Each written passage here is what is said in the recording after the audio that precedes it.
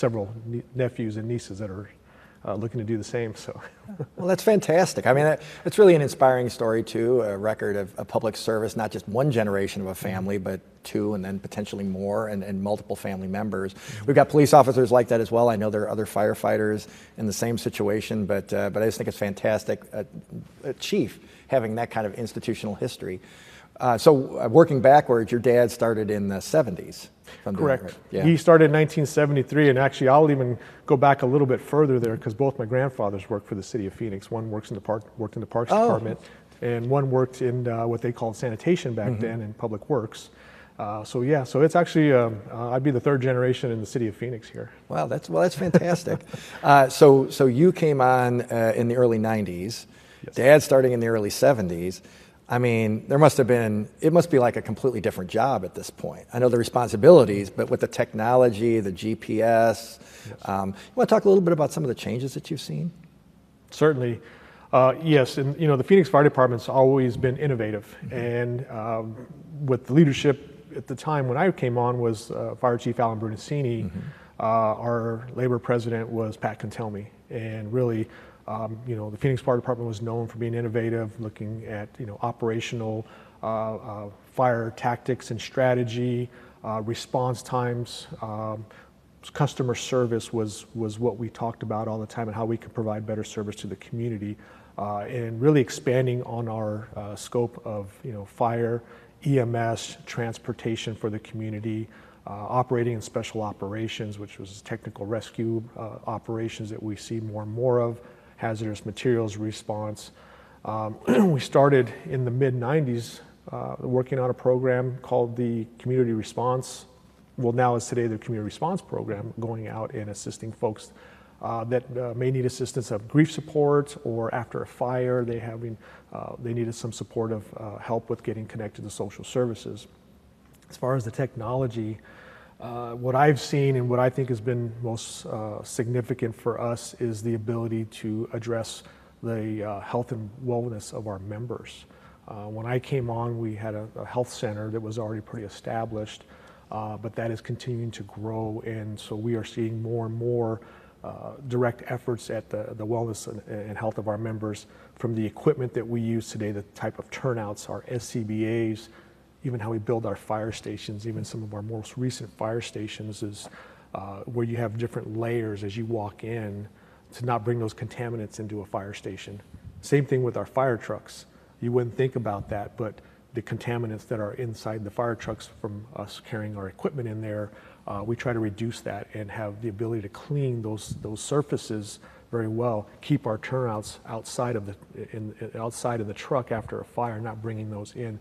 So we've really evolved in the fire service, not just in the Phoenix Fire Department, but the fire service across the country, and we are definitely looking at all those best practices here. So just in my 28 years, we've definitely seen a lot, and we advanced in emergency medical services with our heart monitors have changed over time, and being able to have better technology to provide that type of care to the patients.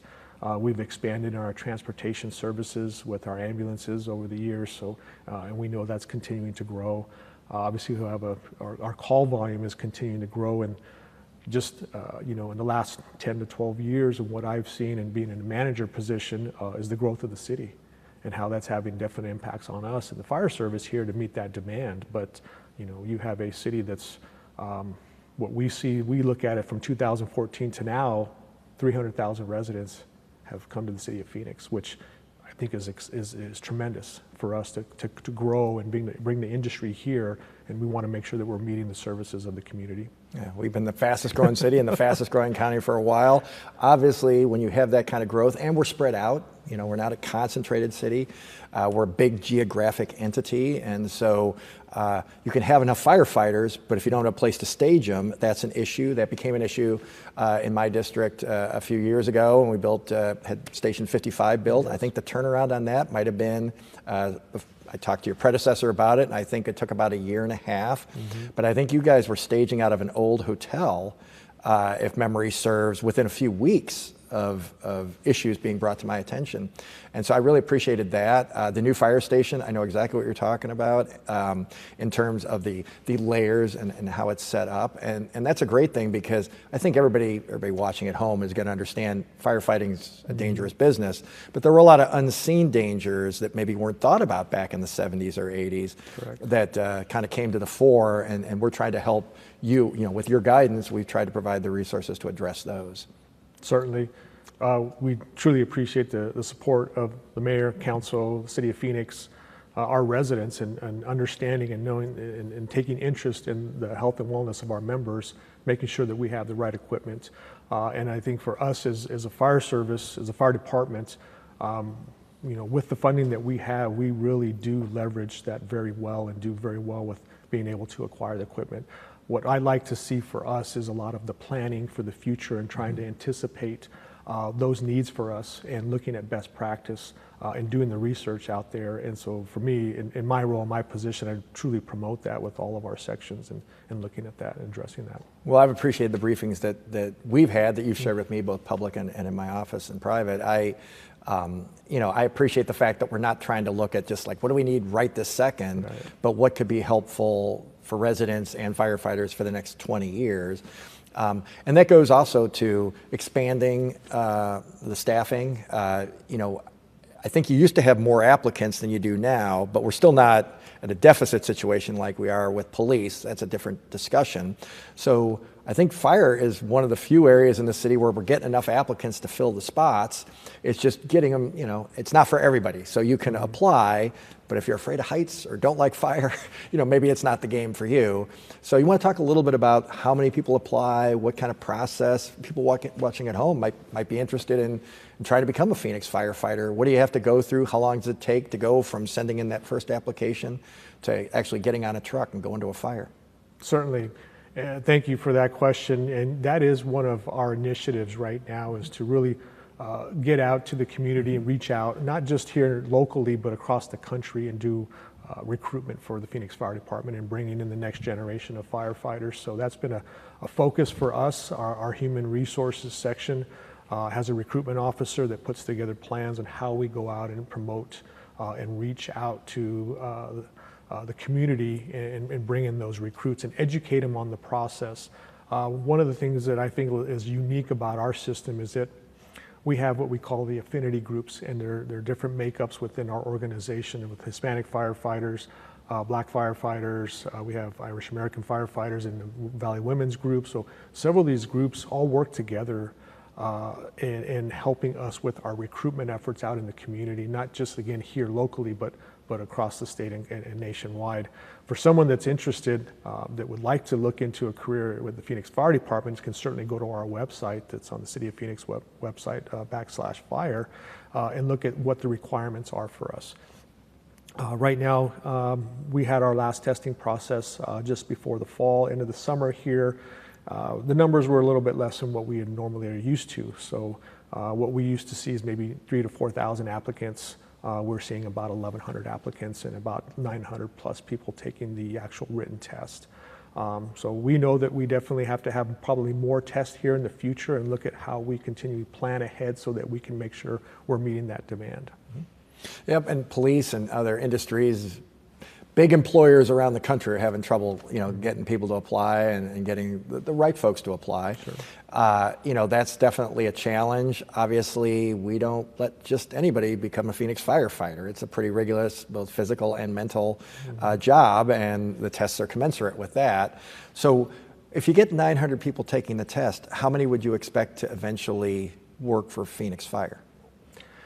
The way we look at that is based on our attrition rate, obviously in numbers. If we're adding new positions into the system there, you have to have spots. We'll have to have the spots, correct. So we look at all those numbers there. Normally, I would say within this process here, we're probably looking at about you know, anywhere between 100 to 150 positions with this next process, within this next process here. So yeah. But yes, you are right. There's definitely demands on this job here. It's not for everybody. You are, what we look at is we call ourselves an all-hazard system, right? So a firefighter shows up, they're problem solvers. They're folks that are going to show up with the training and the resources to help that person at whatever crisis that might be at that moment in time. A lot of our firefighters come with much experience just, from somewhere else that they bring into our organization. Obviously, firefighting is what we do a lot of the time. Most of our calls evolve around medical services, right? 85% of what we do today in the fire service, fire EMS service, is based around EMS. And then you have your special operations, which is your hazmat, technical rescue, and other areas where folks can gain training and knowledge and become more, expand their roles here in the fire service. So. Also, some of our folks will work on an ambulance for a period of time. As you first come onto the Phoenix Fire Department, we have our own transportation system. We have about 36 ambulances in our system, and we transport very regularly. And so part of a firefighter recruit, upon completion of their probation, will be sitting on an ambulance and responding on and transporting people to the hospital. There's still firefighters in our system, but that is part of the role here in the Phoenix Fire Department. What always strikes me is, the fires are the thing that you're going to see on the evening news. The big fire, warehouse fire, and those are dangerous. And obviously, you guys risk life and limb to put those out. But that's not the bulk of the time spent on the job, I wouldn't imagine. And I assume that's probably changed dramatically since your dad's day in the department, when I assume, you had older buildings, not nearly as many safety features, not nearly as many requirements for builders. And I'm sure there were a lot more fires probably per capita, is my guess, and a lot more firefighter time was taken up with actual fires rather than what you're talking about now, the medical services. Is that fairly accurate? Yes, I would say yes. And for the Phoenix Fire Department, I believe it's because we've evolved more in the medical services. In the mid-'80s, the Phoenix Fire Department, let me go back a little bit, but in the early 70s and mid-70s, we trained our first 12 paramedics in our system, and the chief at the time. So prior to the 70s, didn't even have paramedics. Didn't have paramedics. We started. Fun fact for people at home, maybe not fun for the people who are living in the 1960s, but that just shows the change that we're talking about over the last half century. Yes, most definitely. And so from there, the vision of the Phoenix Fire Department from maybe primarily firefighting really moved into the medical services, and then in the mid-'80s, the city of Phoenix and the Phoenix Fire Department moved into transportation services for the community. So then again, that added another resource and layer into our system. And then from there on, we've continued to expand training paramedics within our system, working with community colleges. We have continued to look at the different types of equipment that's coming in. We have a very robust medical services section. We're training right now. We have about 36 paramedics in our system. We'll be training another 36 here in the near future. And our goal is over the next several years to probably train about 400 medics in our system in the next 5 years. And I was thinking about this question this morning when I was at the gym. A fellow was wearing I think it was paramedic training course or something from Paradise Valley Community College. He was wearing a T-shirt that talked about the program he had clearly been in. Do you have to take those classes to sign up, or is that something that it helps? And if you're interested in this line of work, that's a good place to start. But do we do all the training that you need? So part of the process is if someone is applying for our position as a Phoenix firefighter, is you have to be EMT certified, and that is done through the community college. So that's pretty known that the first step is to obtain that, and that's obtaining your EMT certification is definitely a commitment, at the community college level. But that's one of our requirements there. From there, becoming a paramedic, if the person would like, if they're looking to go down that pathway, we certainly here in the city of Phoenix, and with the approval of Mr. Barton, the city manager, we've been able to now offer incentives for those folks that are paramedics of up to $7,500 right now. So if you are a trained paramedic in the system and you test with us and you are hired, and then upon successful completion of your probationary period, you will have that incentive. Yeah, much the same way that teachers get extra pay for getting master's degree and so forth.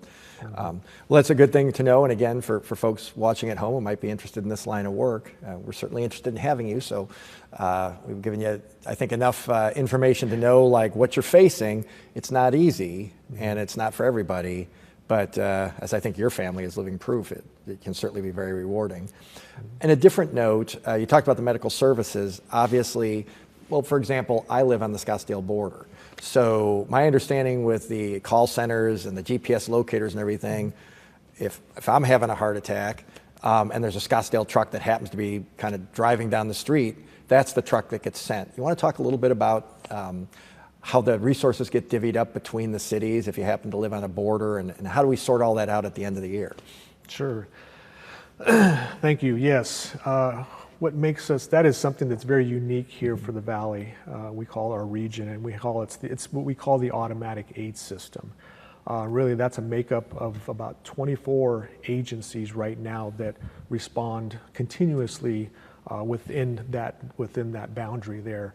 City boundaries is not something that we necessarily look at. This is about having the right resource, the closest resource available to that call or that incident will be sent. So all of us as fire chiefs all agree to supporting one another and supporting our communities. For one, it provides safer communities as well as firefighter safety. And really that has been the premise of why the automatic aid system was created many years ago. And so we have been operating now for 4 decades in this system, and it has continued to evolve as more cities were coming on board with this. So yes, you could be driving along the border of Phoenix and Scottsdale, and the truck that may show up may say Scottsdale on there, but you are getting the same service. We train regionally. We train even with our medical services and paramedic and EMT trainings. That's consistent across the board. So when we talk about regional consistency, that is what being a part of this automatic aid system is that we are consistent across the board, whether it's firefighting, EMS, special operations. That is all consistent upon how we provide service to the community. And with the goal being to get the person aid as soon as is possible. Correct. The more I heard about the system, frankly, the happier I was just as a resident. People always forget my family lives here too. And so, we all have a lot of interest in how we're divvying up resources. So for people at home, I wouldn't be so focused on there's a Phoenix fire department station right up the street from me. It's like, where's the nearest station, even if it's across the street? And when Scottsdale and Phoenix and Glendale and Tempe and all the cities that are adjacent, when they go to build stations, you guys talk amongst each other, correct? To make sure that you're not building them like right across the street from each other or something. That'd be silly given what you just said about the shared resources. So you want to talk a little bit about how you interact with your peers in the surrounding cities? Certainly. So what we have what we call as a Central Arizona Life Safety Council, and that's made up of all the fire chiefs here across the valley. Again, 24 agencies that are automatic aid agencies, and then we have another 5 agencies that are added in as part of that system with mutual aid. So what we do is we meet regularly to talk about issues, concerns in regards to the region and the consistency there. What we do is we develop subcommittees within that Life Safety Council to address issues such as resource management and logistics, to look at operations, response, and training, to look at planning and for the future of fire stations and placement of resources. So one of the subcommittees that we have within that structure there does look at region-wide as far as placement of fire stations and future placement of fire stations. We are moving into a bond here. We look at where we're placing those next fire stations. The same for other cities as they're looking at their capital improvement projects, is they're building stations, what's the proximity to the next fire station? So a lot of that takes a lot of planning and coordination. I think for the residents, that's placing these resources in the right place. And also for those cities and that city leadership is letting them know that, hey, we are looking at this holistically to make sure that we're placing these resources the most advantageous to the community there. Yeah, and obviously you touched on it earlier with Phoenix growing as rapidly as it is. We are talking about the placement of new fire stations. For some, we already have properties purchased, correct? And this is going to be a fire station in the future, maybe not tomorrow, but at some point there's going to be development, and we're going to make sure that this fire station is up and ready to go when that time comes. What do you do when you don't have a property and you do have some growth? What then? That is a great question. For us, what we look at is, well, right now we do have a plan for a 20-year fire station plan, and where we'd like to see our resources placed in the future. Obviously, working through either a bond or reoccurring bonds is what our goal and anticipation is to be able to accomplish that. If the land is not available in that location, we'll look at response times to that area there, and we'll take that data from our CAD system to determine where the best location would be. And if it's not that direct location, we'll try to find something within the proximity. Obviously, the availability of land has its challenges right now in the system. One of our stations that we're proposing in the bond in the East Valley, Station 13, there's really not much available land within that location there. So we do work with our community and economic development partners, our planning and development partners, to identify locations for land or maybe businesses that may be vacating those areas there to try and place a fire station. Yeah. Well, so I guess what I take away from that is, given that land can be either we already own it, so that's already a cost that's sort of sunk cost. But if we have to go, compete, it can be pretty expensive. So the cost of a fire station can vary pretty widely depending on how much you have to pay for the property that you're going to be using. Is that a fair assessment? It is. It is. It all depends upon the location and the availability of that land. Correct. Yes. Yeah. And then the price of materials, of course, is also skyrocketed for developers everywhere. But really, for our purposes here, the city is a developer trying to build a building. But let's just say, based on prices right now, how much is it to actually build a fire station, assuming you already have the property? Well, right now, some of our fire stations could be, right now a 4-bay fire station could be anywhere between $15 to $18 million right now, and that's pretty standard for us with a pretty basic fire station with the amenities that we talked about earlier, is having those different layers for the contamination and so forth, and the living amenities for our members to run they got to have a kitchen, beds. They're living there. Correct. So it's not a cheap undertaking for anybody who's been in one. It's sort of like a smaller hotel with a parking for a lot of RVs. So I was just in a fire station doing some training for a couple days last week, and it's a big production. And what the needs of your force is, you got to have people living there. They're staging out of there. They got to maintain all the equipment. It's not easy, and it's not something that can be. They got to have shower facilities. It's just something that until you really start to sit down and think about it, it's not easy to just throw up a fire station. It's not. There's a lot of planning that goes into this, and we've building Fire Station 55 there off of I-17. We try to build a station that. And you had that property already, if I remember. We had that so property. It made it a little prior, bit easier. Correct, lift, yeah. It did, which we were able to really move that fire station pretty quickly, and that a lot also was the help of our partners from the Streets Department and other city departments there. But we try to adopt a piece of property that fits within the neighborhood, so the architecture and design of that fire station fits within that neighborhood, so that we want to be a community partner. We want to be a part of the neighborhood, and so that's usually the consideration that our design team takes with these new fire stations. For us today, what we're looking at is, for when we build a fire station, is we're building something for the future. We hope to have a fire station for the next 30, 40, 50 years. So when we build a station, it may seem large at the time, but we anticipate in the future that there may be more resources and more personnel in those fire stations. So we don't want to shortcut ourselves today for something that we may need in the future. Unfortunately, we have stations that are 60 years old that were built for that time and that era. 2-bay fire station, which you've seen, some of the smaller fire stations that may be 2,000 square feet, and that sounds like a lot, but in our system, that's pretty small for us. So there's no ability to expand and put more resources in those fire stations. Yeah, if it's surrounded by neighborhood, there's only so much you can do.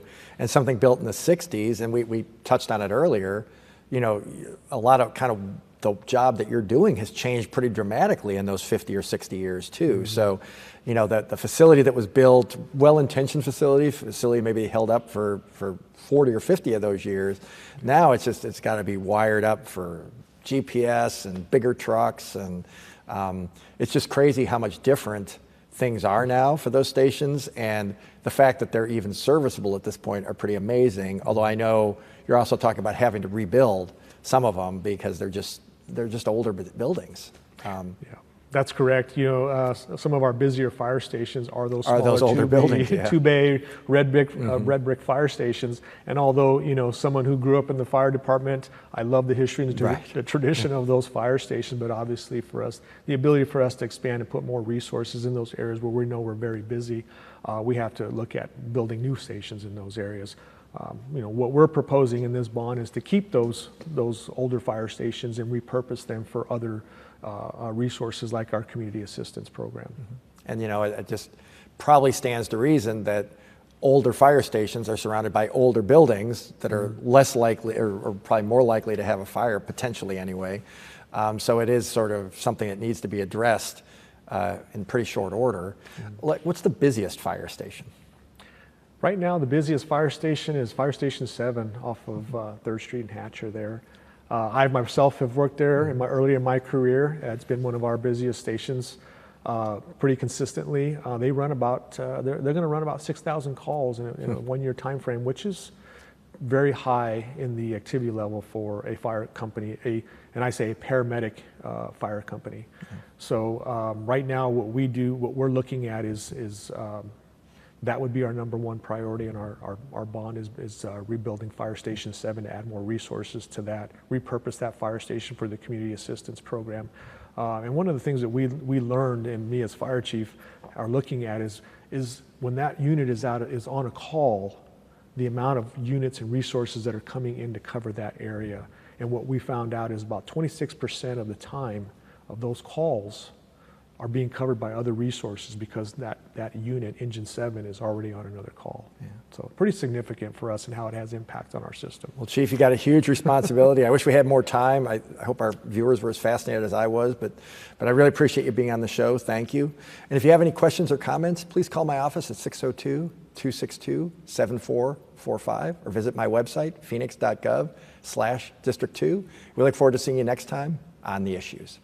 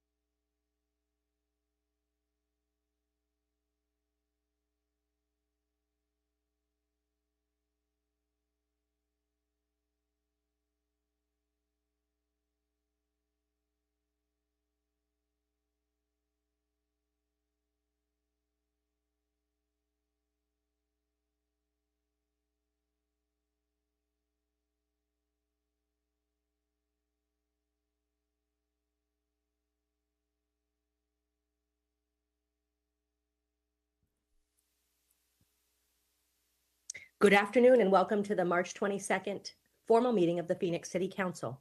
We'll begin with an invocation from Police Chaplain John Taylor.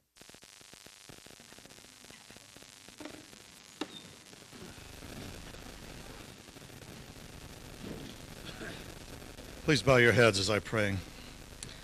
Heavenly Father, thank you for all who are gathered here today, and we're grateful for the opportunity to be here. We thank you for the freedom that we enjoy in this great nation. We ask for your hand of blessing on this meeting, and we ask that you would guide and direct this council so that it is full of wisdom, productivity, and respect for one another. I pray for the agenda set before them today. Please give them wisdom as to what would benefit those who live and work in and around our city. Thank you for helping them to accomplish their work and their goals here this day. In your most holy name I pray. Amen. Thank you, Chaplain Taylor. Please remain standing if you are able to do so. Councilwoman O'Brien, would you please lead us in the Pledge of Allegiance?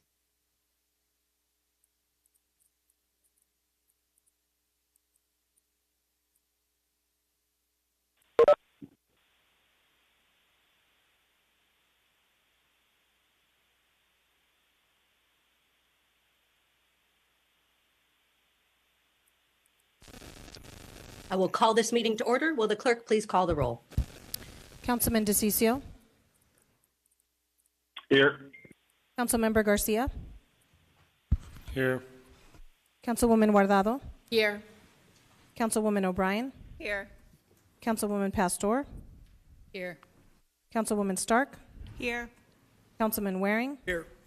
Vice Mayor Ansari. Here. Mayor Gallego. Here. Elsie Duarte and Carmen Cota are here to provide interpretation. Elsie, would you please introduce yourself? Thank you, Mayor. Hello, my name is Elsie Duarte, and together with my colleague Carmen Cota, we will be serving as Spanish interpreters for today's City Council formal meeting. I will now take a moment to introduce ourselves to our Spanish-speaking audience and review some guidelines. Hola, buenas tardes, bienvenidos a la reunión formal del Consejo Municipal. Mi nombre es Elsie Duarte y junto con mi colega Carmen Cota estaremos sirviéndoles hoy como intérpretes a nuestra audiencia de habla hispana. Deseamos pedirles de antemano, si va a dar un comentario público, por favor, hable despacio, con claridad y evite tener distracciones de fondo. Finalmente, pause después de cada una o dos oraciones para poder interpretarle lo que esté diciendo de la manera más completa posible. Gracias. Thank you, Mayor. Thank you. Will the city clerk please read the 24-hour paragraph? The titles of the following ordinance and resolution numbers on the agenda were available to the public at least 24 hours prior to this council meeting and therefore may be read by title or agenda item only. Ordinances number G7087 through 7088, S49485 through 49528, and resolutions 22104 through 22107. Thank you. I'll turn to the city attorney to explain the role of public comment. Thank you, Mayor. Members of the public may speak for up to 2 minutes to comment on agenda items. Comments must be related to the agenda item and the action being considered by the council. General comments that go beyond the scope of the agenda item must be made in the citizen comment session at the end of the agenda. The City Council and staff cannot discuss or comment on matters related to pending investigations, claims, or litigation. City Code requires speakers to present their comments in a respectful and courteous manner. Profane language, threats, or personal attacks on members of the public, council members, or staff are not allowed. A person who violates these rules will lose the opportunity to continue to speak. Thank you. Thank you. We'll next go to the liquor license portion of our agenda. The city provides an advisory role to the state of Arizona. Vice Mayor, do we have a motion? Motion to approve items 1 through 15. Second. Second. We have a motion and a second. Any comments? All those in favor, please say aye. Aye. Aye. Aye. Any opposed, nay? Passes unanimously. City Clerk, are we ready for ordinances, resolutions, new business, planning, and zoning? Yes, Mayor. Vice Mayor, do we have a motion? Motion to approve items 16 through 93, except the following. Items 25, 26, 27, 92, 93, noting that item 67 is continued to April 5th, 2023, and excluding these items for virtual public comment, item 93. And can the clerk confirm if there are any other items that should be excluded for in-person public comment? Vice Mayor, Mayor, there are no other items to exclude at this time. Thank you. Second. Any corrections? Roll call. DeCiccio. Yes. Garcia. Yes. Guardado. Yes. O'Brien, Yes. Pastor, Yes. Stark, Yes. Waring, Yes. Ansari, Yes. Gallego. Yes. Passes 9-0. We next go to item 25, which is a public hearing in District 1. I will open the public hearing. We do not have any comments for the public hearing, so I will close the public hearing. There's no vote required at this time. We'll next go to item 26, which is another public hearing for the Newcomb annexation in District 1. We'll open the public hearing. We don't have any members of the public to comment, so we will close the public hearing. There's no vote required on this. And next we will go to item 27, which is a proposed 35th Avenue and Elliott Road annexation. We will open that public hearing. We do not have any members of the public to comment, so we will close that public hearing. All right, next we will go to item 92, which is an appeal of a hearing officer decision with an abandonment of right-of-way on Camelback Heights Way. We will begin with a brief staff report, and I'll introduce our planning director, Josh Bednark. Oh, Mayor? Councilman DeCiccio, we will turn to Councilman DeCiccio to introduce this item. Oh, just a quick thing. We may not meet. If it's brief, that's fine. We've reached an agreement. We've been at this for several months. We finally struck a deal. It was extremely complicated, but if you want to do a presentation, we can. If not, it looks like I've got all parties on board, Mayor. Wonderful. Then why don't you go ahead and make your motion for this item? Sure. I've got it written down here. The motion is going to be to deny the appeal and approve the hearing officer's decision with the additional stipulation outlined in the March 22, 2023 memo from the Planning and Development Director. Second. Wonderful. We have a motion and a second. All right. We have the applicant and appellant here to speak if necessary, but it sounds like that is not necessary. So we will have another very brief public hearing. Open the public hearing. Very brief. Close the public hearing. All right. Does anyone have any additional comments before we vote on Councilman DeCiccio's motion? And Mayor, I just want to make just a quick comment, if you don't mind. I want to thank Josh in particular for, sorry, Mayor, I should have waited. But I do want to thank Josh for all the work he put into this. I know it's an abandonment, but it got to be extremely complicated. And I got to tell you, he went out of his way to try to find a way to make this happen. He took a can-do approach on this. It wasn't like, hey, we're not going to do it. And every time I talk to him, he says, let me see what we can do, Sal. And he did call me Sal a couple times. I know, pushed it pretty hard. He always started off with Councilman. I said, you can't do that. You got to call me Sal. But either way, he did an amazing job on this. And I really want to thank him. We went back and forth on this. I think we probably had, I know hundreds of thousands of dollars have been spent on this. That I can tell you for sure on this case from attorney's fees. And it was extremely complicated, very difficult, and it dealt with quite a few multiple issues and neighborhood issues. And with this motion here, it resolves everything. And it was extremely difficult to get everybody on board, but we did. We actually got everybody on board, and we struck a deal, and we're good to go. So I'm good, Mayor. Thank you. I want to thank Charles and Ben both, and Lauren. Lauren should be in the audience there. She was incredible. She's an incredible attorney and did an amazing job on this. And I want to give her a special thanks because I know how difficult it was. Thanks, Mayor.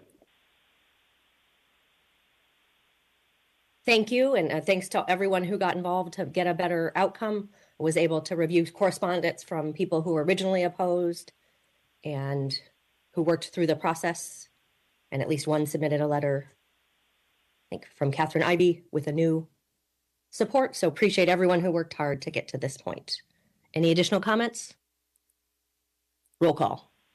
DeCiccio, Yes. Garcia, Yes. Guardado, Yes. O'Brien, Yes. Pastor, Yes. Stark, Yes. Waring, Yes. Ansari, Yes. Gallego. Yes. Passes 9-0. All right. Next, we go to item 93, where we have significant members of the public to provide comment. Shall we begin with public comment, or would council members like to speak first? Mayor, this is Councilwoman Pastor. Go ahead, Councilwoman Pastor. There are a lot of members still trying to get in to hear this item, so I don't know how we speed up the process so that they can get in and to hear the item and speak. Could we start with public comments so that I think they're public comment. well, they can still continue to add into that, correct? As they Okay. come in. So Okay. if we start with who we have, then as those folks come in, they can still register and would be added to the list, correct? Or if we call on people that might have registered early that are still outside, that we just go back to those people once we're done. Because I'm assuming that some of those folks already registered that are outside. And I just want to make sure that if we call on some folks and they're still not in the room, that we go back to those names, if that makes sense. Of course. Yeah. Oh, that Okay. makes sense, yeah. Sorry, I thought you meant they weren't registered. So as long as we can do that, then I don't know who we look to. All right, so it sounds like we'll begin with public comment. We have very extensive people registered, so it should be allow time for people to clear security. Why don't we begin with Hannah Heyman?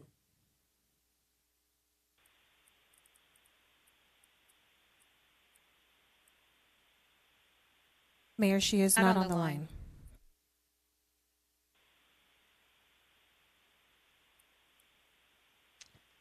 All right.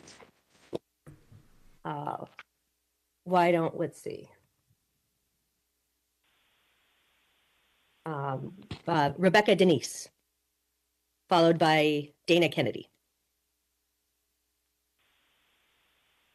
Hi, can you hear me? Yes. Oh, hi, thank you. My name is Rebecca Denis. I live in District 7, but I actually grew up and my family currently still lives in District 5, where the Periwinkle mobile home is right behind GCU. As someone who has grown up in that community and my family still continues to live in that community, and I spend a lot of time in that community, I have seen the profound impact that GCU has had in its growth on the community. And I wouldn't say that it is beneficial or has been an impact that has actually benefited the community members. If anything, it has benefited GCU and their bottom line. They have grown immensely, and it's obvious that they are profiting from that growth, but it doesn't seem to be affecting the community in the way that they have said that it is going to. I have seen the way that they have bought up numerous lots, different neighborhoods. Most people I know that have grown up in that neighborhood continuously make comments about how disheartening it is to see their community be gentrified. It's extremely disheartening to know that right now GCU would be putting people out on the streets in the middle of a housing crisis here in Arizona, and specifically in the city of Phoenix.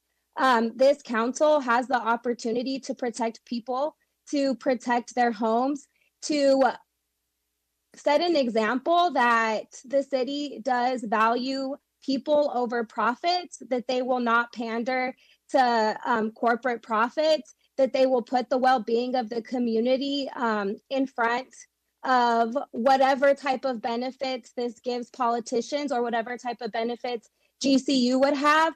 I find it so hard to believe that we would displace people in order to build housing for a university where the majority of those students coming in will be from out of state. They will not be from this community. They more than likely will not stay in this community, and they will not benefit that community that has residents that have lived there and contributed to it for many, many years. So please, I am in support. Thank you. Dana Kennedy will be next, followed by Robin Reed.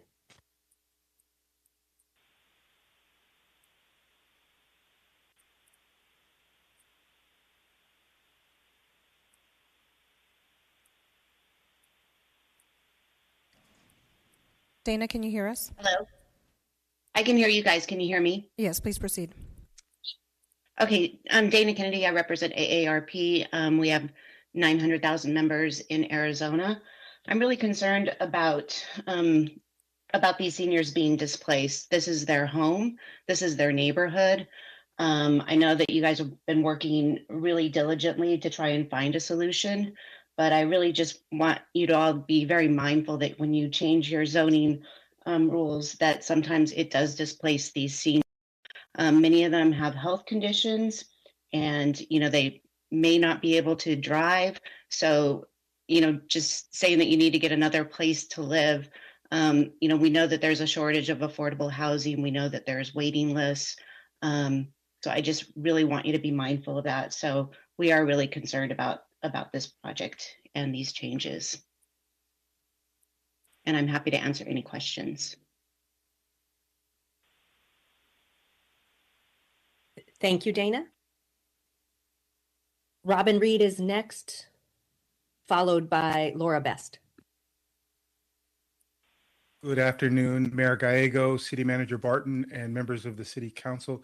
Thank you for this opportunity. I've read through the information associated with this item number, and I have a deep concern. Number one, certainly my heart goes out to anyone who is displaced for any reason, and I think most people feel exactly the same way. However, my deep concern is this is a private real estate transaction that does not involve city land. And I think it is a dangerous precedent to get a municipality involved in a private real estate transaction. I think this particular issue, were it to move forward, would create a great deal of financial and legal liability for the city of Phoenix. And I don't think that in the long term it creates a viable solution. In fact, I think what this does is sets a standard that we would see many, many more of these types of issues come before City Council that could lead to great exposure for the city of Phoenix. So I'm not in favor of it, and I appreciate the opportunity to speak. Thank you so much. Lauren Best is next. Hi, thank you for allowing me to speak today. I'm a member of a family that locally owns a mobile home park in the Phoenix metro area. And I really appreciate the previous gentleman's comments. So I don't want to take up more of your time, but we are in full support of the manufactured housing communities of Arizona's position, and completely oppose any government intervention or changing of zoning on private landowners' rights. Thank you for your time.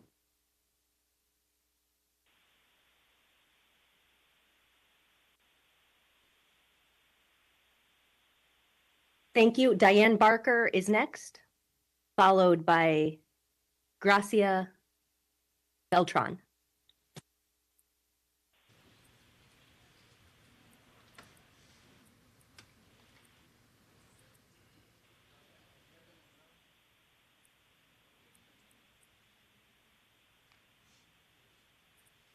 Good afternoon, Mayor and City Council. Diane Barker, and I'm a resident of downtown. I came of this issue because my friend Veronica has been working on it, and I've read a little bit of it, and what I see, I agree with the last speaker, getting into property rights a little iffy, but what I came to say, the City Council has in the bond program monies, $63 million right here for affordable housing, and in Innovation One, this issue here, low-income housing, and this displacement, and we have homelessness. There's a great need for affordable, innovative housing, and I'm really looking forward. You'll do that. You'll look at properties. The city of Phoenix 10 years ago, when I looked at the list, had 8,000 properties that they were holding. And some of them are scraps next to, at gas stations and so forth, but others could be looked at to see where the city could start making some innovation and making modular into existing where we would have already the setup for utilities. Thank you. Gracia is next, followed by Annette Musa.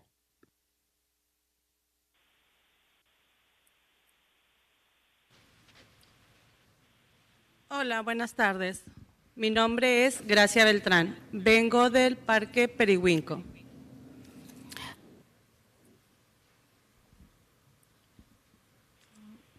Ok. Ya hemos venido varias veces, como saben. Seguimos con el problema de la vivienda. Perdón. Sí, puede esperar voy tantito. a interrumpir un momentito Ok. para interpretarle. ¿Me podría, señora Beltrán, repetir su nombre? Ok, mi nombre es Gracia Beltrán. Gracias. My name is Gracia Beltrán and I am from the Periwinkle Park area. Como ustedes saben, ya tenemos la fecha de salida para el 28 de mayo. As Sí. you all know, we will be leaving on the 28th of this month. Por parte de la Universidad No, the 28th Gran of May. Cañón. She said this month. It's not this month. It's the March. 28th of May. Sí. Thank you. No estamos preparados. Nos ha And sido we are not imposible. ready. No tenemos la ayuda suficiente. Ustedes lo saben. La situación And we está don't muy have enough difícil. help, as you know, and the situation is very difficult. De verdad, los invito a mi casa y creo que todos mis vecinos los invitan. Es nuestro hogar, nuestra seguridad. And I invite you to my home, and all my neighbors do the same, so that you can see this is our only home. Invito también a los de la Universidad Gran Cañón. No entiendo cómo ellos se rigen de ser una universidad cristiana. And I also invite the members of GCU to come and see. I don't understand how they declare to be a Christian university. Entiendan, somos familias, hay ancianos, hay niños. You need No to hay manera. understand there's families, we're talking about seniors and children. Por favor, señores del concilio, no permitan que nos echen de esa forma. Please, No council estamos members, don't allow preparados. them to take us out in that way. We are not ready. No permitan que nuestros hijos sigan con esta preocupación. Don't allow for our children to continue to be worried about this situation. Es muy poco tiempo, son 2 meses para salirnos. It's Y not créame, enough time. It's only 2 months to get out. yo platico con mis vecinos de ahí del parqueadero. Nadie está preparado. And I've talked to my neighbors, and nobody is ready. Lo único que les suplico, por favor, si ustedes tienen la forma de darnos más tiempo o alguna otra manera, para nosotros queremos un hogar, queremos también un lugar seguro para llevar a nuestras familias. Por favor, no lo permitan, se lo suplico a cada uno de ustedes. I implore No all estamos of you preparados. to give us more time, to give us a way or another alternative to find a home in a safe area. Don't allow us to go through this in such a short notice. La Universidad Gran Cañón no ha tenido la más mínima sensibilidad de presentarse con nosotros. Nos manda personas nada preparadas, nada sensibles, diciendo que se ponen en nuestro lugar. No lo están, no saben lo que estamos pasando. GCU has not demonstrated any empathy or sensitivity towards us. They have sent people over, but they don't understand, and they don't know. They don't really know, even though they say they do. Gracias. Thank you.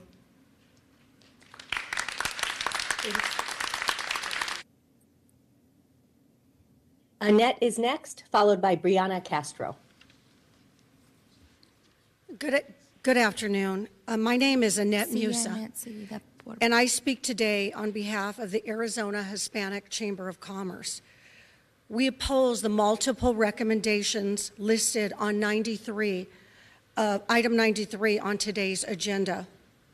We are specifically opposed to the proposed zoning overlay and development moratorium on the listed properties. As a member of the business community, I believe that the recommendations you are considering would set a precedence whereby the city would negatively impact individual private property rights, resulting in the expedition of valuable taxpayer resources to reimburse landowners for city actions that diminish their land value. These resources would be better spent assisting these residents to find new opportunities for adequate housing and to help encourage the development of new and affordable housing stock in our city.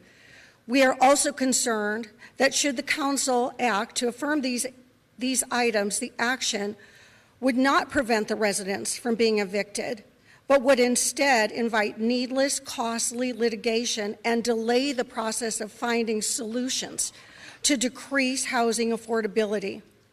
We believe instead that the city should focus on policies that address these underlying issues to provide more affordable housing units, assistance, and the pathway to future homeownership for these residents and all residents in the region. The Arizona Hispanic Chamber is committed to being an active partner with the city on these efforts, and we will dedicate available resources to better identify and remedy the underlying issues that the council seeks to address. Thank you for the opportunity to be heard. Mayor, I have a question. Ma'am, can I ask you a question? Yeah, Councilmember Garcia. Thank you. So you're proposing that we don't do this on behalf of the business community. What would you say to the families that are going to be evicted in the next month, or what would you suggest that we do? I'm sorry, I couldn't hear what the... What would you suggest that we do with the families that are going to be evicted in a month? I believe that we should be able to find some solutions for some affordable housing, and if the situation needs to be extended for a period of time, then that's something that certainly could be considered. But I think that we have to weigh the rights of both, and I think the city and the community should most fully address in finding solutions. Exactly what those solutions are, we as the Hispanic Chamber have not researched as much, but would be happy to partner with others in the community to help find these resources and available projects for affordable housing. So you opposed the measures. One of the measures is to allocate money to support these folks. Another one of the measures is to study this further. Another one of the measures is to actually give these folks time. It's a temporary moratorium. And then the last one is to actually give, to assure that the only affordability, which we have in trailer parks, maintains that way. Which part, what do you disagree with? Because it sounds like you're agreeing with the majority of the motions that were put forth. The parts that, as I stated... Garcia. I think she was pretty clear she was opposing the overlays and moratorium in particular, and not wanting us to pay legal fines for violating a constitutional provision. I think she proposed taking the money and putting it in. Mayor, she should be able to answer for herself.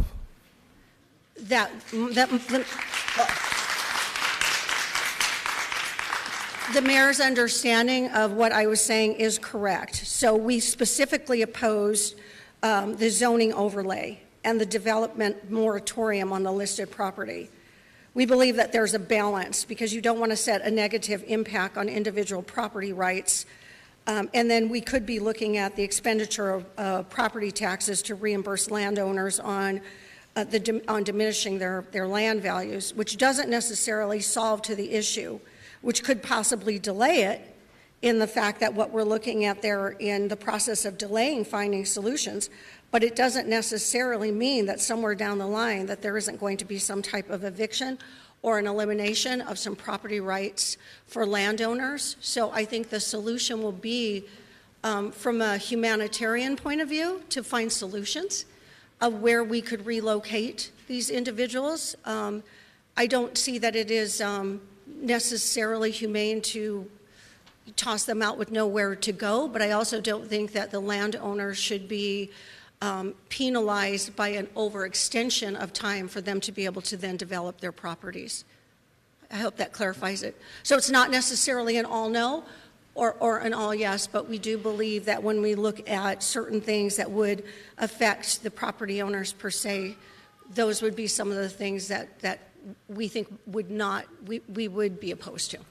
And the last thing I would say is I would invite you to understand the circumstances of these private property owners and what's happened in the different ones, particularly La Casitas and Periwinkle, that I have more knowledge with. That it's not as you're describing it, and reminding you that there's a reason we got to this place, because there wasn't other options. There wasn't a possibility, even with resources and nonprofits helping. And so just would appreciate you learning a little bit more about As a community, I feel that, not to interrupt, we need to dig deeper to find options. It isn't as though options don't exist. Maybe we haven't worked together to find and figure out what those options are, but there is enough support within the community, land, ways that we can find to be able to create some sort of alternative living options for the people that would necessarily not be able to stay within that particular residence. I don't think that we can just close our mind to say, no, there's no options. And I agree with you 100%. That's why we suggested a moratorium, which sounds like you're saying the same thing, that we should buy some time for these folks so we can figure out solutions. Thank you so much. You're welcome.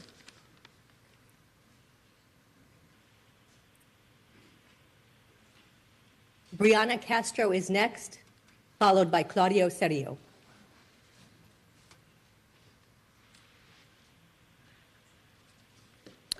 Good afternoon. My name is Brianna Castro, and I have seen the impact of GCU's growth as a GCU alum, as a current GCU employee, and as someone who lives in the neighboring community of GCU. I graduated just this last year with my degree in English for secondary education, and that was made possible thanks to the Students Inspiring Students, which is a full tuition scholarship awarded by GCU to local students in the community. Today, I work as an admissions counselor, and I work with seniors from those same neighboring high schools, counseling families as to how to make the wisest college decision. Every day, I receive gratitude from these parents and from GCU, and I see their eyes light up when they realize that their meetings will be conducted in their native tongue, and a sigh of relief from students knowing that they are working with someone from their community. I'm proud to say that for many of these parents, I am a reflection of what their students can someday be, and I have been able to show them that it is possible to reach higher education regardless of socioeconomic backgrounds. That ripple effect has been seen because GCU was able to provide me not only with that scholarship, but with that support to receive that job. I can now see that in my family as well, as I am able to support my 3 younger sisters reach higher education, and that is all because of the jobs and the endless number of support from GCU. In addition to the hundreds of employment opportunities within GCU, the university has also launched 8 additional businesses, a hotel, golf course, 2 public restaurants, a merchandise company, coffee and pizza companies, and our Canyon Ventures incubator space that houses over 30 other companies. All of these startups have brought the opportunities for students, alumni, and for residents to be able to raise the economic stimulus for the West Phoenix Valley. I am extremely grateful for GCU for the opportunity to speak. Thank you. Thank you. Claudio is next, followed by Leonard Clark.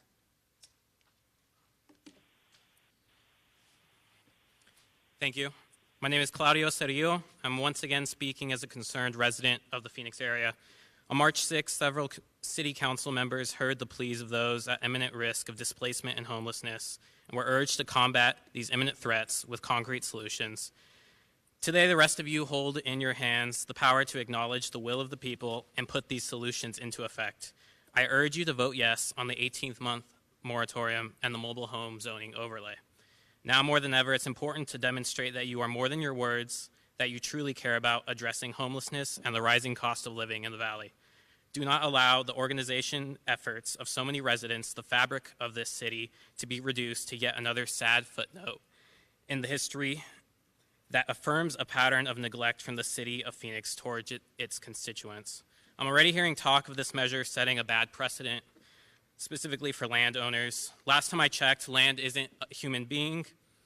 Land doesn't take care of their families and enrich their community.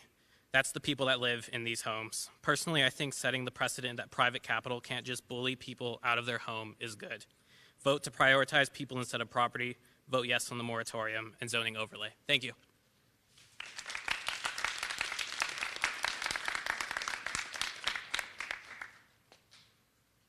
Leonard Clark is next, followed by Alyssa Clift. Hello, City Council members. I was born here in Phoenix. Right now I'm not a resident, but Phoenix is still close to my heart. Housing is a human right.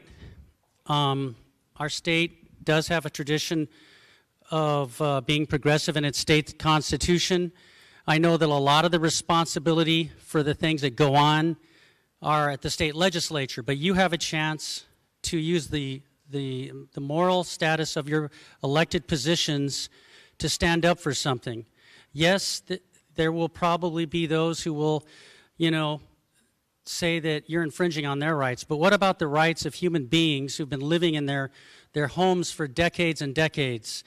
The children, the veterans, the people who are hardworking people, what about them? Why should they just be kicked out by Grand Canyon University? Okay, I know Grand Canyon University is very important. I know that a lot of our family members have gone to school there, but this is not a Christian thing that they're doing. It was too little, too late, and I just want the young people out there that are listening to all of our testimony to understand that you need to continue nonviolently standing up, no matter what the so-called traditional people tell you about private property. Private property is a right, but the human right of having your own home and to be protected is just as important as, if not more important. And it's very hard in this state because the judiciary, the legislature, the political parties are all working against you because the people with the money are the ones with the property scaring other people into thinking, oh, it's all right that we can just kick people out of their homes after 30 years. Things are going to change because right now, our state government, our city governments, our Constitution needs to change despite what governors do stacking the Supreme Court of Arizona. Thank you. Housing is a human right. Do not evict these people. I plead with you. Thank you.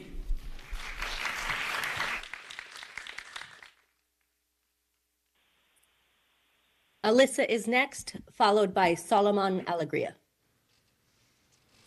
Hello, my name's Alyssa. I am a student at Grand Canyon University. I came here to speak today to express to you all that I strongly condemn what my university is doing to the residents of Periwinkle Mobile Home Park. Displacement under the words development is still displacement. Every single apartment building, house, and mobile home park that has been displaced by GCU now and in the past, and by other developers across the city, cause irreparable financial and emotional harm and trauma to the people that live there. As GCU and other developers continue to buy up hundreds of acres of their community, it has displaced hundreds, if not thousands, of families, and it will continue to do so without the city's intervention. The for-profit university wants more student housing or parking garages so that they can accept more students, and that desire cannot come before the needs of the community who have been there for decades before us. The community that we live in need to be the utmost priority over development or financial gain. These displacements have a direct impact on the affordable housing and homeless crisis that's already rampant in our city. Arizona saw a 23% jump in the homeless population from 2020 to 2022. And as private developers continue to buy up all of the affordable housing, where are you expecting low-income residents to go? We must protect these residents from homelessness, and we must protect affordable housing for the safety and security of our city. You will hear the stories of the residents. Many of them are legitimately facing homelessness. The city needs a long-term solution to keep people in their homes and away from homelessness. I fully support the residents' demand for a mobile home zoning, 18th-month moratorium, and reallocation of funds to help these families, and urge you all to do the same to protect the families of this community. I also urge GCU and all GCU students to meet these residents, go down to the mobile home park, and see who you are displacing. Thank you.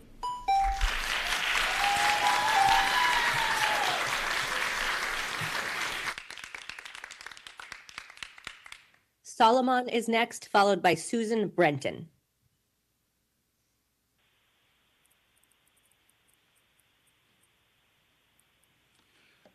Good afternoon to all. My name is Solomon Alegria. I'm the senior pastor of Lynn Haven Community Church and chairman of Hidden Treasures Christian Preschool. I've seen firsthand the impact that GCU has had in our neighborhoods, in the surrounding areas as well. Speaking from a pastor's heart, I will share with you guys that our entire community has been blessed by their support and continuous support. There's a big difference. I want to emphasize, and there's a big difference between a neighborhood and a community. A community is a place where you find friends and family and you love to gather.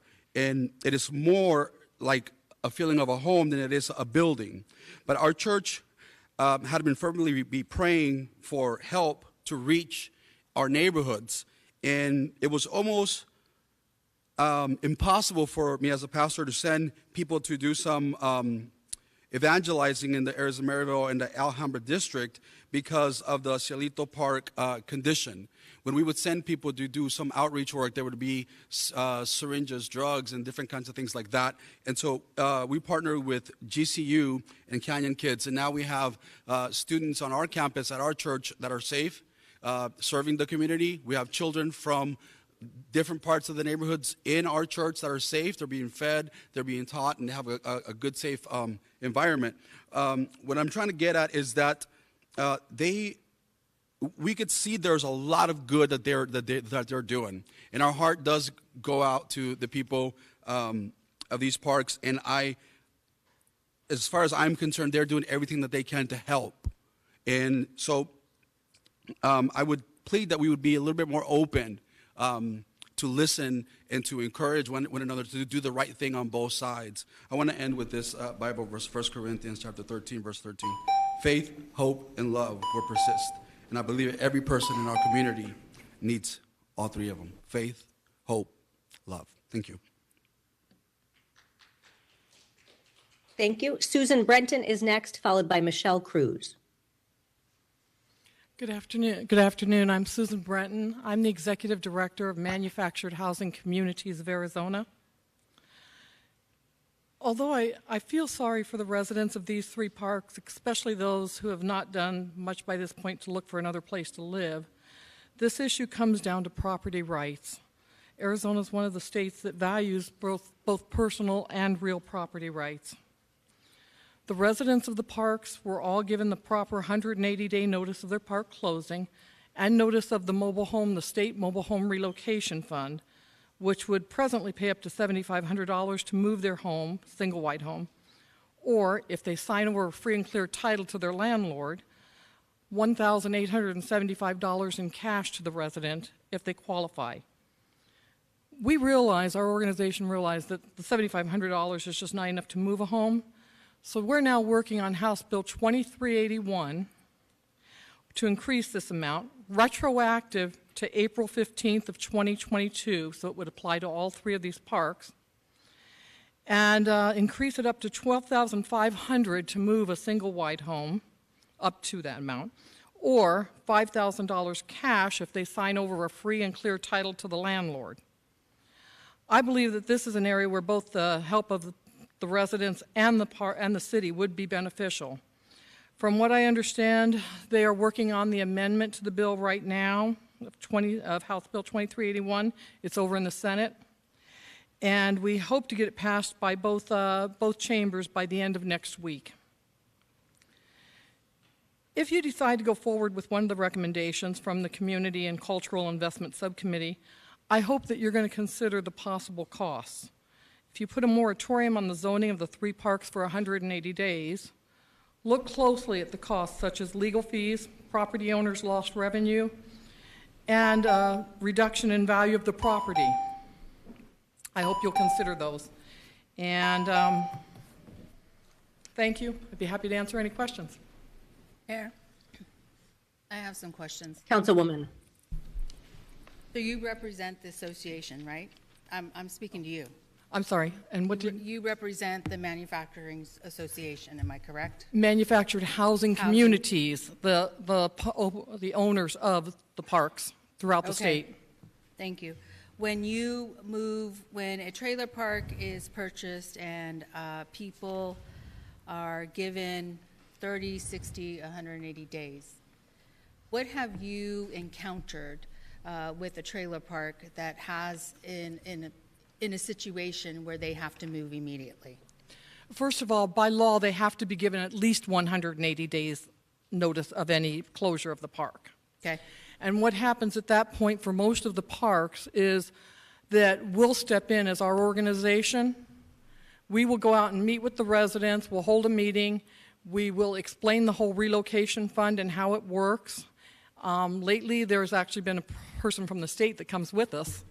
And then if the residents are interested, we'll hold a second meeting with the residents where I will get in touch with hundreds of parks throughout the state and say, if you have any empty spaces for rent or if you have homes for sale, please contact me. And we'll hold like I call it a housing fair because I don't know what else to call it. They're near the park or at the park where the residents of the park can come in and talk to owners and managers of other parks, find out what else is available, things like that in the community. And a lot of times these will start with one park offering, 6 months free rent and go on up from there. Okay. How many of those trailers are movable or operable to be moved? I got to tell you that from my years of experience with this, because I've been in this industry now for 37 years, I found that every home is movable. Some of them have to be loaded onto a flatbed truck and moved, but they are all movable. The problem is that a lot of them have just outlived their usefulness, and a lot of the communities don't want those older homes in them, in the community. A lot of communities are working. One difference between us and apartments is you build an apartment building, and 50 years later, it's an older apartment building. With the manufactured housing communities, a lot of the communities now are taking out the older homes as soon as they're sold by the owner and putting in new homes. So we're constantly upgrading the homes and upgrading a lot of the parks. And what's the cost to move it today? The cost of moving? From talking with several of the movers that we work with a lot when these parks close, it came to somewhere close to about $20,000 for a single wide, $12,000 for a single wide, $20,000 for a multi-width, a double wide or triple wide. Okay. Because the experience I'm having is very different from yours. And so right now I'm in the middle of Weldon Park and helping the Weldon Park residents along with my council colleagues, and it's completely different from what I'm hearing. I agree that something is movable and operable, but the problem is that it doesn't last and it falls apart. And so majority of them are not able to be moved. Thank you. Thank you. Mayor. Councilmember Garcia. Thank you. You said they're all movable, but isn't there a year limitation that certain trailers before a certain year can't be moved? Not by law. However, many of the communities don't allow anything older than such and such a year, maybe anything older than 20 years. A lot of them, in 1976, HUD, the Housing and Urban Development, started putting together statutes and all to which the homes must be built. Prior to 1976, there were no rules or anything as to how a mobile home was built. So a lot of the communities just won't take anything prior to 76. And in fact, if you own a 1976 home now and you want to move it from one park to another park in Arizona, it must be brought up to a state code, which is much like the federal code. A lot of the same rules. And then the programs you said existed and the ones you're working at the legislature, you said for those who qualify. What does that mean and who qualifies for those? Okay, in order to qualify to have a house moved from one park to another, anyone can qualify because the money is then paid directly to the transporter, the company, that licensed contractor who is moving the home. Now, if instead you decide that you want to give up title to the home to the landlord and just take the money from the fund, you must have either a Social Security number or TIN number. Okay, thank you. Thank you.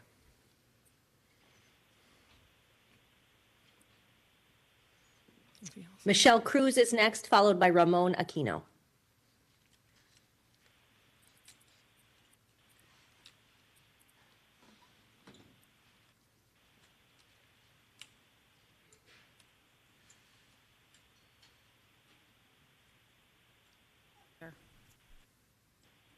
Michelle, are you in the audience? Michelle Cruz?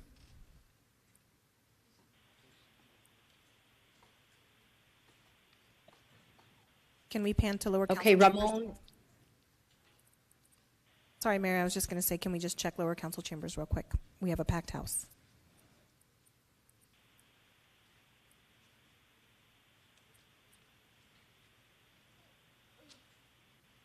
Okay, thank you, Mayor. That person's not here.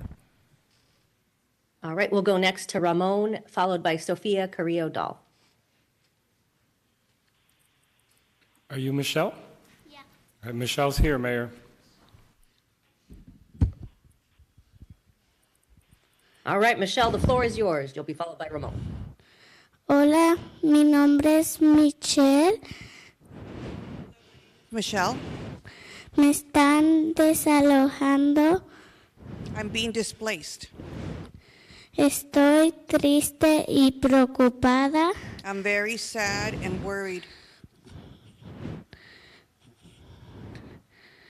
Lo único que sé The only thing I know is that que GCU no nos desea apoyar. is that GCU does not wish to support us.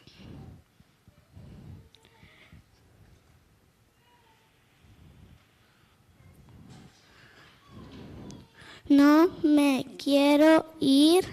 I do not want to leave. No quiero otro cambio. I don't want another change. Quiero mis vecinos, I want the neighbors that I have now. mis amigos. I want my friends. Ayúdenos, por favor. Please help us. Gracias. Thank you.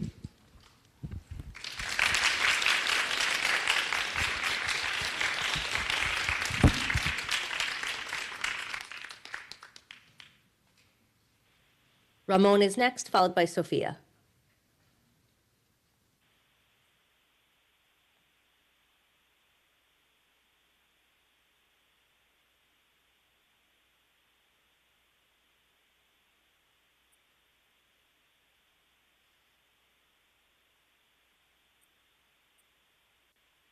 Ramon Aquino, are you here?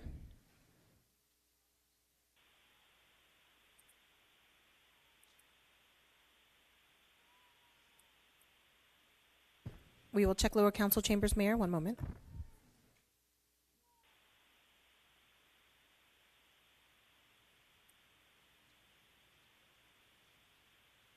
Mayor, that person's not here at this time. Thank you. Sofia is next, followed by Joel Castor. Buenas tardes. My name is Sofia Carrillo Dahl, and I am here as a constituent of District 8, but also as a colleague, as I am the governing board president for the Creighton School District. 15 of our families in our school district are directly impacted by this, and it's kind of ironic that we just heard a voice of a child, because I am here to tell you about the experience of these children. These children have built their communities in their mobile homes, and with testing literally coming up within the next 2 weeks, I can't even get some of these children to focus on what they're doing, because they are every single day worrying about where their next meal is going to be given to them, where their next bed is going to be at. It is devastating to see what is happening to these families, and I am in full support as a colleague and as a constituent that these families remain in their homes, at least until we can figure something out. It is important and imperative that you guys realize that a lot of our children, especially in the Latinx community that I serve, family and community is everything, if not the only thing that keeps them surviving, not even thriving yet. So for you guys to come up here and if you vote no on this, it's literally making a traumatic emotional impact on these children that we're supposed to be supporting because they are our leaders for tomorrow. So I hope that you take these kids into consideration, not any private property, not any profit that this can bring, but the children who we really are going to impact, which is 15 of my district alone. Thank you.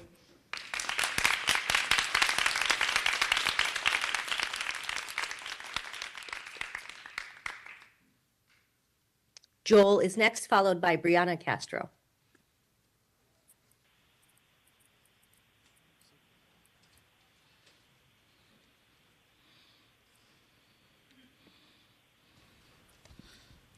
Buenas tardes a miembros del jurado y consejo. Good afternoon, members of the City Council. Mi nombre es Joel y soy habitante de Weldon Court. My name is Joel and I live at Weldon Park. Hace 8 años tuve la oportunidad de comprar mi trailer.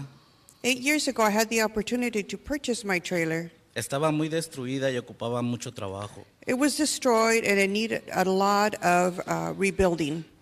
Pero sabía que con mucho esfuerzo lo podría arreglar. But I knew that with a lot of effort, I could fix it. Yo trabajaba en construcción en el día. I was working in construction during the day. Y por la tarde trabajaba en mis sueños, en mi casa, lo que quería lograr. And in the evening, I would work on my dream home, the stuff that I wanted in my home. Tumbamos paredes, cambiamos ventanas. We knocked down walls, we changed windows. Arreglamos tuberías, pusimos piso y pintamos con nuestras manos. We changed the plumbing, we changed flooring, we painted. Mi hermano después de su trabajo y mis sobrinos después de la escuela. My brother and my nephews, my brother after work and my nephews after school would come. Venían a ayudarme para que mi casita se viera bonita. To help me so that my little home would look nice. Mi trailer representa lo mucho que mi familia me quiere. My trailer represents the love, the so much love that my family has for me. Recordar a mi familia trabajar por mi casita. Remembering my family working on my little home es lo que la hace valiosa para mí. Is what makes it valuable to me. Puse en ella todos mis ahorros y mis sueños. I deposited all my savings and all my dreams into it. Días de trabajo y esfuerzo. Days of work and effort. Días y noches ahorrando para lograr que hoy se viera bonita. Days and nights saving and working on it so now it would look pretty. Si nos fuéramos sería volver a empezar. If we leave, it's like starting over. Pero ¿a dónde? But where? ¿A dónde me voy si las rentas están muy caras? Where can I go if rent is so high? ¿A dónde si ahí somos como una gran familia? Where can we go? There, we're like a big, huge family.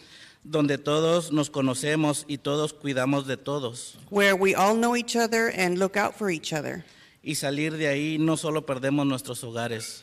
And leaving there, we're not only losing our homes. También perdemos la gran familia que hemos formado. We're losing this great family that we have formed. Por eso les pedimos que por favor aprueben la extensión para quedarnos en nuestros hogares. That's why we're asking you to please approve the extension for us to stay in our homes. Y que protejan a las pequeñas comunidades. And protect the small communities. Y paren los desalojos. And stop the displacement. Y aprueben el zoning overlay. And approve the zoning overlay. Zoning overlay, I'm sorry. Gracias. Thank you.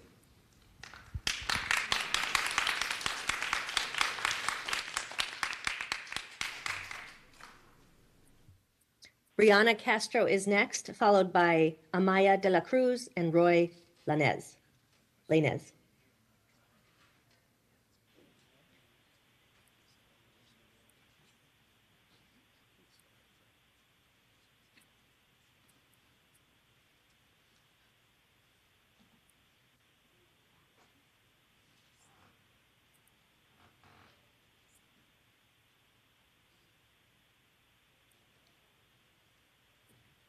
Mayor, I believe Brianna Castro spoke. Thank you. We will have Amaya de la Cruz, followed by Roy, followed by Camden Marasco. Hello, and thank you, Phoenix City, for allowing me to speak today. My name is Amaya de la Cruz. I'm a first-generation student and junior at Grand Canyon University. I was recently elected to be the student body vice president, where I am positioned to be a voice for all of my peers. I'm here today to speak on behalf of Grand Canyon University, the place I've become to love and take pride in. Upon moving in during the fall of 2020 to this current spring semester, I've been fascinated at the university's ability to cultivate community both on and off campus. Just over the past 10 years, GCU has grown exponentially and is now the largest private Christian university in the country. From this growth, we have been able to serve and help the community of Central Phoenix by creating job opportunities, providing household goods through CityServe, renovating homes and schools with Habitat for Humanity, and much more regarding neighborhood safety, free tutoring services, and tuition assistance. GCU has helped and served thousands of people and are well equipped to do so with the Periwinkle mobile home community. GCU has proved its capability to ensure families in our community are taken care of and not to be left in the streets. GCU helps people, has been doing it for years, and will continue to do so for the Periwinkle community. Since GCU has purchased the property 7 years ago and publicly stated it would be used for future expansion, the university has not raised rent in order to help the transition be as smooth as possible. The university is also providing $500,000 to the Periwinkle community for financial assistance, contracting a third company party to help find alternate housing, helping furnish their future homes, and arranging any other resources needed for each resident's circumstances. The growth of GCU has benefited and helped the city of Phoenix for years, and I'm confident that my school will continue to do so. Thank you.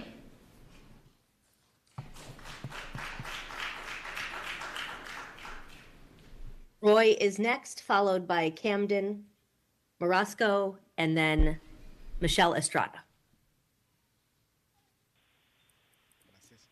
Buenas tardes a todos. Mi nombre es Roy Laínez y soy pastor en el área de Maryville. I am Roy Laínez, and I'm a pastor in the Maryville area.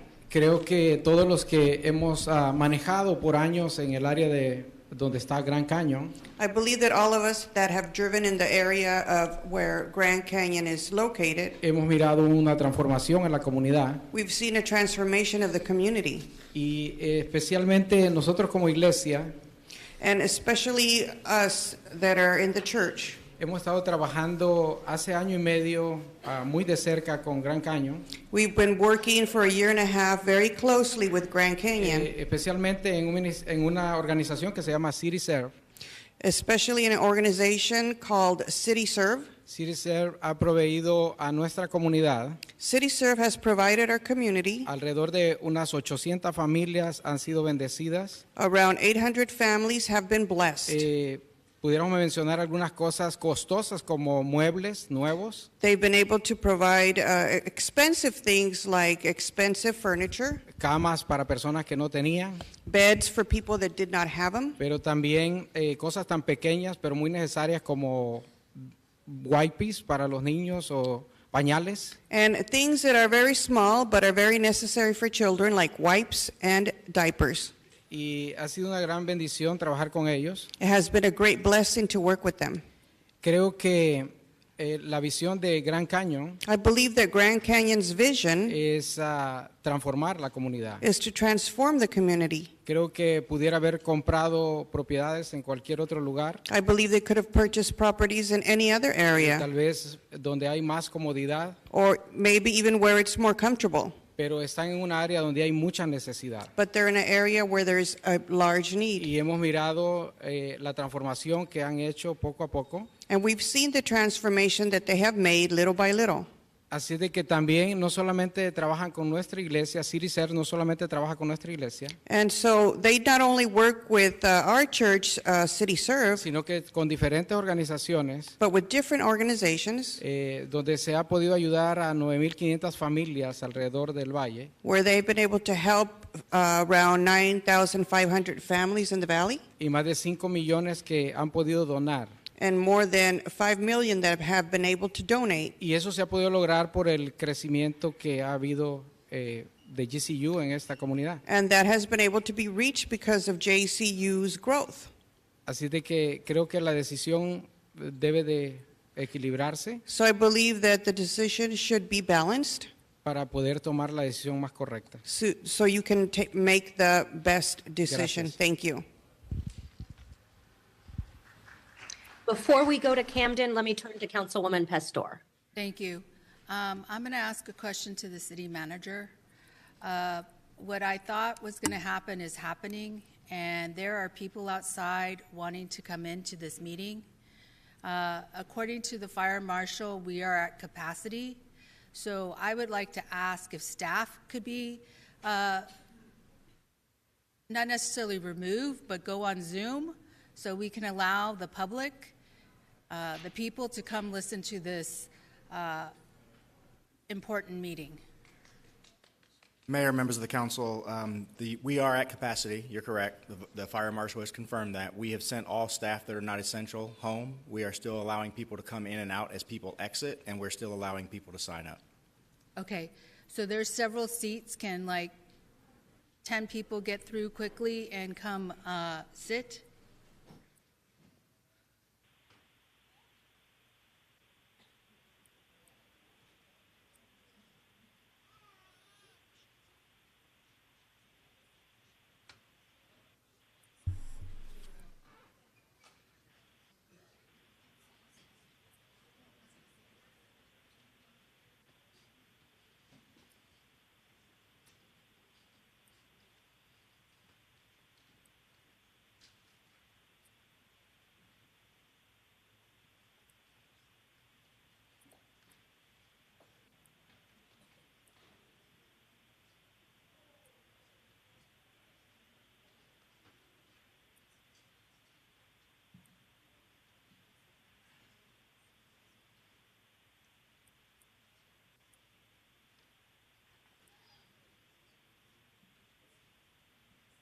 Does the back know that they can allow people in?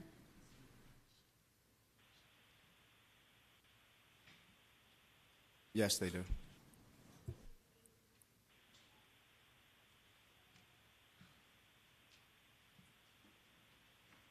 And as they come in, I'm going to announce the next three speakers, Camden Marasco, Michelle Estrada, and Petra Falcone.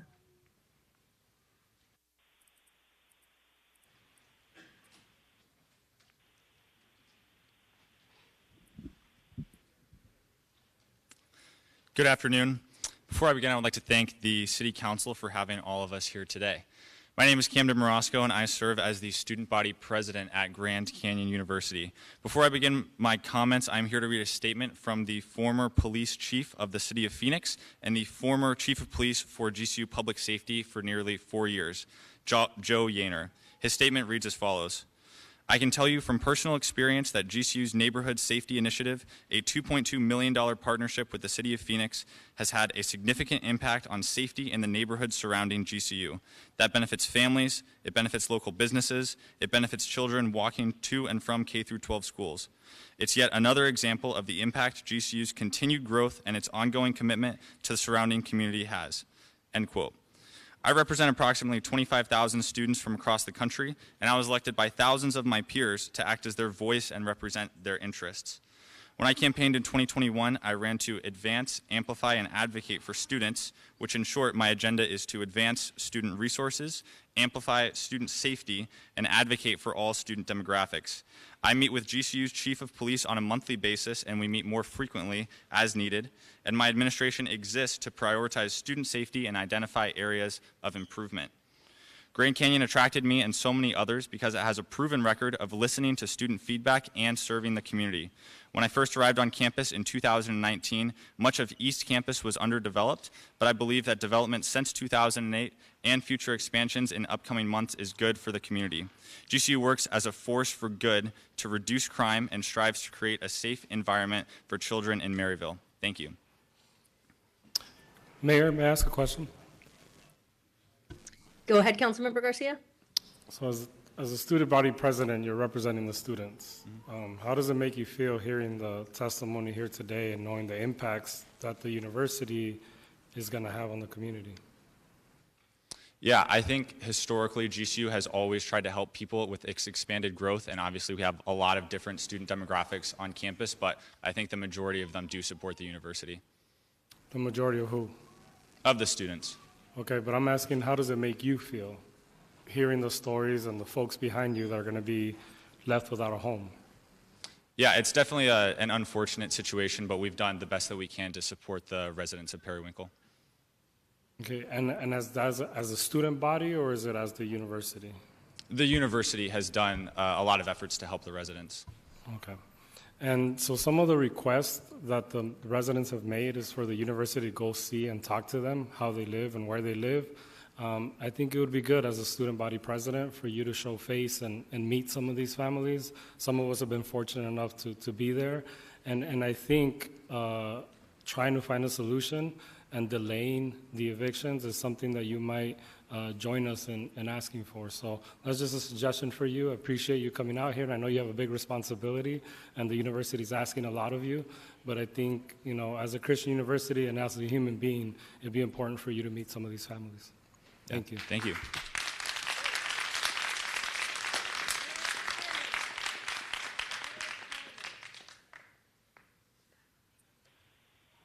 Michelle is next. Michelle Estrada, followed by Petra, followed by Christopher Fernandez.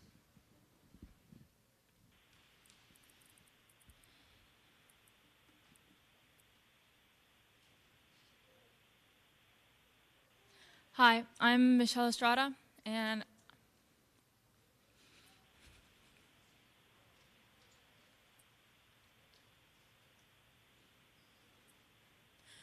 I would like to apologize for not being able to speak clearly right now.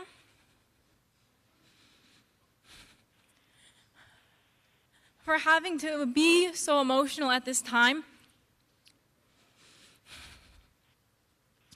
But I would like to be able to say as much as I can while I'm up here.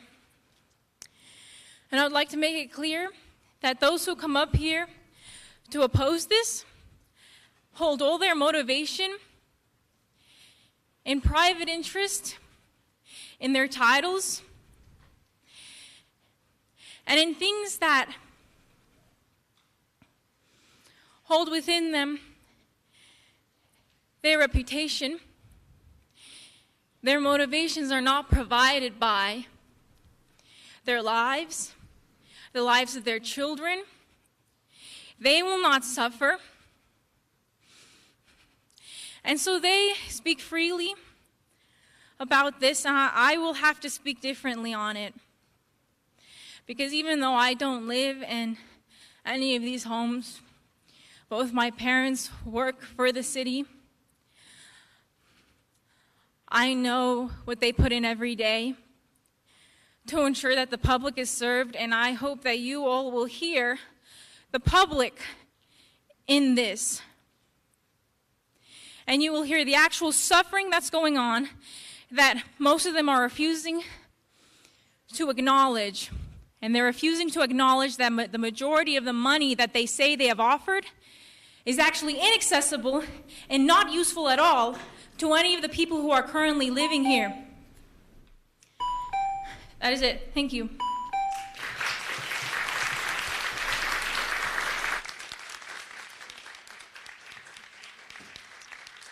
Petra is next, followed by Christopher Fernandez, followed by Prudencia Fuentes. Good afternoon, Mayor and Council. I'm Petra Falcon. I live at 30 East St. Anne, South Phoenix, and I love my community. I love my neighborhood, just like these families to. And I think on May 28th, we are going to be asking them to move away, and most likely they will end up homeless. And so this morning, as I got up and ran out of the house, I always pick up a button to wear. I am wearing a button that says, if you want peace, fight for justice. Well, guess what? I think we all adults need to come together and figure out how we're going to work this out and make sure that we have a solution rather than just temporary Band-Aids. And that's, I'm not saying that today's proposal is a Band-Aid, but I do think it's a start, but we can do better.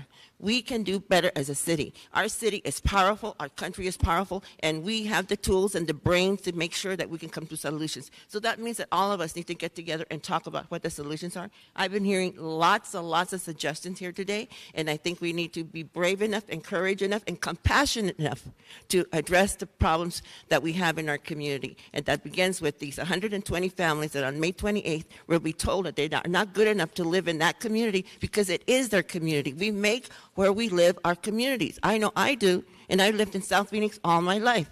And it's my neighborhood, it's my community, and I know I've worked with many of you on many, many issues in this city, and we have come to some solutions. So today I just want us to have a good conversation together. Let's be adults and let's work for justice. Thank you.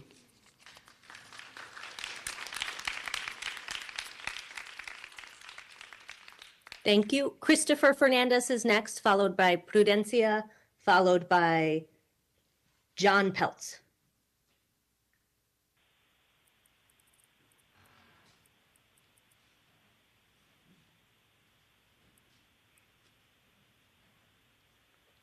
Hi, I'm Christopher. I'm just gonna make it really quick because I would rather hear the residents more. I honestly think this is very upsetting and disheartening. And I would like you to put yourself in their shoes, and what if you were in that situation?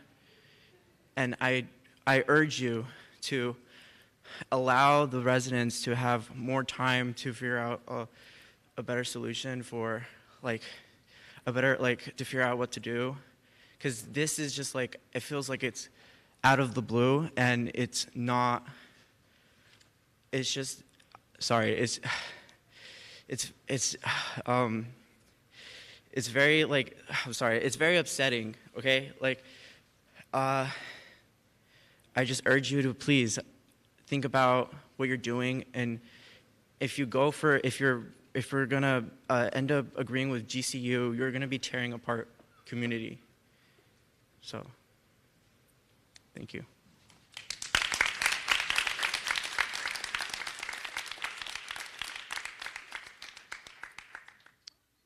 Proxima Prudencia, and then John Peltz, followed by Luis Peña.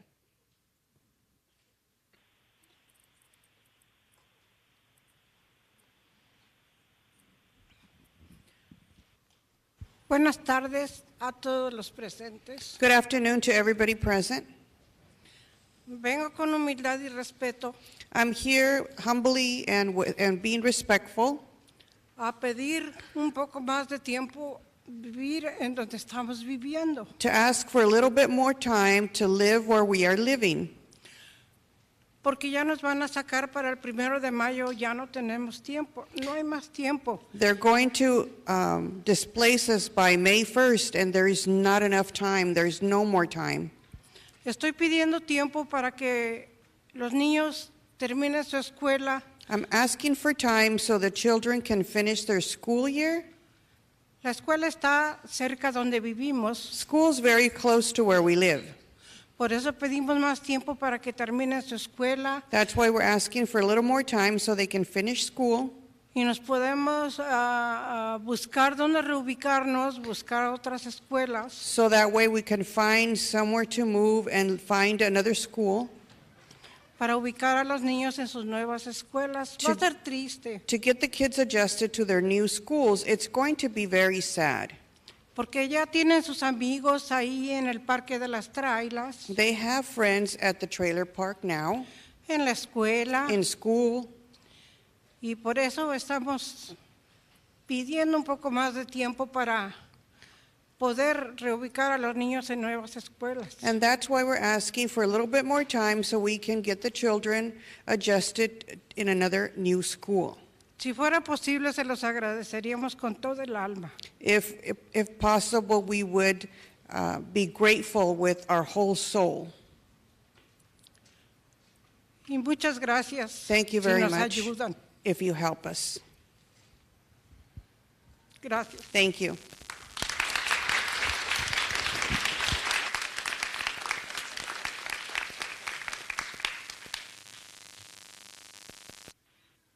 John Peltz is next, followed by Luis Peña and Blanca Pulido.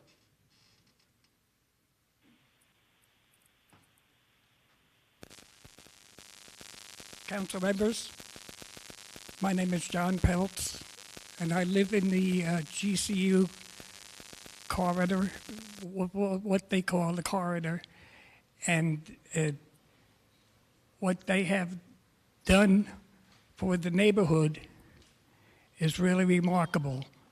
Just to see the homes that were dilapidated or run down, I should say, to see paint jobs and new windows and many other things that GCU and Habitat have done for the neighborhood. Thank you.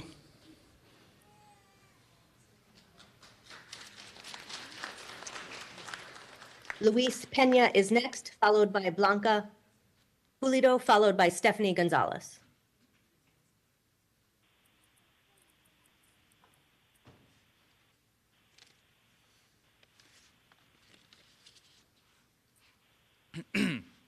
Good afternoon. My name is Luis Peña Espinoza. I am a dreamer, a first-generation graduate, and an alumni from Grand Canyon University.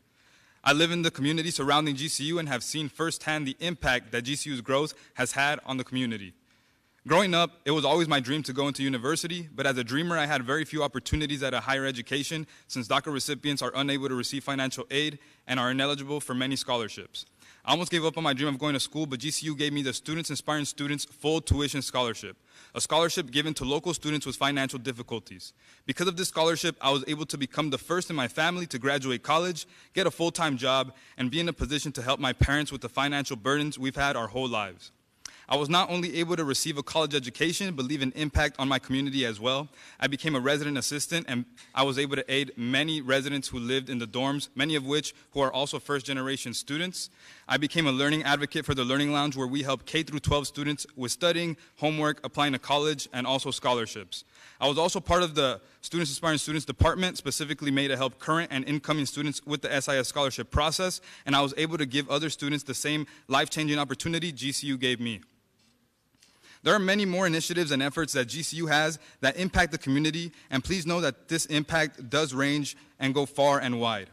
There are over 650 other students in the Phoenix area who have also received the same SIS full tuition scholarship in the last 8 years, some of which are here in attendance today, and this not only impacts these students, but also their families. And there are also over 5,500 other K-12 students who have received free tutoring at GCU, and that is only possible because of the funding and resources that are available due to GCU's continued growth. Thank you.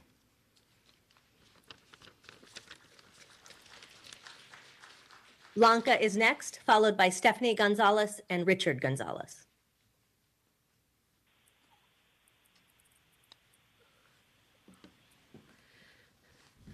Good afternoon. My name is Blanca, and I'm here to represent my dad, Juan Carlos Pulido, who is a resident currently at Periwinkle. He is not here today because he's tired. He's stressed out, and I'm here to stand in his name. He is living at Periwinkle with my stepmom, Silvia, who just passed away Super Bowl weekend.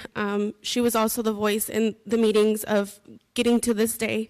And I'm just here to ask you guys to really listen, to not be in pity of us, but really see how much it's affecting the community. What will happen really after this is a start of something big. It's something that will harm us. It's really hard to be up here and speaking from the heart, seeing you guys. I just ask that you guys listen. It's really hard to be out in the community and not be able to afford a living. If you guys see how much rent is right now, an apartment can be nearly $1,500 for one bedroom for one person, unless it's a family that has 1, 2, 3 kids, maybe 6. And that's kind of the community and what's out there in my dad's neighbors. And I feel real hurt by this, and I just really want you guys to listen and to actually see that it's not right. And I know that the city of Phoenix is here to help the community. The city of Phoenix has grown to an image of the United States, and I know that a lot can happen from here. I just ask you guys to really listen to us.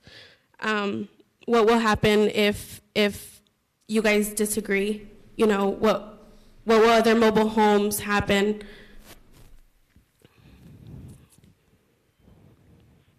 What will corporations do if this is a target, if we're a target? It's not fair. Thank you for letting me speak.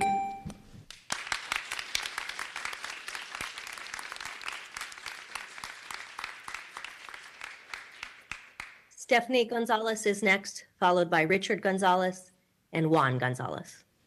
Thank you. My name is Stephanie. I'm a community organizer with Poder in Action in the Pueblo's budget.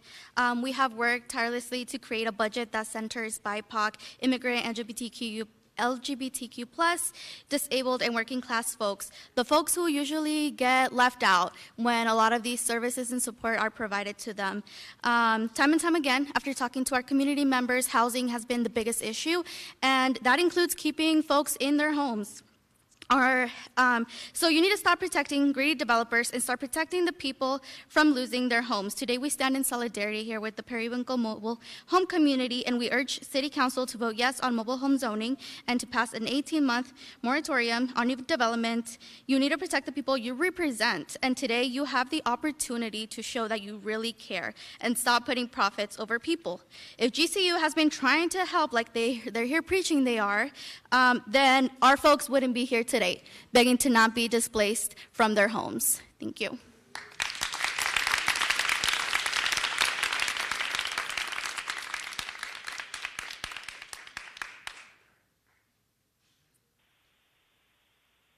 Richard Gonzalez is next, followed by Juan Gonzalez and then Julie Gunnigal.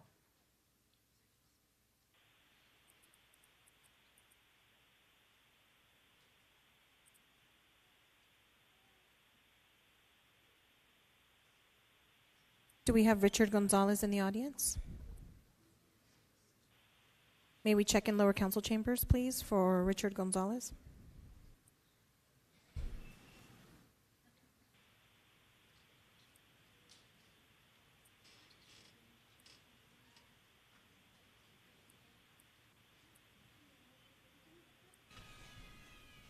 I apologize, I wasn't able to hear that. Richard Gonzalez, is he down there? Up there now. Thank you very much.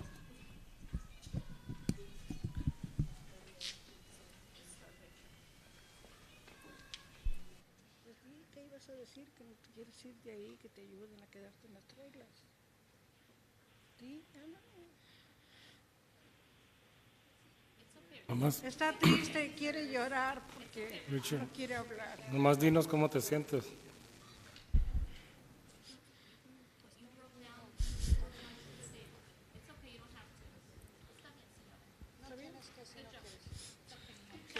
Gracias.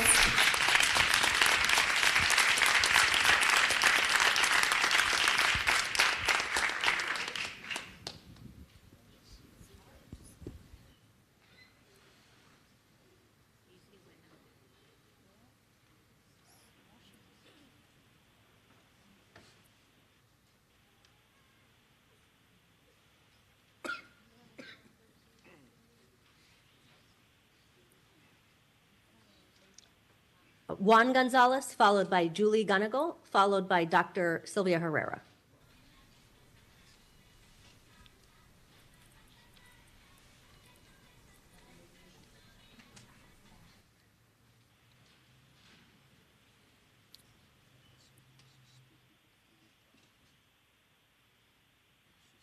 One moment, Mayor. Do we have Juan Gonzalez? Thank you. Thank you very much.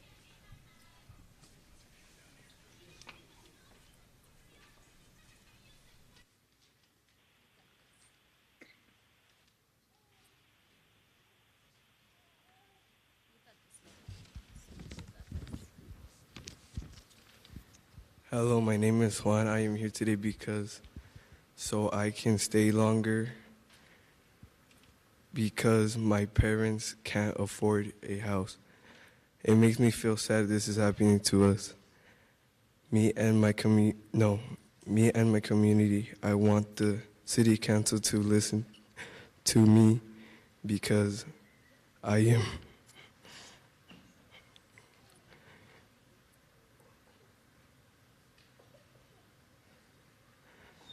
want to be with my friends longer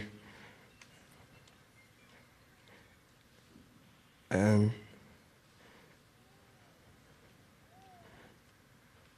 I don't want to become homeless. Thank you.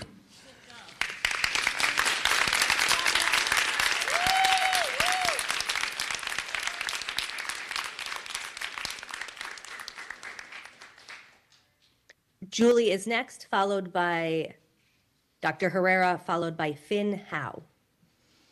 Good afternoon, members of Phoenix City Council. My name is Julie Gunnagle. I've been working as the legal director for the Arizona Poor People's Campaign over the last 3 years.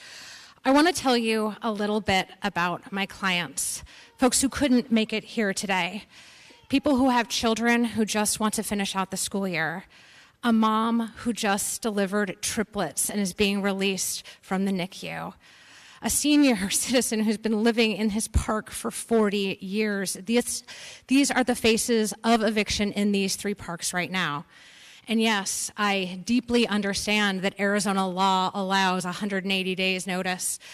And I deeply understand that these folks are also going to be made homeless in a matter of months. You know, every election season we hear people say, we need to do something about houselessness in the city of Phoenix. And you have an opportunity today to make sure that folks are not made houseless at the hands of Phoenix City Council. The time is now. It is a matter of months when these folks are going to be evicted. This is not the time to bring great solutions to Phoenix City Council. This is not the time to study it even further. This is not the time to form additional committees and add bureaucracy. The time is to act, because that sweet little girl that you saw in front of you today is not going to be able to finish her darn school year with her community if we don't act today. Thank you so very much.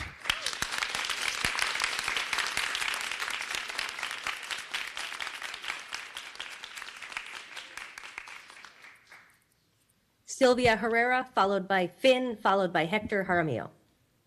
Good afternoon, Mayor and City Council members. You have heard how the community, how the residents are being affected, but I want to tell you how you're going to be affected, how the city of Phoenix is going to be affected by the displacement of these residents. By displacing these families, you're affecting the base and foundation of the city of Phoenix. By displacing these hardworking families, you're losing and affecting the economy of Phoenix. These families have contributed to the very fabric of this community. We're talking about the greater community of Phoenix. This displacement is going to mean that these families are going to be forced out of the city of Phoenix into surrounding communities. What else is going to happen? Who else is going to be affected? The school districts are losing children from their community, from their neighborhoods. They're going to have to close schools, and have done so already in the GCU community. The neighborhoods are being affected because of this. The small businesses are being affected. I can go on and on and on, but you're destroying affordable housing that exists right now.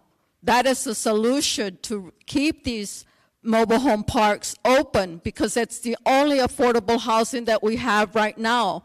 So we can look for alternative solutions, but the solution is right in front of you, in front of us. And it's to keep these mobile home parks in place. Thank you.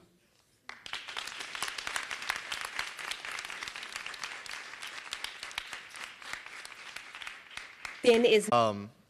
the cost of living is so high, and many of these families who have been living here in these mobile home parks have bought their places, and they've been living there for decades. So if they lose their right to live in these places, then they will not be able to afford rent. Many of them might have never even had to have faced that before, and it's going to be a very challenging time and a very violent time for these families. You know, if GCU doesn't get to, you know, use this land, their families will still be safe. They won't have to go on the streets.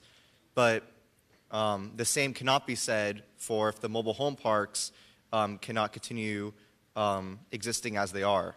So I strongly urge the body to support the resolutions that have been put forward. I think that it is imperative this gets done, and really it's not even a question. This is really the only solution that's in front of us at the moment, and yeah, thank you.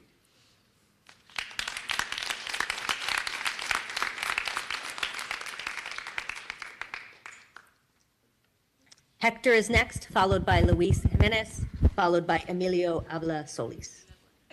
Oh, sorry. It's okay. Luis, come here. This is. Hello, my name is Luis. It stresses me out how GCU is leaving my family homeless. What wrong could I have done to deserve so much cruelty? What do I have to do to not lose my dreams? Let me tell you, GCU is killing my dreams. Thank you.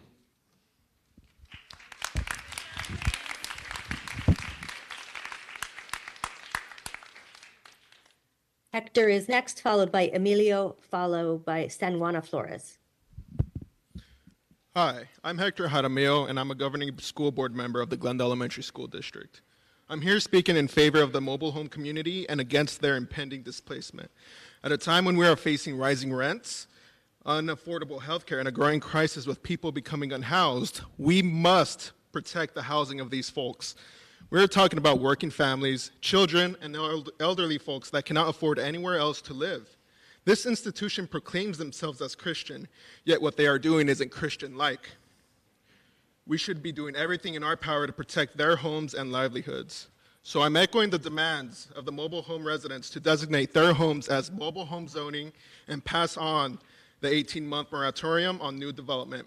Please stop the legal theft of their homes and tell the children, adults, and elderly of this community that they are worthy of their homes and keeping their neighbors intact. Housing is a human right. Human rights should always be held above property rights. Our people here are pleading for their humanity before you. GCU will be fine if their plans don't go forward. Our neighbors there will not. So please make the right decision. Thank you.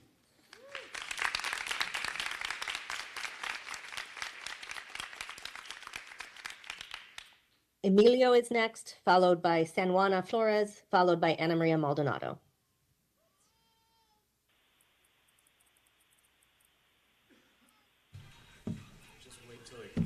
Yeah.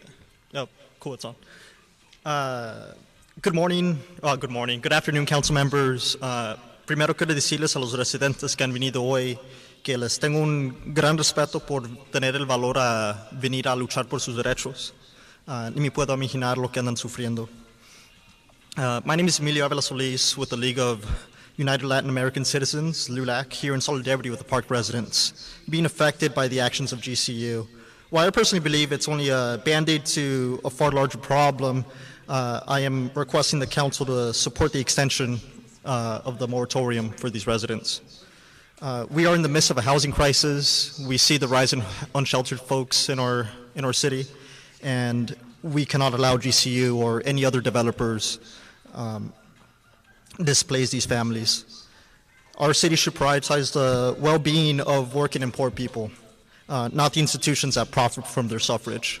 Thank you.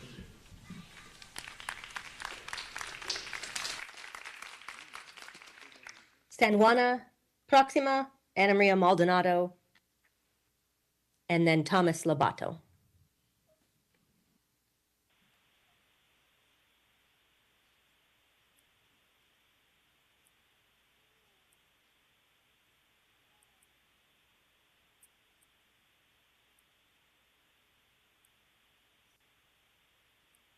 Is San Juana Flores in the audience? Buenas tardes, mi gente. Yo soy San Juana Flores.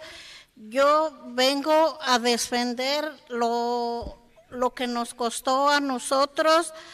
Soy de la área La Wildon. Yo vengo, mi esposo no pudo venir, pero yo vine a defender lo que nos costó, porque nosotros ya estamos grandes de edad. Ya mi esposo tiene 73 años, yo tengo 67, y pues nosotros ya para agarrar una casa, otra traila, yo escucho que están muy caras. Necesito que pues me dé la oportunidad de que nos interpretar. sigan dejando ahí ¿Puede en el parar, área de señora? la Wildon. Es a lo que yo No vengo pude interpretar, señora, a porque decirles, necesita parar, que por favor. por favor nos sigan dejando. San Juana, si nos permite un momento para interpretar al inglés, por favor. Discúlpeme, pero va a tener que repetir y parar, por favor, porque no pude interpretarle. Una frase a la vez.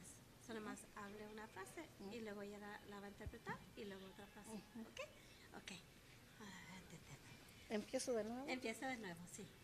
I think I can translate it. Buenas tardes. Good afternoon. Vengo yo de la área La Wildon. Vengo a defender mi traila I live que on nos costó, Weldon. I came here to defend my trailer que mi esposo tiene más de 20 años viviendo ahí My husband has been living there for more than 20 years. y ya estamos mayores de edad. We're older in age. Ya él tiene 73 años, yo tengo 67. He's y ya 73, nos I'm cansamos 67. de trabajar We're y pues están muy no caras las longer rentas working. en otro lado. Rents are very high Las right now. casas, y pues nosotros ya nos cansamos y And we're pues tired. venimos a verse, a luchar, nos siguen dejando ahí más We're tiempo. hoping that they let us stay there a little bit longer. Y por favor, pues ojalá que sí nos dejen más tiempo. Please, I hope that you give us more time there. Gracias. Thank you.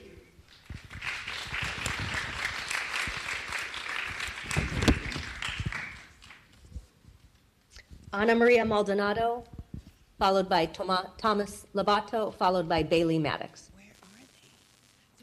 Good afternoon, Mayor, Council, City Manager Barton, staff, and of course residents who I've worked closely with. I'm Ana Maria Maldonado. I'm part of the navigation team that the city has supported financially to support many of the families at Las Casitas and Weldon Court.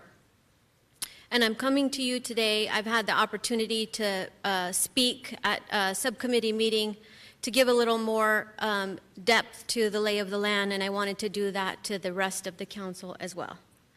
So we're talking about, and again, I'm only representing really or in the weeds at Weldon Court and Las Casitas, Periwinkle. I have some knowledge, but I'm not navigating in that sense. So, but I do know that there's, 345 people roundabout that are impacted by what the discussion is here today. At Casitas, we have had the opportunity to support the relocation of 9 families. 5 of those 9 families have had the opportunity to go through affordable housing, navigation, and all of the human services assistance that comes along with that, supporting their relocation. We started our work in November, and we are just finishing up those 5 relocations. Now, many of the benefits that we're working with for those that do qualify for benefits. Of course, we have a subset of people, maybe a handful of 20 that don't even qualify for those benefits. But the folks that do qualify for those benefits, it comes with a huge bureaucratic burden, understandably so. It's public funding, and there's safeguards and screenings and all of the above that needs to occur. And as part of that team, along with staff, we are moving as quickly as possible to support families to get the assistance that they need. I'm asking you, with your influence, to please ensure that we have enough time, and I'm happy to have deeper conversation on what that time looks like, so that as we understand each individual park, we have the time that we need. And please use your influence outside of this forum. I understand there's legalities, and I understand, and I'm not an attorney, legalities that we have to go through. But just with your influence that you have in leading the city to be able to bring landowners together so that we actually can look at the time that we need per family, per park. Thank you. Mayor? Yes, sir. Yes, Councilmember Garcia. Thank you. Can you expand a little bit on the barriers that you've come in front of as you're trying to support these families, and what that more time, why would you need more time, and what would that accomplish? So, 90 days is pushing it. More like 120 or even a little bit more. The gathering of the information and the paperwork that's required for each specific step is one. So we've gone through initial intake in both parks. We know the lay of the land. We understand and have relationship with each individual unit and families. Some units have multiple families living in those units. So we have that. We have now proceeded on the affordable housing vouchers for those that have the ability to qualify for those. There is bureaucratic process behind the scenes, again, rightfully so, because we're talking about public money and funding, screening through and background checks and understanding who those folks are that then these funds are going to go through. So that takes time on the back end. So waiting through that 10 to 15 days for that to occur to get a voucher in hand. Once you get a voucher in hand, you need at least 15 to 20 days to be able to shop, and that's quickly. So if we think back to the last time we all moved without having to go through the bureaucracy of that public assistance, it takes a good 120 days, if not 6 months, to just get through the process. So, each of those assistance, so even if it's moving assistance, it's cash assistance that then goes to the new landlord in terms of deposits and all of the need for that move-in, that also takes another handful of days. And again, staff and I are streamlining and pushing through as quick as possible, but of course the variables are the landlord on the other end, folks that are working in real time and having to do things in the evening, right? And then us supporting them as well, because it's a pretty heavy caseload. Also, just thank you in the subcommittee. I want to thank you again in the Phoenix IDA for all the work that you all have done. I guess the final question is, so all the ones that qualify, it's going to take a long time, right? And we had a whole conversation about the voucher system and how some folks even sit on those vouchers for over a year. We accomplished something, I think, a couple of weeks ago where we were able to hopefully remove some of those barriers. But then what's your experience or recommendation, or what's going to happen to the folks that don't qualify? What options do they have? Thank you so much for asking that question, because I think that's also very important. I would ask Mayor and Council that we begin to fundraise. We begin to call out our community partners on the philanthropy and community development side to come together to support those that don't qualify for anything, to see how we can come together with private funding to be able to support those families. And I know it's hard to put percentages on it, but at least from what I've gathered and some of the meetings I've been to, those that don't qualify, majority, where would you put the, I don't know how to ask this question without you giving us numbers, because I know folks have privacy, but how many folks would you say are not going to be able to qualify? I know about 20 units. What the back end number is in terms of individuals, I don't have that off the top of my head. But I also know that a few of those subset are seniors. We have one example in community, brother and sister, well into their 80s. That in addition, when we talk about the timeline, those folks that don't have the mobility or the capability to actually pack up a home they've lived in for 30 years because they're of age, that it's very difficult to have the resources to be able to move everything or to store everything. So all of that, all of those factors take time. And we're willing to do that. Of course, we just need to make sure that we have the time. Thank you. Mayor? Go ahead, Councilwoman Pastor, and then I have a question. Okay. I can't.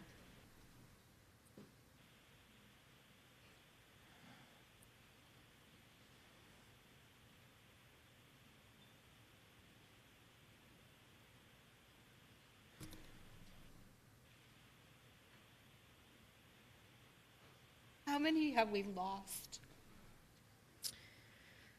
through this process? We've had one death to date. You know, the community is very vulnerable. So, you know, I know that we have quite a bit of chronic illness and chronic condition, as well as, you know, from a behavioral health standpoint. There's a lot of factors. There's a lot of elements. But we lost one resident in December, January. I think we're on the verge of losing another one, my understanding. I think that as you spoke about the families, the two that have lived there and are 80 are having health issues and capacity issues. There are mental health issues that are now going on within this process. And I guess my question is really, it's not that easy as it was stated as to I can qualify, if I own the trailer, I can qualify for benefits. However, to go through the state to qualify, it requires a lot amount of paperwork and tedious time in order to get through the system. And then you do when you apply for that and then find out the possibility that you don't qualify. So how much time is that? Emotional time and actual allotted time? Well, we've spent many hours since November. And of course, you see the fruit of our labor, you know, and staff is respectful and says, you know, you all are doing a great job. 5, that's wow. Because the process is so burdensome. We have a lot more time that we need because it is burdensome in terms of time. You know, the last resident that we're helping through the voucher process is still, team is out with her today making deposits and workarounds. There's workarounds to the bureaucracy. So it's an immense amount of time. It depends on each individual family and the factors within the family and the size of that family. I know working with the seniors takes a whole lot more time, and also families with children also take a whole lot more time. The individuals are a little quicker, but again, there's only one set of paperwork, one person that you would have to necessarily track down. So it just is an immense amount of time that's required. And can you find housing? I'm sorry? Can you find housing? If they're receiving emergency vouchers, can you find housing for them? Right now there is some stock. It's been a minute since we've delayed in the search from the last tranche that we had. So today, I'm not necessarily sure about where we're at in terms of, you know, what's in the environment, what's in the market. But I can definitely do a little bit of homework and find out. We're starting to get the first couple of vouchers through and working through another tranche of process. So very quickly here in the next 5 days, we'll have a better sense of what that looks like. How many vouchers are you working? What's that? How many vouchers do you have or working right now? How many families are you working with right now that have vouchers that are looking for housing? None. None? So we have them through the new process, and they don't have vouchers in hand, but they're in process through the new process. So of the 200 and something Las Casitas in Weldon have been through the initial process, and their paperwork, their voucher paperwork is in process of being submitted today.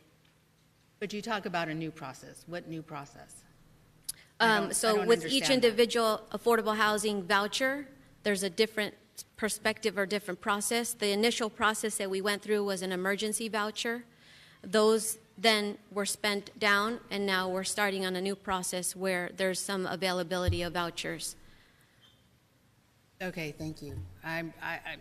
We had a meeting today speaking about vouchers and the stock in the market and not having enough housing in the market and more vouchers than housing. So that's why I'm asking the questions. Okay. Thank you. Thank you. One question from me. So the city, seeing that there was a need for more landlords to take the vouchers, created a landlord incentive program a few years ago, and we've now placed about 2,400 voucher holders through that, brought on several hundred new first-time landlords. Is that a program you think we should continue? I think anything that can help is proven helpful. I'm not familiar necessarily with the program. I've heard just high level, but I'm not familiar. But of course, anything that's helpful, of course, the more we can throw at it, the better off we are. Thank you. Any additional questions? Mayor, I have a few questions. Vice Mayor. Thank you. I was just wondering, from the residents that you did move, was the housing that you moved them to similarly priced? Can you ask that again? I didn't hear you. The 9 or so residents that you were able to successfully move, was the housing that you moved them to similarly priced? Was it permanent supportive housing, or did some of them move in with family members? Well, it depends on the size of the unit, right, and the family size. But those of the 9 that have moved, 5 had vouchers. So the 9 went independently before you found their own solution. We will continue to help them on the back end with any human service needs that they have, and of course, any needs that they have on their title and benefits from the state, from a navigational perspective. But of the 5, they're affordable permanent housing. And they're all varied in size, those families, so the rents vary quite a bit. The largest is a family of 7 and to a single. Okay, got it. And then, am I correct in understanding that your recommendation is that no matter what happens today, and if we were even to pass all of the policies, additional funds would be necessary to be able to support the families? My ask is we need time, whether it's a formal time or out of the influence that you all have, that Mayor Gallegos has with community, to bring landlords together so that they understand how much time we have. And we can give them an estimate of how much time we need per park, per family, and work towards that common goal. But we need that help from them, whether it's done formally here today or if it's done out of the influence that you all have. As well as then the ask for, philanthropy as a community together, to ask philanthropy for those that don't have the benefits. We need some fundraising for those to have some sort of assistance. And I think even that, given that there are long-term goals and there are short, somewhat long-term goals, as we're here today, and I know this is taking a lot of your time as well as residents' time, so thank you. But I think we need an immediate as well. We can't forget the immediate, because as we have this debate and this discussion with each other on the statistics and the estimates, the families are still worried and need the time to be able to exit. And as navigators, we can give each individual family that estimate of time in their own case to say, this is what we estimate it's going to take from you. We need your assistance to move quickly through this. Here's what we're going to ask in sense of time, and this is the timeline we'll get through together. Thank you so much. You're welcome. Mayor? Councilmember Garcia. Thank you. One of the things that led me to vote and the decision we made at the subcommittee was that where folks live now, they're self-sustaining. And so what your or not your suggestion, but obviously you're having to work here. Obviously, I'm sure you wouldn't want to be doing this either. But because you have to do it, we have to try to figure out a place for them to go. But there's a difference between, fundraising and figuring out how we can help them, but they're already in a self-sustaining place. And so I guess where my question is going is, does this become something that we just don't see an end to, where we're going to have to fundraise and figure this out? Or is part of the suggestion, I guess, finding places at a similar price point, which I think that's where I was stuck. By all means, Councilmember, by all means. These families are self-sustaining. They've never stood in line for entitled benefits. They've figured it out. That ability and that opportunity in this city is becoming further and further far between. Of course, we have an obligation to fix that, along with all of the wonderful things that we have done in the city in terms of having it be a destination for business, for tourism, for travel. We have to figure out that balance. And if we have neighbors, residents that are willing to put up the sacrifice to own and to have a place that's their own, of course, by all means. I'm coming from the perspective, because I'm part of that street team and that navigation team that's looking at a deadline, and a couple of times we've mentioned months. We're not at months anymore. Las Casitas is May 1st. It's the end of March. And I understand the bureaucracy and what we have to do to be stewards to the money that comes through from the feds and the regulations and streamlining. But we're getting to a point today that now that's 20-some families that haven't gone through this process that I'm looking at really just a month. And so in the very short of all the debate and discussion, asking to please, let's have a discussion on how much time we need and be able to ask for that specific time as a public sector to the private sector. Thank you so much. Thank you. Mayor. Councilwoman O'Brien. Sorry, ma'am. Ma'am. Sorry, that's okay. I have a question for staff, and then I have a question for you. Sorry. If you would just hold on a second. Staff, so I just want to confirm that for the mobile home units, these developers have to give at least 6 months, or the owners have 6 months, have to give them 6 months notice to move out. Is that correct? Mayor, Councilwoman O'Brien, yes, it's 180 days notice that's required by state law. Okay, so state law requires 180 days. What I hear you telling us today, ma'am, is that that's not enough time. Yeah, yes, but the 180 days of notice versus the time that a family needs to take that in, to understand what that means, and to look up and say, I need help, is a different timeline. So 180 days, I don't even know when Casitas got notification, but we mobilized, thankful to your assistance and your all's ability to throw in some funding to help mobilize in November. And in November, we've only gotten 5 people through. So in that November start date, I'm not sure if anybody can help me with staff or anybody knowing when the notification went out to Las Casitas, but there's that sort of the reality of that time to look up to say, we need help. And thank you. I appreciate those comments. What I'd like to know from you, though, because this is state statute, right? That 180-day notice is state statute. That is not a City of Phoenix-driven timeline. What is the timeline, given your experience with this, that you would be asking? There's a House bill right now and being looked at or going through the system to award more monies to folks who are going through this. What it does not address is this timeline that I hear you saying is very critical. So what would you recommend? So I guess my recommendation, and I'd have to, just on the fly, look at, I think 180 days, maybe, if not more than that. Let's double that a year to be able to say that these families can get the assistance and actually move and be moved and out of the property fully. Okay. Thank you very much, ma'am, You're for welcome. your help. Mayor? Mayor. Let's see, is there, It's Councilwoman Pastor. is anyone wanting to speak who hasn't spoken yet before we go back first? All right, we'll go to Councilwoman Pastor and then Councilmember Garcia.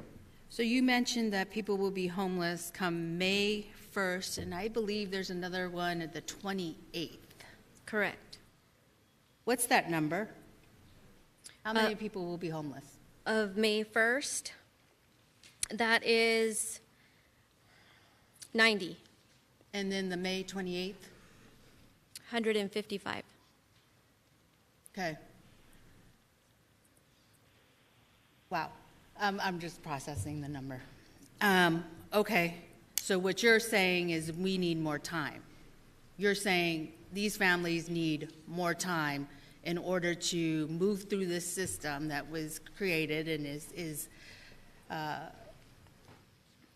it is intended to help, but it's really having a lot of barriers in the sense of paperwork and trying to find titles and going to get titles and the cost of all that. And so I hear you saying we need time. We need time. In order to completely go through the process and be able to move them, the kids also in schools, get them through this whole, I would say, anxiety, mental piece, and then settle them so that they can start new. Mm-hmm. Okay, thank you. Councilmember Garcia. Thank you, Mayor. So earlier when I think someone from the Hispanic Chamber spoke, I asked them to do more research onto the owners and, obviously GCU is a different story. They're all different. So I want to ask, I don't know, to staff or to you, Las Casitas in particular, it's in District 8. There's a background of how they bought it and why they bought it. That's a whole story that I think is important as well, because they opposed their zoning. But I think what I would want to highlight, either from staff or from you, is the period of time where they were caught out of compliance because they didn't have contracts, and correct me if I'm wrong, and then they offered people contracts, which was an illusion that they were going to be there longer, and then because they signed those contracts, they are now able to be evicted in this period of time. Is that correct, or I don't know who? Mayor, Councilmember Garcia, we as city staff were not directly involved with a lot of the intricacies of the contract, so we did get feedback from the IDA on some of those machinations, and I don't know if, Ana Maria, if you have specifics on that, but I don't actually have direct knowledge of, other than kind of what I heard at the time about what went on with the leases that were given and then terminated, and there were some details to that I apologize. Yeah, I wouldn't be able, I'm not a part of that specific side of the team that's working, so I can't speak to that, but I can definitely come back to you with more specifics. Appreciate it.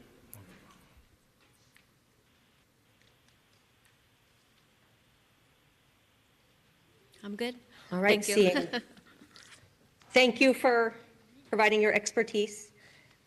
And we will probably take a break around 5:15. Thank you. And we'll continue testimony. Until then, appreciate your patience, those who are called and not yet spoken. Thomas Labato is next, followed by Bailey Maddox, followed by Jay Mann. Hi, council people. I'll keep it brief.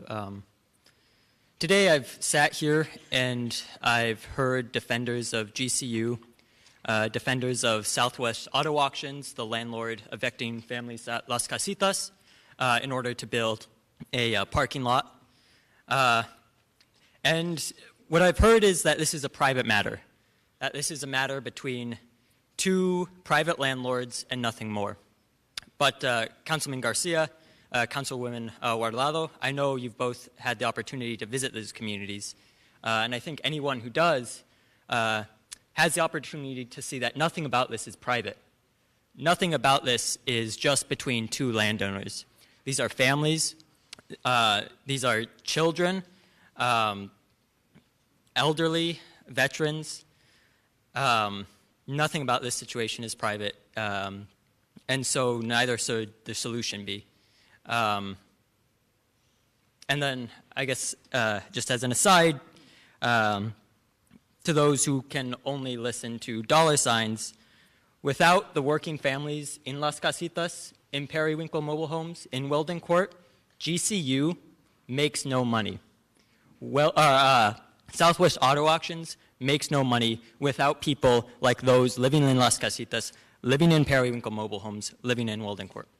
And for that reason, I implore you to vote in favor of the people of these communities rather than the private interests of GCU and Southwest Auto Auctions. Thank you.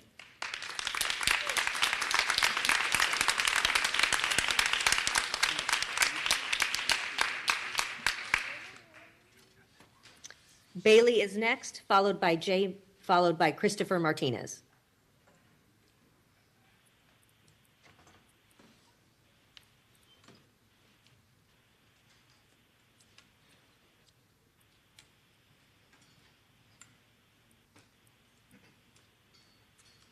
Sorry, I think I took the long way around.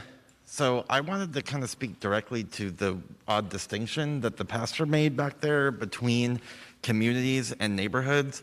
It sounds like community on that end is kind of more built around the parking lots and the restaurants and the malls or whatever, and classrooms and stuff like that. But the neighborhoods, the houses that these people already live in are the material foundations of these communities, and those communities don't exist without these people who are the community being able to live in their houses.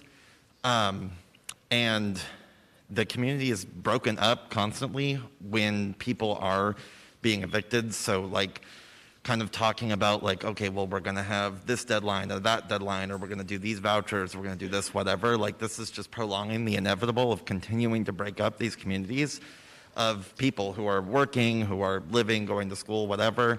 So I just wanted to kind of, I don't want to say too much that everybody else has already said, but I kind of wanted to pick at that weird distinction between communities and neighborhoods. Like these people have to stay in their homes. They have to live in their homes, and they can't have that taken away from them.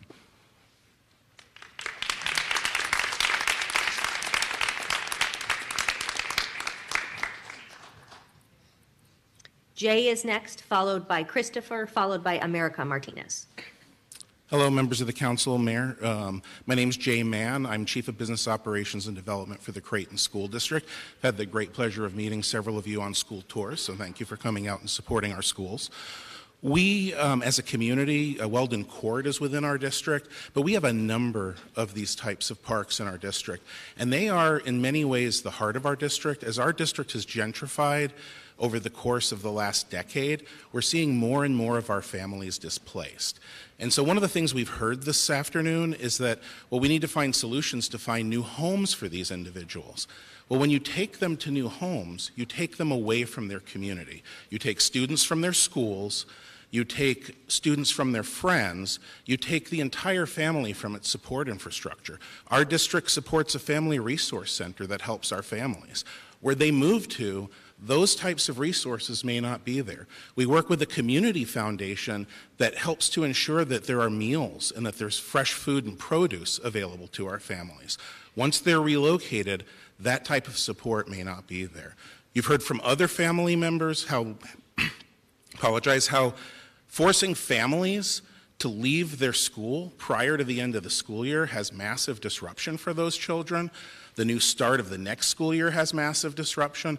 But one of the other things that happens is that family becomes a displaced family.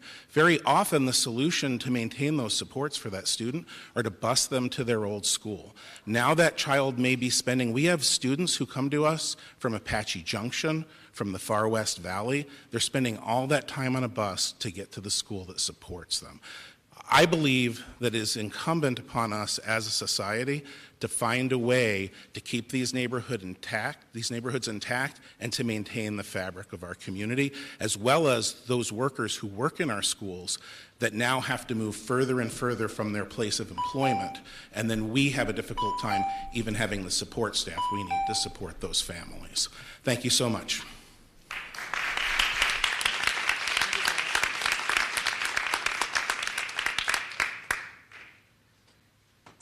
Christopher Martinez is next, followed by America, followed by William Meester.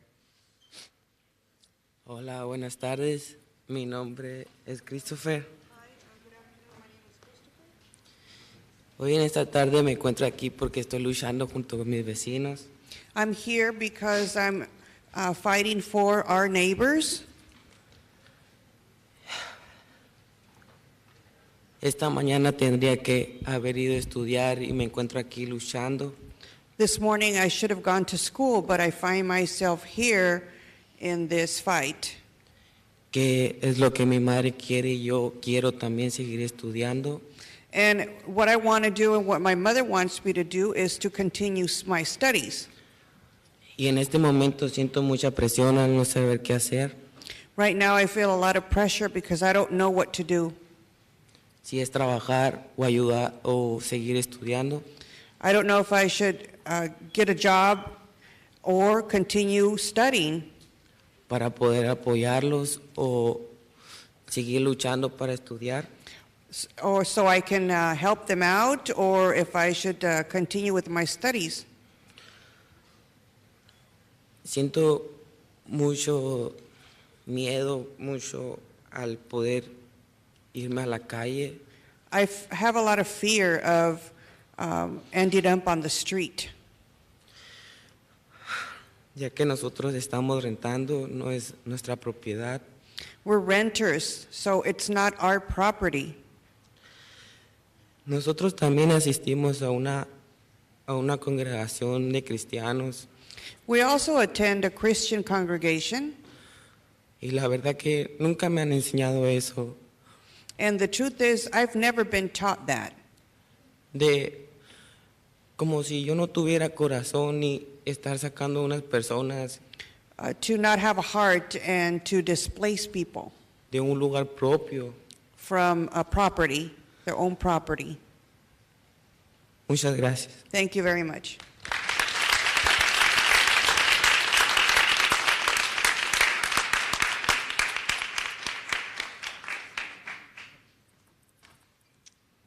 America Próxima, William, and then Stephen Montoya. Buenas tardes, soy América, vengo de Periwinkle. Good afternoon, I'm America, I'm from Periwinkle. Ahorita estoy aquí luchando por un hogar cuando estoy perdiendo un día de clases y debería estar preocupada por mis estudios. Here I'm struggling to keep my place to live where I should be studying and I missed a day of school. En vez de estar preocupada por no saber dónde vivir o incluso si me voy a quedar sin casa viviendo en la calle. Instead of having to worry about not having a place to live and worry about ending up on the street. En un momento llegué a considerar GCU como una de las universidades para poder ir a estudiar ahí. At one time, I took into consideration going to GSU to study. Ya que son personas cristianas, pero al forzar familias para irse de sus hogares, esto no es cristiano de su parte. Due to the fact that it's a Christian university, but with them forcing families out of their homes, I believe that's not Christian-like. Y esto me confunde porque yo no quiero ir a una universidad donde, según personas cristianas, desplazan a las familias de sus propias casas. That confuses me. I don't want to go to a university that is Christian, but yet displaces families from their homes. Al contrario, por lo mismo que son cristianas, deberían de dar el ejemplo en apoyar a las familias en vez de destruirlas. On the contrary, because they're Christian, they should give the example and support the families. Mi familia y yo vamos a una iglesia cristiana donde nos han enseñado que siempre es bueno apoyarse uno al otro sin importar lo que vas a recibir después de dar las cosas con amor. My family and I go to a Christian congregation that has taught us to support one another without thinking about what you're going to get in exchange of that. Nunca ahí nos han enseñado a deshacer a las familias o incluso a no apoyarlas. They've never taught us to displace families and not to support them. GCU no piensa en cómo se sienten las personas al pedirle que dejen sus hogares en los que han estado y construido ahí por tanto tiempo. Does GCU think about the families that are in these homes and it's been so hard for them to build these homes and now? En mi caso, esto me hace sentir preocupada, ya que mi familia y yo nada más somos renteros y no calificamos bajo las ayudas que están ofreciendo. This kind of thing worries me because my family and I were renters, so we don't qualify for a lot of this different help that the other families will get. Hay familias, personas ya mayores de edad, madres con hijos solteras, niños que no quieren dejar sus hogares donde han crecido. There's families, single mothers, older people, families with children that don't want to be displaced from their homes. No quiero ser desplazada de un lugar donde estoy a gusto, donde puedo contar con mi escuela y mis entrenamientos cerca. I don't want to be displaced from a home where I can count on my school being close by and my extra activities that are close by. Y sabemos que esa universidad con bastante dinero lo puede hacer, pero no quieren apoyarnos. We know that a university of this type has a lot of money and can support us, but they choose not to. Solo una cosa más, cómo se sintieran ellos si los estuvieran forzando a salirse de sus propias casas. One more thing, I'm asking them, how would you feel if you were being forced to leave your home? Gracias. Thank you.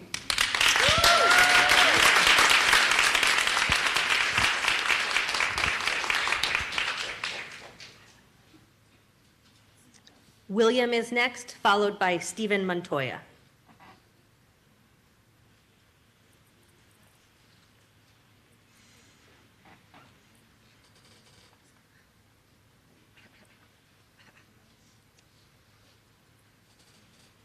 And then after Stephen, we will do Hildardo Navarro and then break. All right, hey, I'm Will. So first, I just wanted to highlight like how strange it is to see GCU bring out a bunch of their employees, some walking pairs of khakis and some others, to tout what they've done for the community. Why would any of that give them the excuse to lie about meeting with residents at Periwinkle? Why does that give them an excuse to pretend that they're a nonprofit so they don't have to pay taxes on the huge tracts of land that they've swallowed? What makes a few people's GCU degree more important than kids who've been growing up together and just might be pursuing education too? Why does it permit them to evict families and elders who know that and have been saying that they know that they have nowhere to go? We know what mass eviction does to people's education and to their health. As mentioned, someone at Periwinkle, her name is Sylvia, died from heart problems. GCU is fully complicit. No amount of community service or housing businesses or whatever will fix that.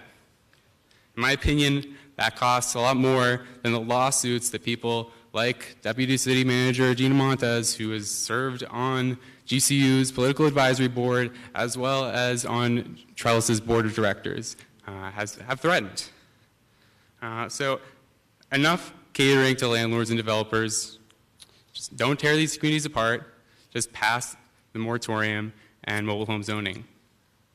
All power to the tenants, just let them stay.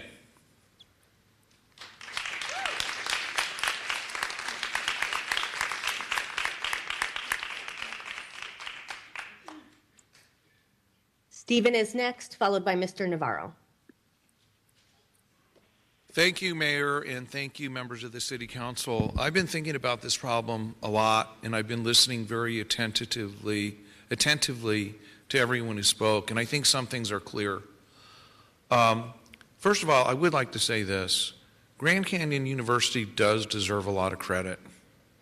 they have done a lot to improve the city of Phoenix, and they will continue to. And I don't think there can be any disputing that.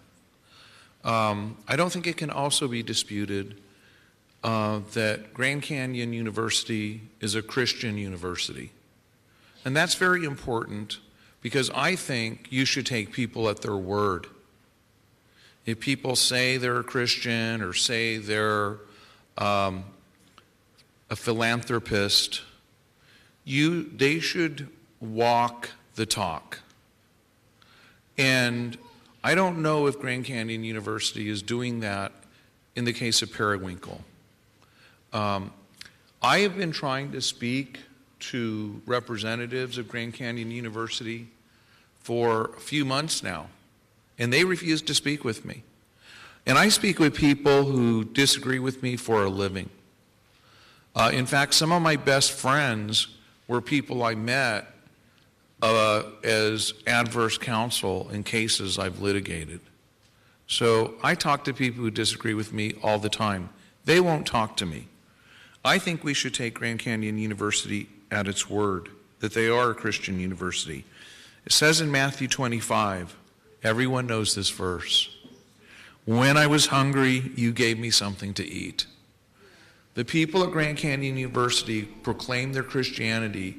We all know if Jesus Christ were standing here right now, what he would be urging you to do. And that's to help these poor people. And I beg you, and I'll shut up really quickly, I beg you to help them. There are a lot of things that you can do. You can help them find substitute housing. You can help them with vouchers. But you can't help them at all unless you get them more time. And I know that we're very blessed in the city of Phoenix to have a super articulate city council, a super articulate mayor, a super articulate vice mayor. People listen to you. The owners of these properties, they will listen to you. I don't believe in forcing people to do something until you first ask them.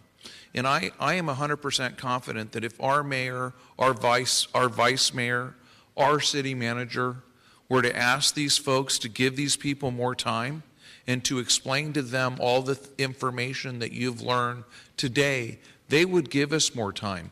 I also have confidence that if we work together, the city of Phoenix has developed affordable housing for decades now. And there are entities within the city that help the city to do that. We can all solve this problem by working together. One last thing. I did send you all a memo that my office wrote and I helped write regarding the legality of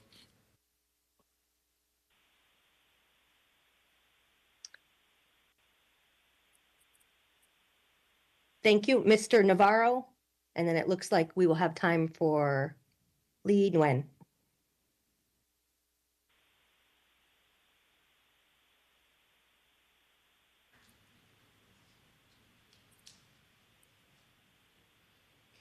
Sí. Thank you. Yo soy el señor Navarro I'm Mr. Navarro. y tengo 23 años viviendo en Periwinkle. I've been living at Periwinkle for 23 years. Sí. Y es estresante para nosotros It's very stressful for us ver cómo el tiempo se nos acaba to see how we're running out of time. y no hay una. Es decepcionante saber que no hay leyes que nos protejan directamente. And we see, and it's frustrating that there's no laws that will protect us. Pero creemos que ustedes son las personas indicadas para ayudarnos. But we believe that you are the people that are able to help us. Y nosotros confiamos en ustedes. We trust you. Así como cuando salimos de nuestra casa a trabajar o a hacer cualquier cosa en la calle, Just like when we leave our homes to go to work or do whatever thing we're going to do, nos ponemos en las manos de Dios. we put ourselves in God's hands. Así estamos ahora en las manos de ustedes. Now we are in your hands. Entonces, siempre esperamos que ustedes actúen conforme a la voluntad de Dios, porque sabemos que están capacitados para ello. We hope that you will act under God's direction because we know that you are capable of it. Y confiamos en ustedes And we trust you. y sabemos que ustedes tienen una buena voluntad. And we know that you guys have a good feelings about doing something about it. Y esperamos que en esta ocasión, We hope that on this occasion, como en otras, like in many others, la voluntad de Dios ha sido benévola para nosotros. God has been merciful towards us. Esperamos que la voluntad de ustedes sea bajo la voluntad de Dios también. And we hope that what you guys do will be under God's direction too. Gracias por darnos una oportunidad que tanto necesitamos. Thank you for giving us the opportunity that we really need. Estamos agradecidos We appreciate it por la ayuda que recibamos de ustedes, for the help that we get from you, ya que de la universidad no tenemos ayuda. due to the fact that we do not have any help from the university. Muchas gracias. Thank you very much.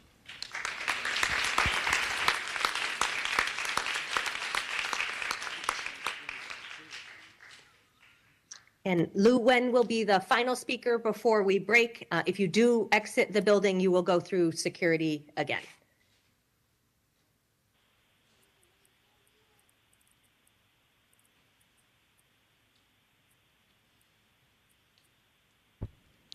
Do we have Lou Nugent in the audience? Liu Nugent?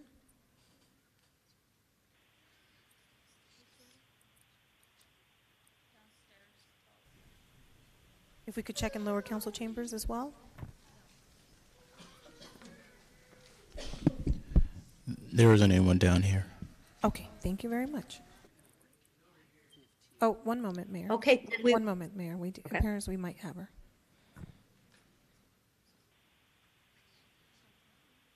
We do have New here. Thank you.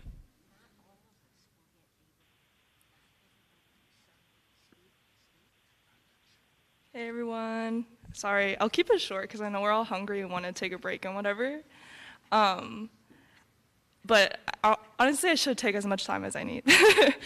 I just want to say that it's really, really frustrating that we all have to be here, and it is really like anxiety-inducing to see like my friends from Las Casitas, Walden Court, and Periwinkle have to relay their stories over and over again, only for you to question like the actual like nonprofits for like 5 minutes longer than actually like listening to what the residents have to say, because they've been saying it. You know, they need more time, they want to stay.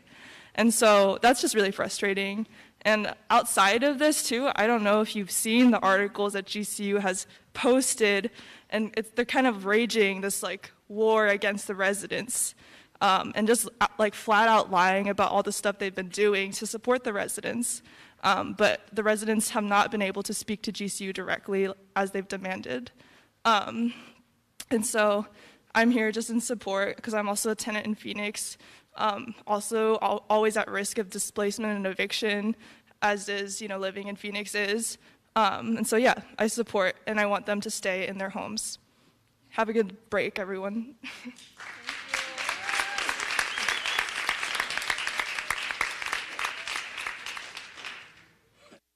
We will now take a 15-minute break.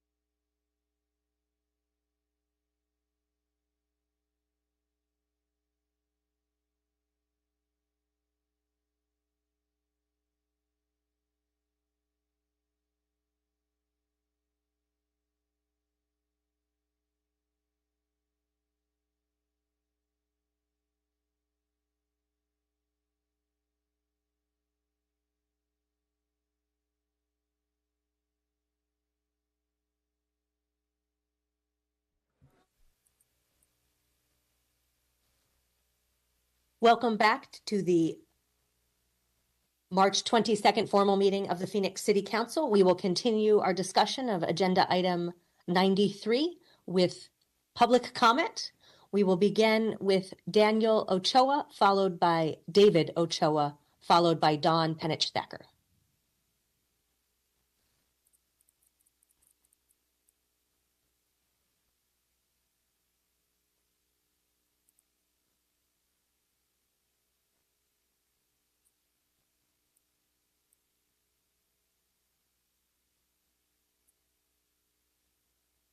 Hold on one second, young man, so we can make sure the microphone gets turned on for you. Hi, my name is Daniel, and I should have gone to school today, and I didn't because I came here to fight for all our homes, and my family has been struggling with money after my mom got in a car crash and lost her job due to injuries. We're asking City Hall to stop GCU from displacing us and making us have to beg for money on the street and make us sleep on the dirty sidewalk in tents. Thank you.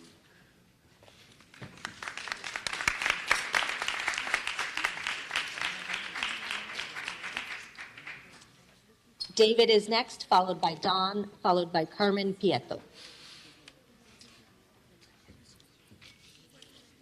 Hello, my name is David, and I should be at school right now, but I'm here right now fighting for my family and my home and fighting for my neighbors.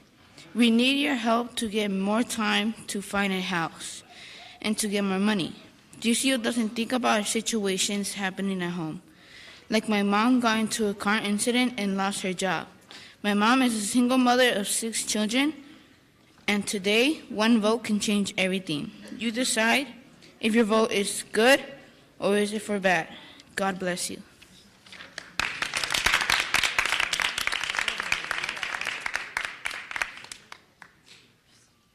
Dawn is next, followed by Carmen, followed by Josefina Ramirez. Thank you, Mayor and members of council. I'm a Tempe resident, but I am speaking here today as an educator here in Phoenix for the last 14 years at 2 different colleges, neither of them GCU. I have students now and in the past whose families are being directly impacted by these attacks on their homes. As you have heard from many people, many of us, many organizations are doing our part, doing everything we can. On campus, we are providing food, we are providing hotspots, technology, internet access, healthcare. One thing that we cannot provide, that none of us in this room can provide except for you, is the assurance of a roof over their heads and a safe and affordable place to live. You have that power, and what an awesome opportunity and responsibility. Do you know how hard it is for my students to work full-time, care for their families, go to college, and have the fear of homelessness in front of them? Do we as a community want college graduates? I think we do. Reliable members in the workforce, economic development. How does displacing these families achieve any of that? It does not. GCU has many options and means. I have been in higher ed a long time, I assure you of that. These families do not. I urge you to take the moral and responsible step to extend the moratorium and rezoning. And I'll end on a quote that I, as an educator, look at every single day when I walk onto campus by Lucille Clifton. The quote is, "Every day, some of these children are bearing something you could not bear. Every day, something has tried to kill them and has failed. I hope with today's vote, you will make the moral choice to be part of improving their reality." Thank you.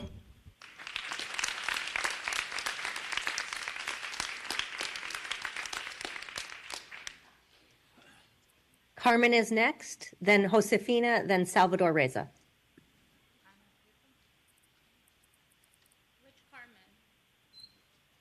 Carmen Prieto.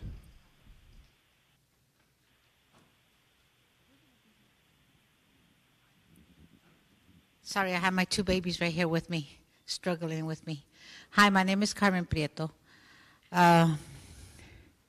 It's hard to see everybody like that, and I understand the extending time because I'm going through. I asked for assistance for my light bill, and I was just telling Ana Maria that a month ago, I asked for help for my light because I had a $400 bill and $300, getting up to $700 bills. I only get $1,300 of mine. I pay $500. Why it came out that high in the winter, I don't know. And it's crazy. I couldn't make that, so I asked for help. I didn't get it. I still didn't get an answer. She got on it right now. Eventually, just right now, I got a phone call. Really? I had to go again by her to get this help. It's taking a lot of time. Why are they doing this? I've had my other kids. I raised them on them. Never have I asked for assistance from the government. And never have I ever asked for Section 8. I've always put shelter, food, and everything, and I worked my butt. Before I made $3,000, $4,000, and I lived in a home. But when I stopped and I was living, I had to move into a trailer neighborhood to live there and afford myself. I never did need no assistance. I never did live from nobody's back. Now I have my two grandchildren that I have to raise on my own, my 4-month-old baby and my 1-year-old baby. And I have to do this by my own. So definitely they need time. If they're going to give me something, they just better damn give me a house. Sorry about my language, but I'm pissed. I'm pissed because we need time. I don't want a Section 8 house. I want them to help my daughter get her home. I want her to get a home for me and my kids because I don't want to live off the government. I don't. I mean, I want them to help the people. I've never, ever in my life lived on Section 8. And I had 4 kids of my own. And I've never been qualified. Never. Even though when I started working in the Jack in the Box and Taco Bell, never did apply. I applied and I never qualified. And then when I started working in the city of Wells Fargo, Chase, and Bank of America, and the state with Chase, I made good benefits. I didn't need it. I made it on my own. But now that I'm disabled, I hell don't want them anymore. I want them to help my daughter, and I want them to help these people. But they need time. If they can't pay a damn bill of mine, and it's taking them that long to help me pay a bill, imagine how long it's going to take them to help them get them a home. And this is a one-time deal that I asked for them to pay my debt.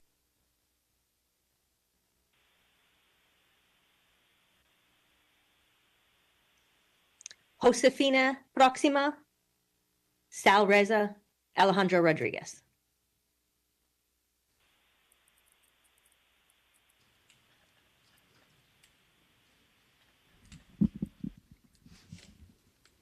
Buenas tardes. Vengo de las casitas. I'm from Las Casitas. Sí. Quiero decirles que estoy muy triste porque nos quieren sacar de allí. I want to let you know that I'm very sad because they want to displace us from there. Y muy nerviosa que no puedo dormir. I'm so nervous about it that I haven't been able to sleep. Es que yo tengo 87 años y ya tengo mucha edad. I'm 87 years old. I'm older now. Y quiero a ver si nos hacen favor de ayudarnos. I want to know if you can do us a favor of helping us. A todos los de las casitas, todos nos apuramos, todos hemos conocido ahí, ya tenemos muchos años viviendo allí. All of the ones that live at Las Casitas, we all know each other. We've all been living there for a long time, and we all support each other. Y queremos saber si ustedes nos pueden ayudar.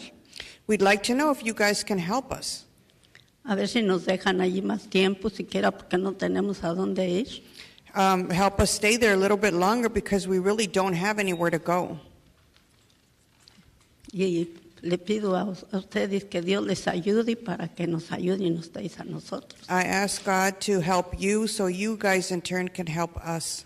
Y que les den un buen corazón a los dueños de los terrenos. And that the owners of the land have a good heart. Muchas gracias. Thank you very much.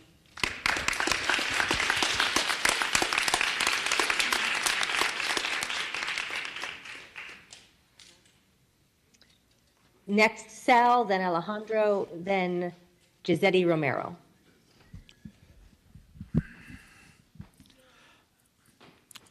Well, good afternoon to everybody. When I was at the university one time, they wanted to take away our offices for the students' paper, and I went to the provost, and he told me, it's all about square footage. And I told him, well, that's the same thing that happened when they took away most of the Indian territory, and also they took away the southwest from Mexico. So it's all about square footage. And that's what we're talking about right now, square footage. Square footage of people that are living a comfortable life. Now, we've heard all of that. I'm not going to go through everything everybody has heard before. We've heard it many times. The decision is on you right now. Everybody told you they don't have enough time. Even the professionals, they tell you there's not enough time. If you talk to Mr. Trailer, he'll tell you he doesn't have enough time. He cannot even get people to move the trailers because nobody wants to move the trailers. That's what he told us last night. So if there's not enough time, but you have a deadline imposed by the state of 180 days, the owners themselves can change it if they wanted to. I don't think they want to. But you guys could, because it's an emergency. It's a homeless emergency. Because of that emergency pass, at the very least, more time for them. If you don't want to get into the private property versus the Prop 207, all of that, you don't want to get into legal problems because even though you can win it, you don't have the will, at least give them more time. That's the least they're asking you. If you don't give them more time, then you're going to be responsible for massive displacements, which you don't want in your hands. Thank you very much.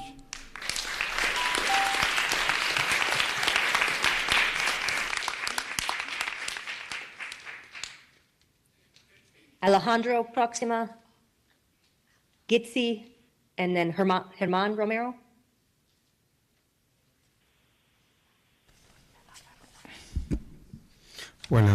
Buenas tardes, señores del concilio. Mi nombre es Alejandro Rodríguez.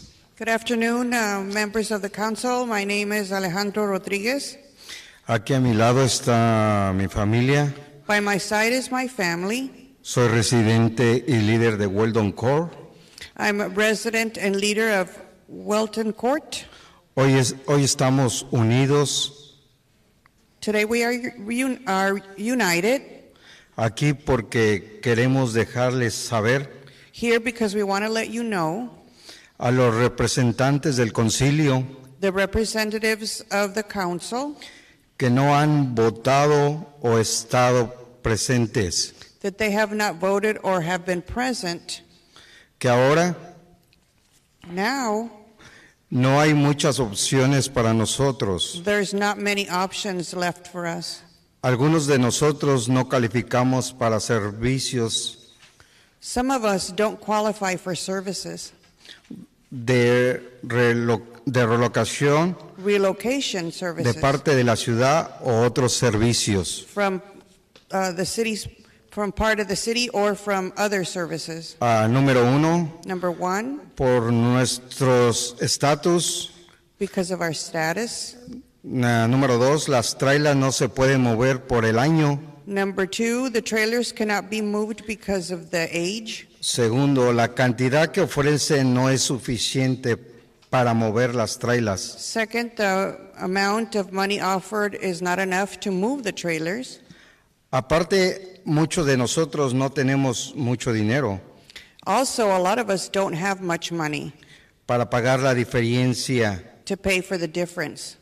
Entonces, So- si hoy no votan para ayudarnos, If today you don't vote to help us una extensión or for an extension, nos van a mandar a mí, a mi esposa y a mis hijos a la calle. you're going to send me, my wife, and my children to the street.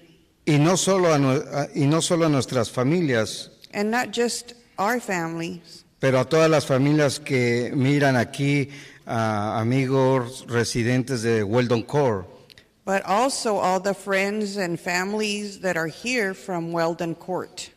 ya basta con tanta discriminación a las familias de bajos recursos. Stop this discrimination against families that are low income. Les pido hoy al alcalde como cabeza de este concilio I'm asking the mayor today that's head of this council que vote que sí para la extensión to vote yes for the extension. y que sí a la propuesta de la zona, que todos los representantes que no han votado también apoyen y voten que sí. And also for the people that have not voted to vote yes on the zone extension. Yo a la vez estoy como nervioso.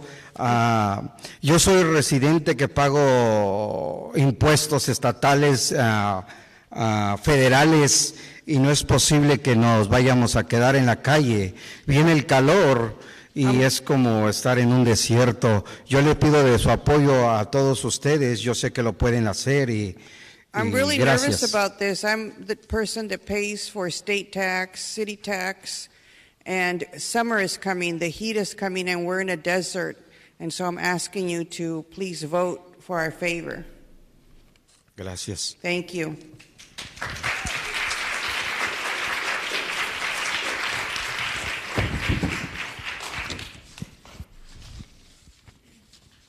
Gitzi Romero, Herman Romero, and Jorge Rosas. I've been living in the Periwinkle mobile homes for more than 12 years, and I grew up here, and I'm aware that unfortunately my home will be gone, but I don't know where we'll go. My family and I have already been in a situation where we had no place to stay, and we went from house to house, and we stayed at hotels. I thank God that we weren't in the streets, and I don't want to go through that again. I don't want to miss school again just to find a place to stay. And I shouldn't be here right now. I should be worrying about my studies and not fighting a multi-millionaire university to keep my home. Right? What GCU is offering us right now is not enough, and rent right now is really expensive. And I feel really scared because I'm 16 years old worrying about where I'm going to sleep at night. And I'm worried of that I might have to leave school again, and that I'm going to be just another homeless living in the streets of Phoenix. I really hope that you can try to understand us, and I really pray to God that you will never have to go through this because it's really hard. And seeing all these kids talk here tonight, it's just really overwhelming. And it's amazing that all these things that GCU is saying, that they have these tutors and this and clubs that we can attend, but none of that's gonna matter when I'm homeless and not in school. Thank you.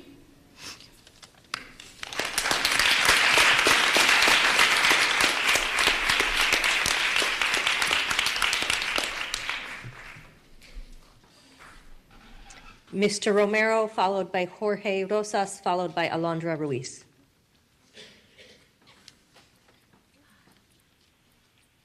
Good afternoon. My name is German, and I am autistic. All GCU is doing is that the money of the wage should not be used to push the poor.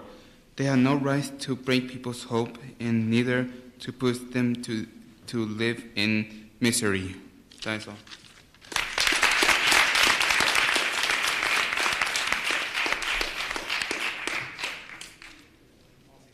Thank you. Jorge, Alondra, Sheila Ryan.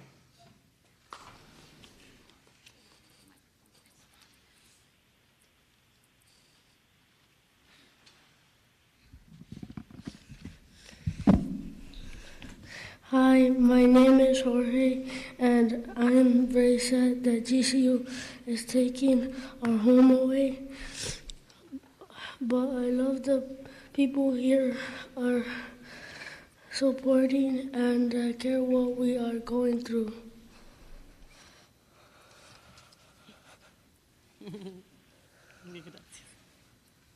Thank you.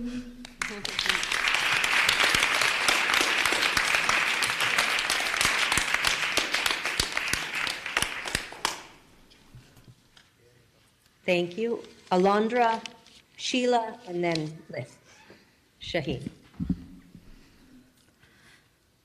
It's really difficult to follow these kids.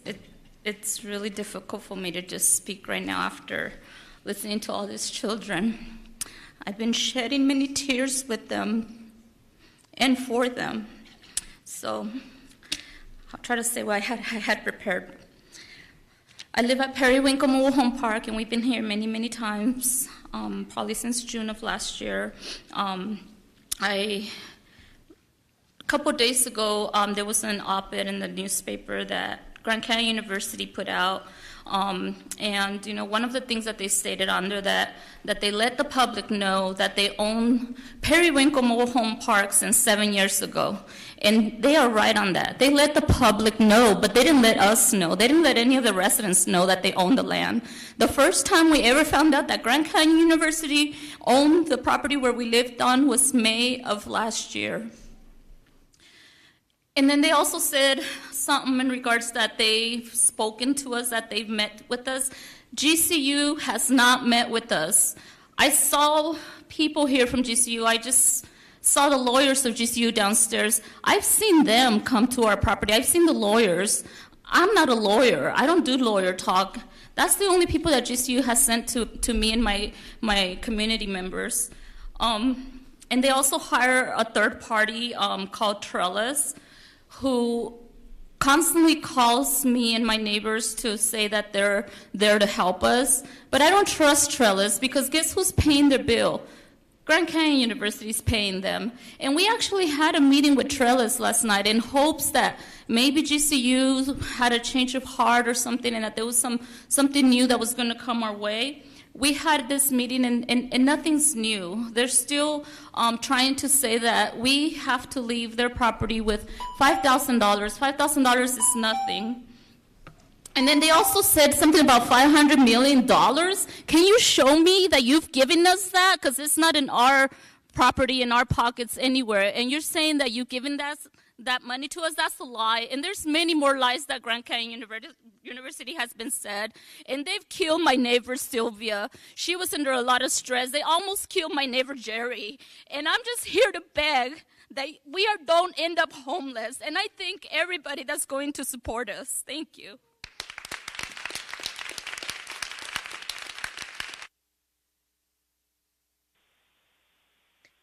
Sheila, followed by Lith, followed by Alex Solis.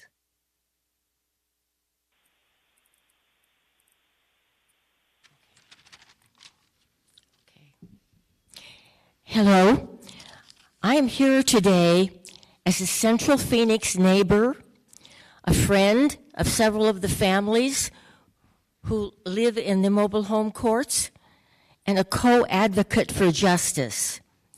First, I wish to urge all within the sound of my voice to read an entry today in the Facebook page of Salvador Reza, R-E-Z-A, for those of you who don't know him yet, which professionally, succinctly presents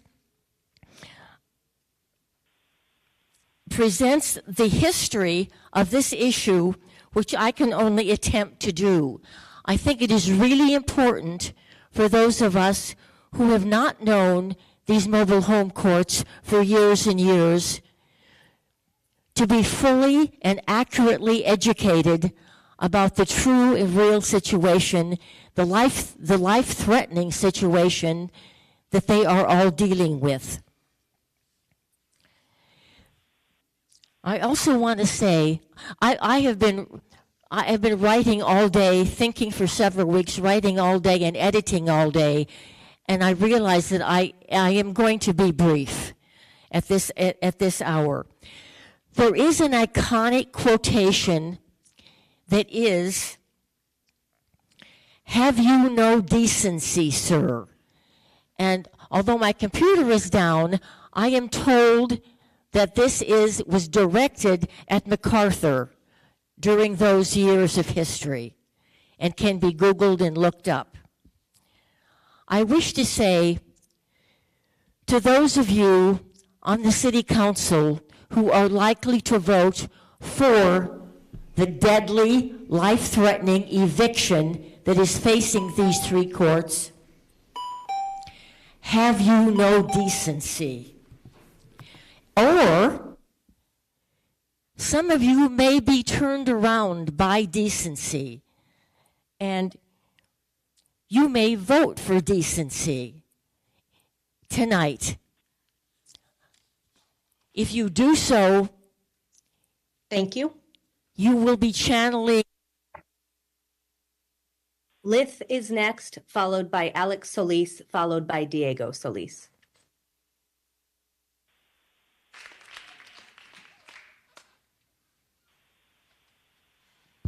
Hi, thank you for giving me the opportunity to speak. I'm here as a tenant here in Phoenix to stand in solidarity with all of the residents of the mobile home parks and call on you guys to pass the resolutions on item 93 of the agenda.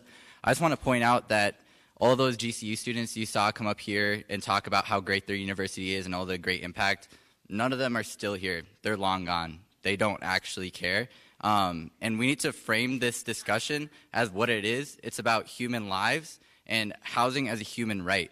Are you guys going to vote to protect someone's investment over these people's right to have a place to live and shelter? These are people who are working class. We're out here suffocating as working class people in Phoenix. The price of housing is skyrocketing. I'm looking for an apartment for next year, and I don't even know if I can afford anything right now. And I'm just out here, you know? I'm not forcefully being displaced. You guys have the power to make an impact and make a difference, so I really hope you do it. Thank you.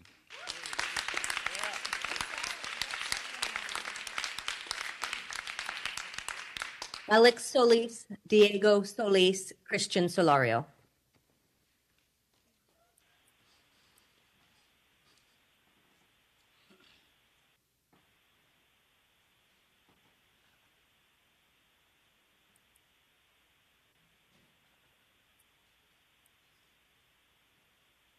Is Alex Solis in the audience?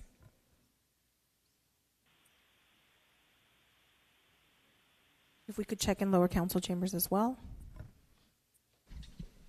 Alex is not down here. Thank you very much. Is Diego Solis here?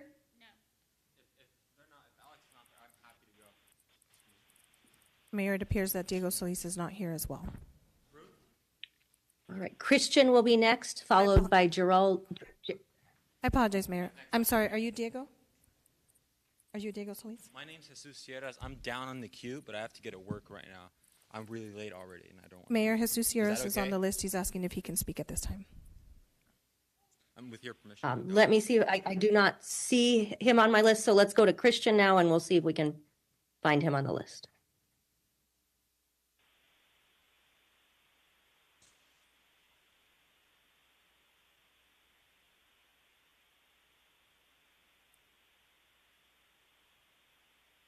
All right, we'll go to Christian, and then we'll go to Jesus.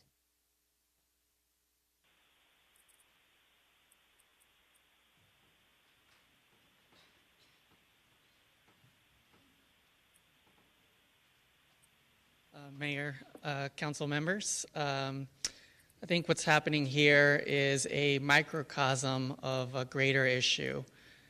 And the city of Phoenix is doing a lot of good things to deal with this issue, this housing crisis. We have a community land trust, which is, in my opinion, one of the best ways to prevent gentrification and displacement, and seeing the city invest in that is very encouraging.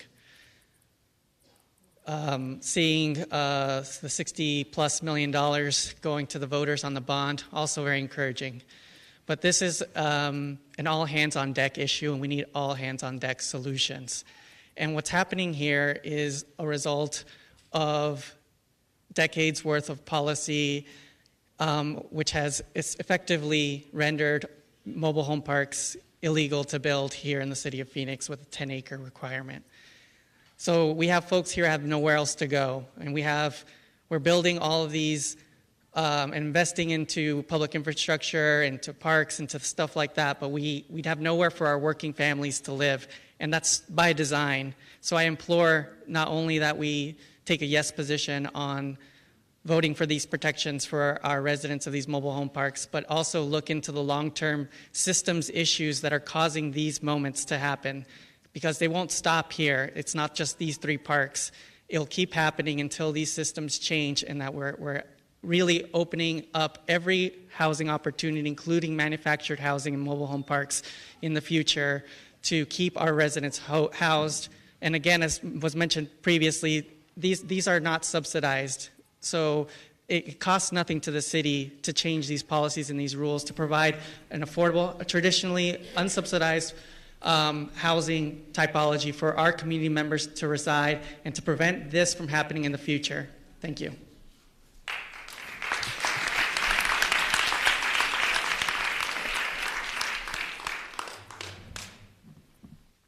Jesus Sierras, followed by Gerald Suter, followed by Leah Terry.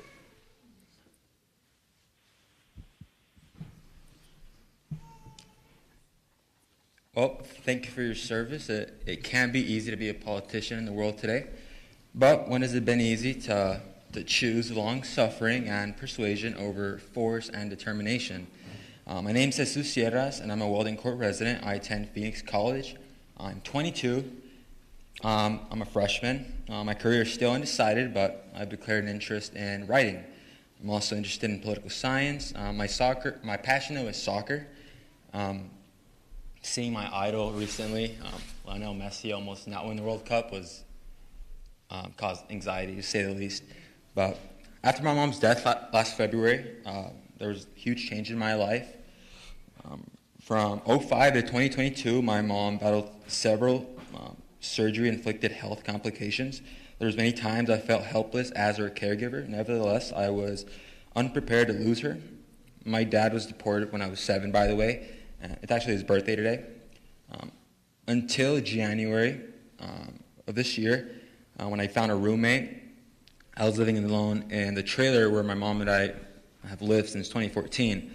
When the relocation notice was sent out, I was honestly preoccupied with credit card debt, loaner debt that I had acquired after my mom's passing, as well as past due property tax fees that I inherited. And mixed emotions about finally starting college. I had tried in the past, but it wasn't possible just because maybe being my mom's caregiver took priority, and perhaps it was more urgent. And then I totaled my car in November in a pileup crash in the freeway, got fined justly, right, and paid for defensive driving school.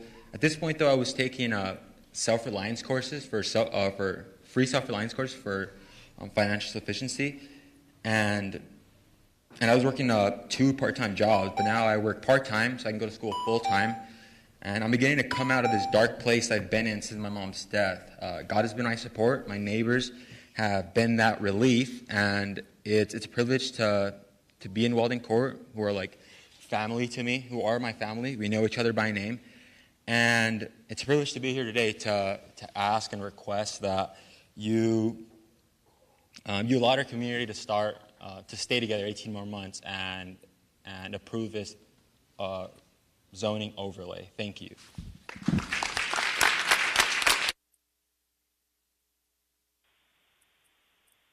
Gerald is next, followed by Leah, followed by Lucas Theriot.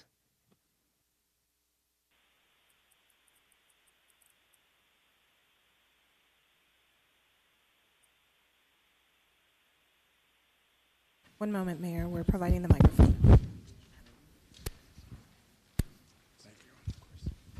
Thank you. My name is Gerald Suter. I lived at Periwinkle for the last 29 years. And I don't understand for the life of me why anybody thinks it's okay to evict these people here, hard-working people, decent people, for the sake of building a family-style apartment unit. The university says that they have the right to expect to have a safe, comfortable place to live. Well, so do I. I did what I was supposed to do in my life. I served in the military, United States Air Force. I worked all my life. I paid all my taxes and everything. I have a right to expect to have a safe and comfortable place to live also. I don't know why the society is like doing what they are, but I never thought that my well-being could be sold for 30 pieces of silver. Now, this is not right. Mobile homes were built to be mobile home parks for people with low income. Let's keep it that way. Let's don't keep adding to the homeless people we have now.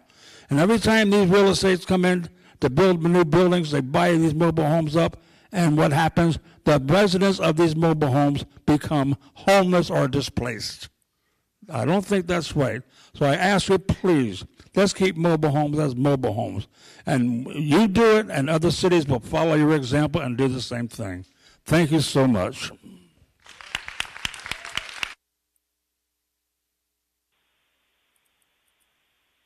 Leah is next, followed by Lucas, followed by Manuel Vera Martinez.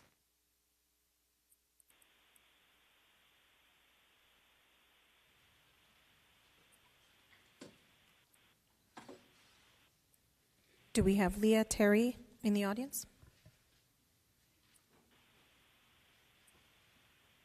And if we could check in lower council chambers for Leah Terry. No Leah Terry. There is no Leah Terry. Thank you very much. We will go to Lucas, then Manuel, then Gabrielle Vielmas.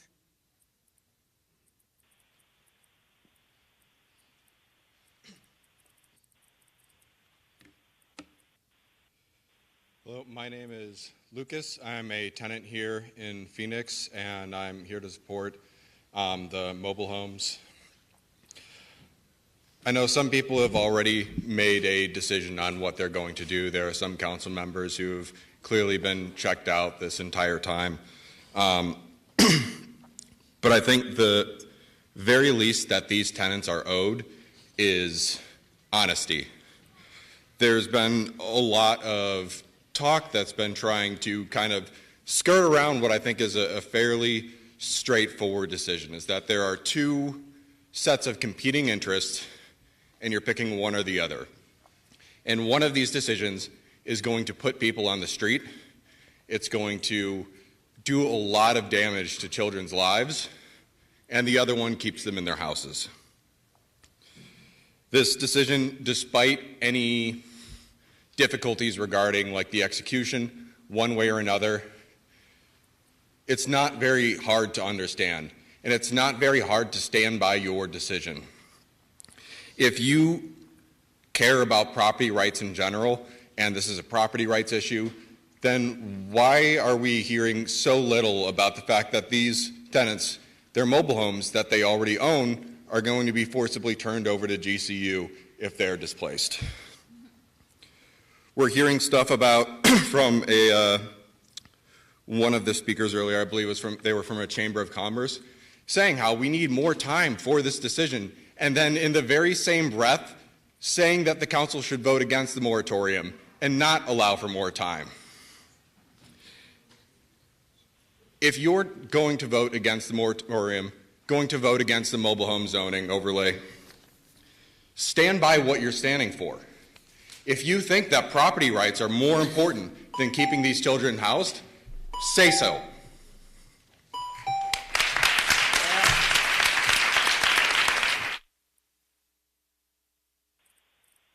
Manuel is next, followed by Gabrielle, followed by Sylvia Yanez.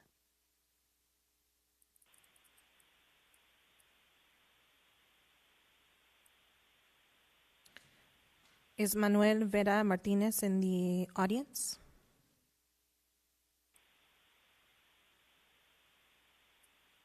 Just to double check in lower council chambers, Manuel Vera Martinez. Manuel is not down here. Thank you very much.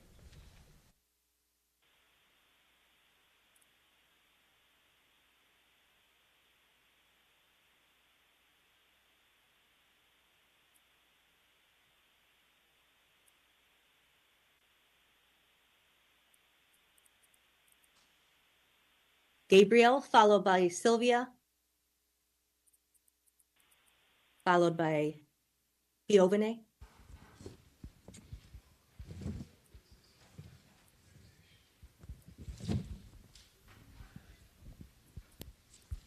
Buenas tardes. Good afternoon. Buenas tardes, Mayor y Concilio, Honorable Concilio de la Ciudad de Phoenix. Mi nombre es Gabriel Bielmas Aguayo. Good afternoon Fui invitado to por the un mayor organismo, and the council. My name is Gabriel Vielmas Aguayo. I was invited by por un organismo que es la campaña de los pobres. our organization that's a campaign for the poor. Creo que ya en este momento hemos escuchado bastante todas las inquietudes y pues en realidad sabemos que la resolución está en ustedes. Creo que I think that we've already heard all the comments, and I think the resolution to this is in your hands. sabemos que la gente, los niños, los gentes mayores, adultos han vivido por mucho tiempo en sus complejos de trailers. We know that the families, the elderly, and the children and adults have lived in these in these trailers for a long time. Y sabemos que pues USA está por intereses propios porque creo que And I believe that the USA is interested in its own interest. Ya que pues creo que todo aquel que con sus palabras dice algo y con sus acciones demuestra lo contrario. I think that with their words they say one thing, but with their actions they demonstrate something else. No está haciendo lo que ellos pregonan. ¿De lo que ellos qué? De los que ellos dicen demostrar ser. They're not actually doing what they say they're going to do. En sus manos está la decisión, The decision is in your hands. la felicidad The happiness de muchas familias of many families. y pues tomemos en consideración que toda la gente estamos aquí por algo, estamos por necesidad. And take into consideration that all the people that are here because of necessity. Pero principalmente But primarily por el bienestar de nuestras familias. for the well-being of our families. Los niños, The children, los abuelos, the grandparents, los padres, the parents, hermanos. and the siblings. No podemos verlos en la calle, no podemos desalojarlos. We cannot see them go to the street or to displace them. Es tiempo de que ustedes tomen una decisión It's time for you que to sea en make a choice, beneficio de la comunidad, and so that the community can benefit from it. siendo ustedes You being los dignos representantes de todos nosotros. the representatives of all of us. Les agradezco que tomen en consideración y reciban un fuerte abrazo de mi parte y Dios los bendiga a todos. I appreciate you take me into consideration, and all of you will get a strong hug from me, and God bless you. Gracias. Thank you.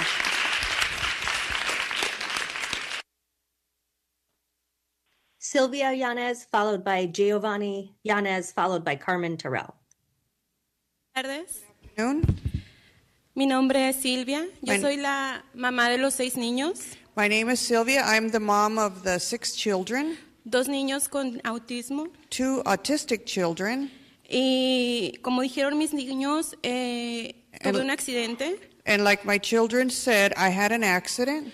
El mismo día que nosotros, una vecina y yo acompañábamos a nuestra vecina Silvia rumbo al hospital, el día que ella acabó su vida. Me and another neighbor accompanied Sylvia on the day that she lost her life. Es difícil. It's hard. Pasan y pasan los días. Days go by and they go by. Y la única realidad que tenemos es que no tenemos nada. And our only reality is that we have nothing. Se nos habla de ideas, We're- opciones, We're propuestas, told about ideas, propositions, suggestions, pero ninguna se acerca a la necesidad que tenemos, but none of them come close to the need that we have. que es encontrar un hogar digno para nuestra familia. That is to find a home that's worthy for our family. La Universidad de Gran Cañón nos tiene en un punto muy vulnerable.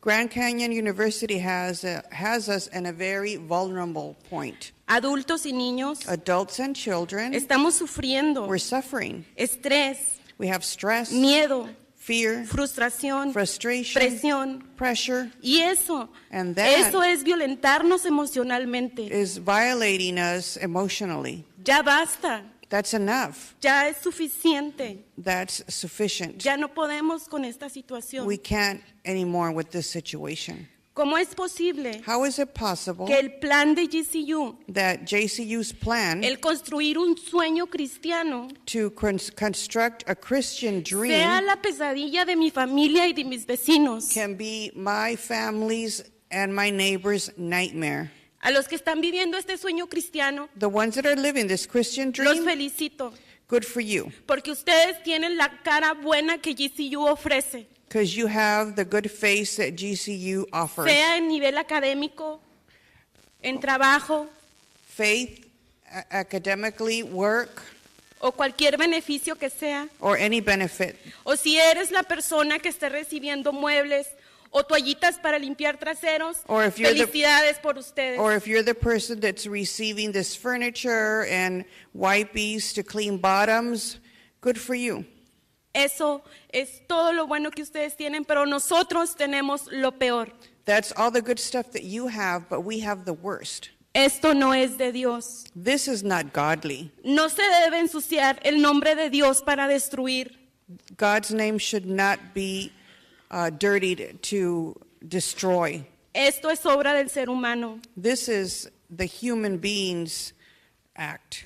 Personas llenas de avaricia, Greedy people, de poder, power, con dinero money, y muy poca compasión. and very, very little compassion. GCU los ha demostrado GCU has demonstrated que solo cuida sus propios intereses. they only care about their own interest. Nos ha dejado claro que no nos va a ayudar They've made it very clear to us that they are not going to help us porque no le importamos. because they don't care about us. Nosotros somos dueños de casas We are owners of y homes, tenemos que renunciar a nuestros hogares and we have to give up our homes para ir a pagar rentas que no podemos solventar, so that we can go pay rents that we cannot afford, adquirir una deuda de miles y miles de dólares que necesitamos un down payment que no podemos tener. to get a debt of thousands of dollars and pay a down payment that we don't have. Es injusto, It's unfair, muy injusto. very unfair. Estar aquí me hace creer que estamos con las personas correctas y justas. To be here makes me believe that I'm here with people that are fair and just, Con el poder de hacer la diferencia. with the power to make a difference. Poner un alto Stop y una solución a este conflicto. and get a solution to this conflict. Mi pregunta es, My question is, ¿lo van a hacer? are you going to do it? Gracias. Thank you. Bendiciones.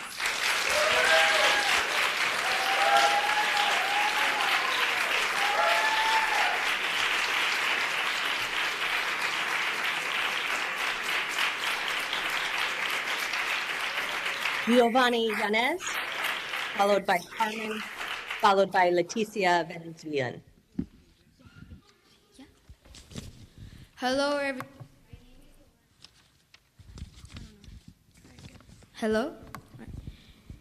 Hello, everyone. My name is Giovanni. I am 10 years old. I came here to tell you about how GCU is trying to kick my family out our home, living in the street with no options. I hope you can help me get more time to find a home for me and my 5 other brothers and my mother. I'm asking you, honorable people, to give me the right to be a normal kid. I want to believe that good things can happen, that I don't have to worry where I'm going to sleep. I want to believe that I can go to university. I believe in you. My future and others are in your hands. One day I'm going to be sitting in one of those chairs and I'm going to change a lot of things. Thank you.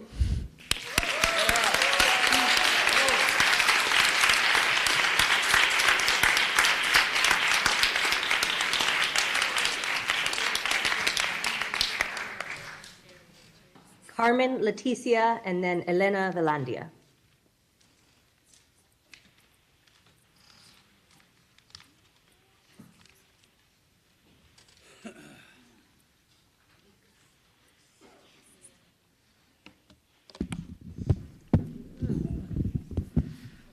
Okay, testing. Can anybody hear me? Good evening, Mayor and members of council. My name is Carmen Terrell, and I speak in support of this because, as you can see, everybody needs not just only more time, but it's also need to improve the Section 8 system of Quadell because they're just overloaded as well as biased.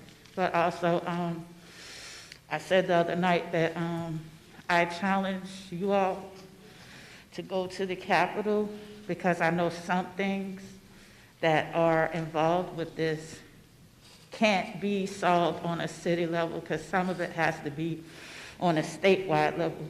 So I appreciate Kristen Solorio, Anna Hernandez, and Annalise Ortiz for being here from the Senate and the House at the state capitol.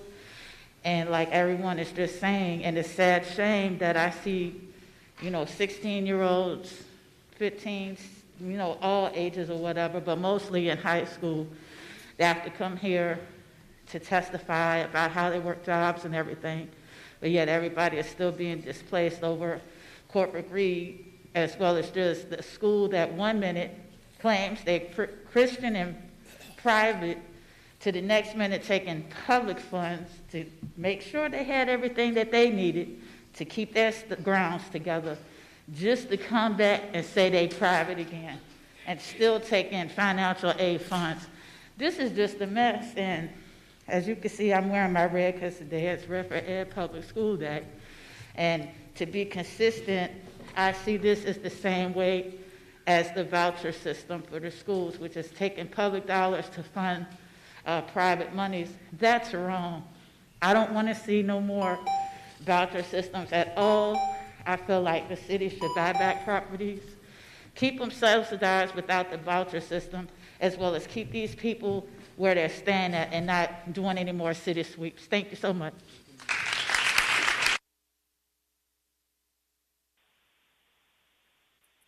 Leticia, followed by Elena, followed by Rosa Dominguez.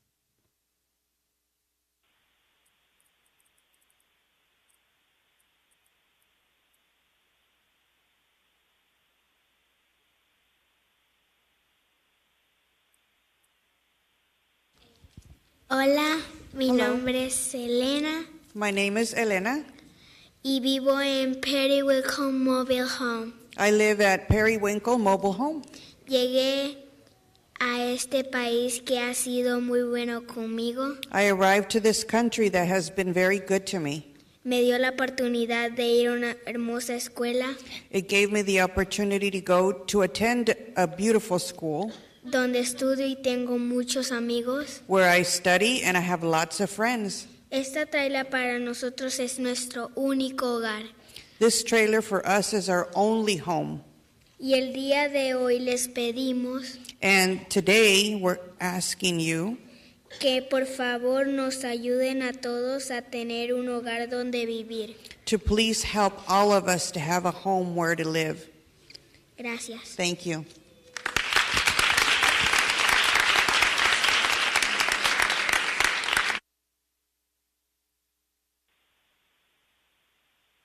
Elena, followed by Rosa, followed by Sofia Martinez.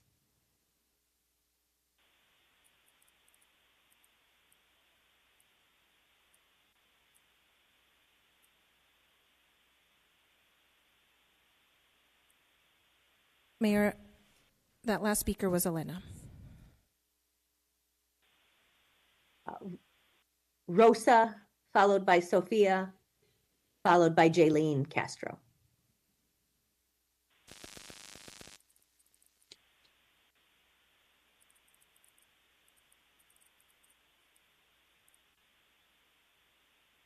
Is Rosa Dominguez in the audience?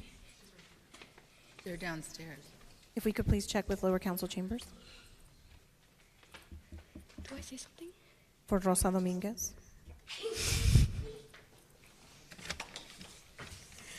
Hello, my name is Rosa. I'm here today because they want to kick us out of the trailers. It makes me feel sad that this is happening to me and my community. I want the city council to let us stay in our homes for 18 more months. I'm mad they are kicking us out. Thank you.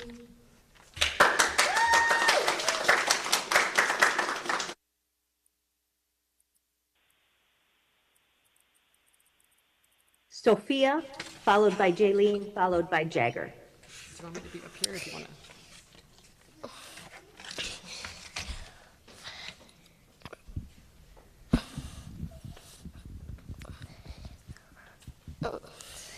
Hello, my name is Sophia. I am here today because they want to kick us out. It makes me feel upset that this is happening to me and my community.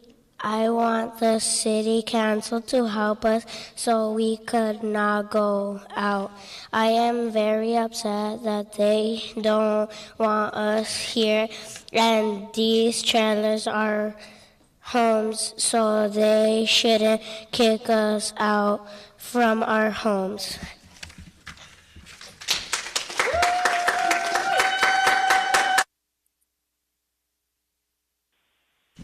Jaylene, followed by Jagger, followed by Ana Hernandez. Hello, my name is Jaylene. I'm here today because I want to say a few words on behalf of the families and mine being evicted. It makes me feel mad, sad, and upset that this is happening to me and my community. I want the city council to help us so we can get more time and get somewhere to live because they're not getting us enough time. I'd appreciate it if you guys were on our side and help us win this fight. Thank you for your time.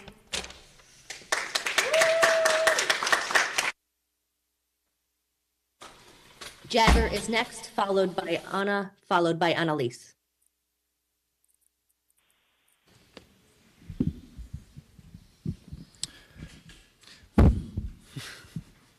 Good afternoon, Mayor, Phoenix City Council. My name is Jagger Halverson, and I am blessed to be the newly elected student body president at Grand Canyon University for next year. I am so honored to be a part of a GCU community and the opportunities that it gives our students to help the Phoenix community, the state of Arizona, and ultimately the country. I am proud to attend my university, very proud. GCU has a rich history of helping people. From coming to school at GCU, I have learned about opportunities such as CityServe and numerous outreaches on campus where my friends and I continuously go out into the community and want to benefit. Our expansion has afforded us with a great opportunity to serve the community. GCU has purchased this property nearly 7 years ago. We have gave notice of a planned development nearly 5 years ago and have a formal notice of park closure on April 30th, 2022, which is almost a year ago. By the time the park closes, the formal notice of change will be 13 months, specifically 393 days. When the law only requires 180 days, which is 6 months, GCU was asked for extensions, and we did provide those extensions. We gave the residents an early departure compensation, offered free rent for the tenants who did not vacate the park before January 2023 all the way until the park closes in May, and have extended our deadline 2 times now to accommodate the students of the mobile home. That way they can continue with their friends and go to school. Through our resources at the university and the partnership with Trellis, we have assisted in showing the state assistance and more. The Phoenix IDA, Industrial Development Authority, is supporting residents of other 2 parks in case management and finding housing because GCU is doing so much with our Trellis partnership. And we trust Trellis. Everywhere I go in the Valley, people appreciate the growth and the impact that we've had in the Valley. GCU has proven that we take care of people. We've served our community day in, day out, notified by over our 100 outreaches into the community. GCU cares for these families, and we have continued to show that our university not only cares for the community, but loves the community. Thank you. GCU lied to you, young man.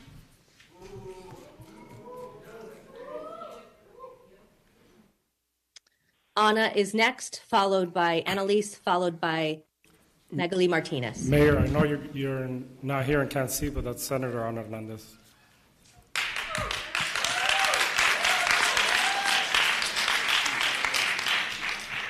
Thank you. My name is Senator Ana Hernandez, also a resident of Phoenix, and Phoenix and Arizona as a whole is in a housing crisis. And the fact that these residents have to show up to beg to keep their homes is so infuriating to me, when I understand that there are many solutions that are needed here that are not going to happen overnight. But the city council has an opportunity to deliver real solutions to the community members that trusted you enough to vote for you, to put you in those seats of power to do the right thing. Politics isn't easy, and the right choice isn't always the easiest choice. But today, you have the opportunity to make the right choice, as tough as that is. Do not prioritize profits over people. Do not prioritize profits over people. That's what this comes down to. We know that zoning is a huge issue that we've been fighting over for the last, months. Personally, for me, it's been over the last few weeks. And there's a lot of legislators at the Capitol working on bringing statewide housing solutions. And one of the things that I've heard over and over from the city of Phoenix is that let's keep zoning as a local matter. Prove that today by supporting this mobile home zoning overlay for these residents. Where are they going to go when we have a housing stock shortage? Part of that is exclusionary zoning and how things have been zoned out of existence. Today, you have the opportunity, again, to deliver a real solution for these community members. When lives are on the line, they show up. When your election was on the line, they showed up. Today, show up for them.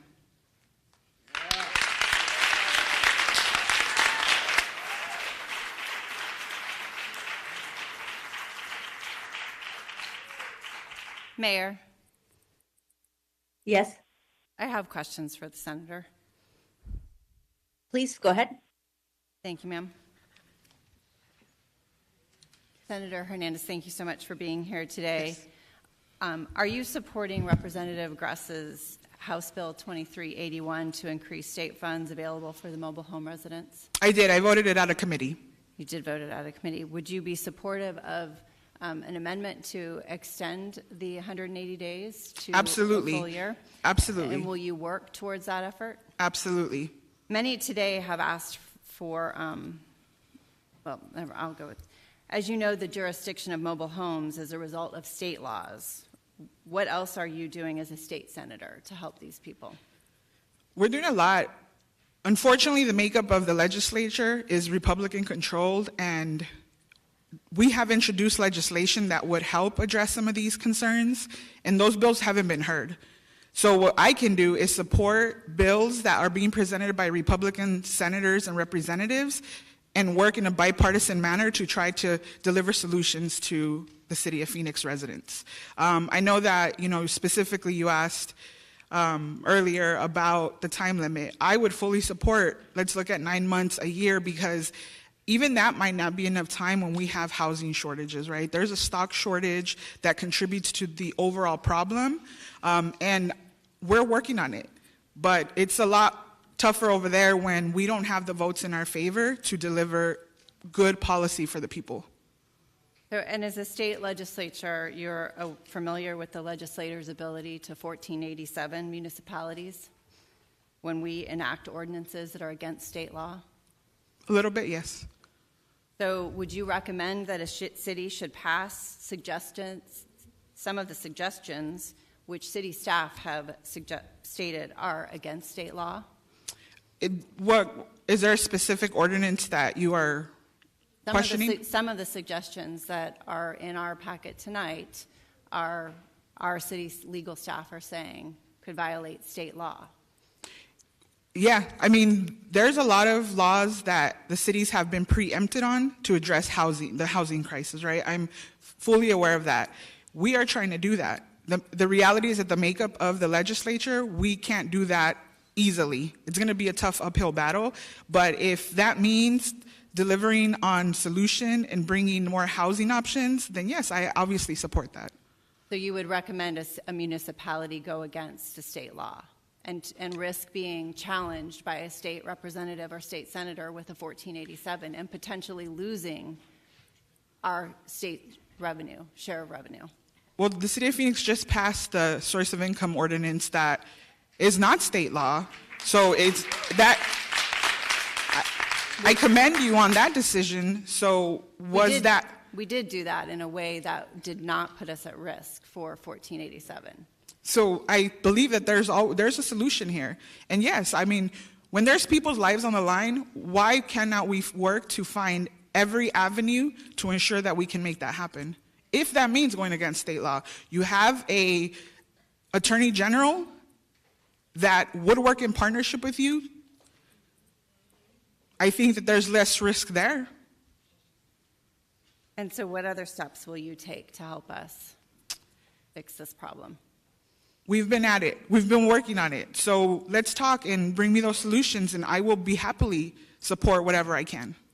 All right. Thank you, Senator.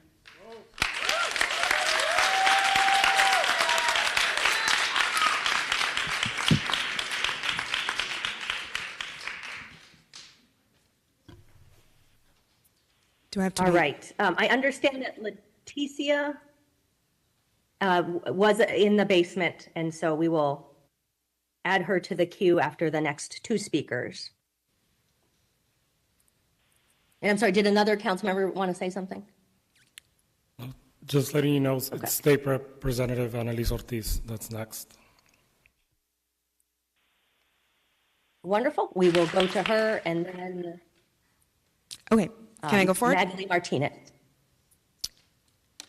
Thank you. Hello, Mayor, members of the council. I am Arizona State Representative Annalise Ortiz. I represent the people of Maryvale and South Glendale in the Arizona House of Representatives. You know, Councilwoman O'Brien, I'm happy that you asked some of those questions, because when it comes to our job as state legislators, sometimes I do get very frustrated by the makeup of the legislature and our inability to easily, and well, I don't want to say easily because nothing's easy in politics, but to more directly impact the lives of residents. And what you all can do as city leaders is sometimes so much more powerful and impactful. And one of those decisions is on the table tonight to protect the lives of the residents here, to save these children who have already been put through so much, the trauma of being displaced, and to save these families the trauma and stress of having to find another place to live. We are in a housing shortage right now. It is a crisis. It is nearly impossible to find places that will accept the housing vouchers. You all know that because you discussed it at length a couple of meetings ago. But even just to find an affordable place to rent is so difficult right now. I am a tenant myself, and I know the challenges that come with having to find a new place to live. I hope that you will listen to the residents' request to put the 18-month moratorium and to designate the mobile home zoning. And when you asked about doubling the 180 days in statute, we would absolutely support that. Senator Hernandez and I have been working very hard, and we would want to work in partnership with the city on zoning reform, which we see as a huge barrier to preventing these kinds of situations from happening again. And I also want to touch on the 1487 issue that you talked about. You know, I used to work at the American Civil Liberties Union, and I know that sometimes we would have to force lawsuits in the interest of justice. And as leaders and as elected officials, you have the power to force a lawsuit, to do the right thing, to do the bold thing, to protect the lives of people who are facing homelessness. I urge you to do that, and I will tell you that you will have someone in the legislature who has your back in that decision and who will be working with you to make sure that we can continue protecting tenants across the city. Thank you so much.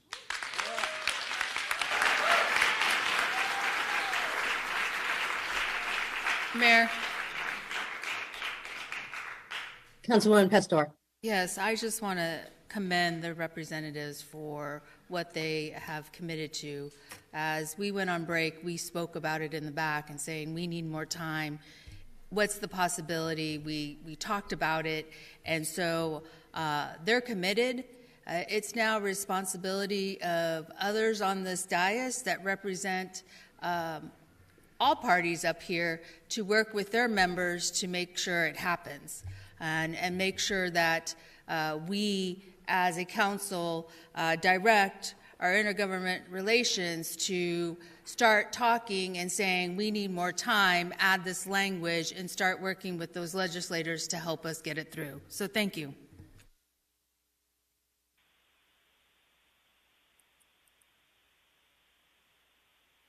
Ms. Martinez, followed by Leticia, followed by Maria Barbosa.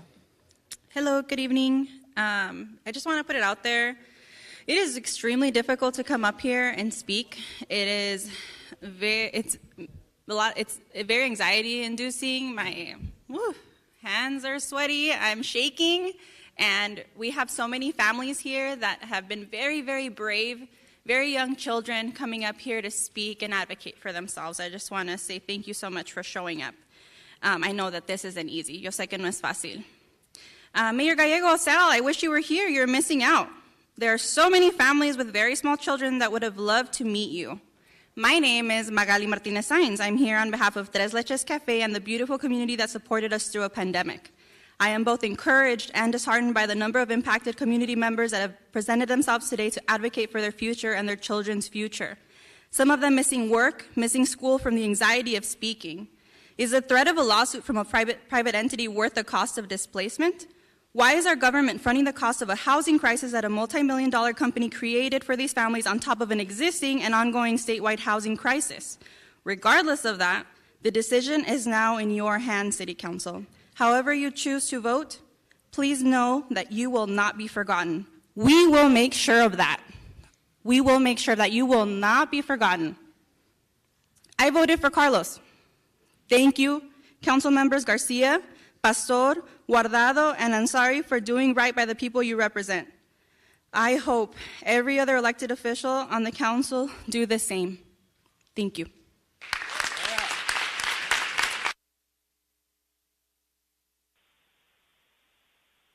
Leticia is next, followed by Maria, followed by Tammy Wen.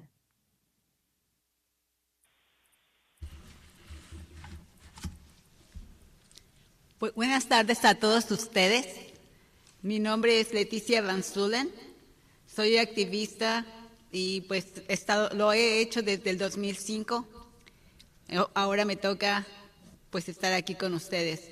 Good evening. My name is Leticia Van Zuelen, and I am very happy to be here today. I am an activist, and I've been so since 2005. Ahora me toca estar aquí.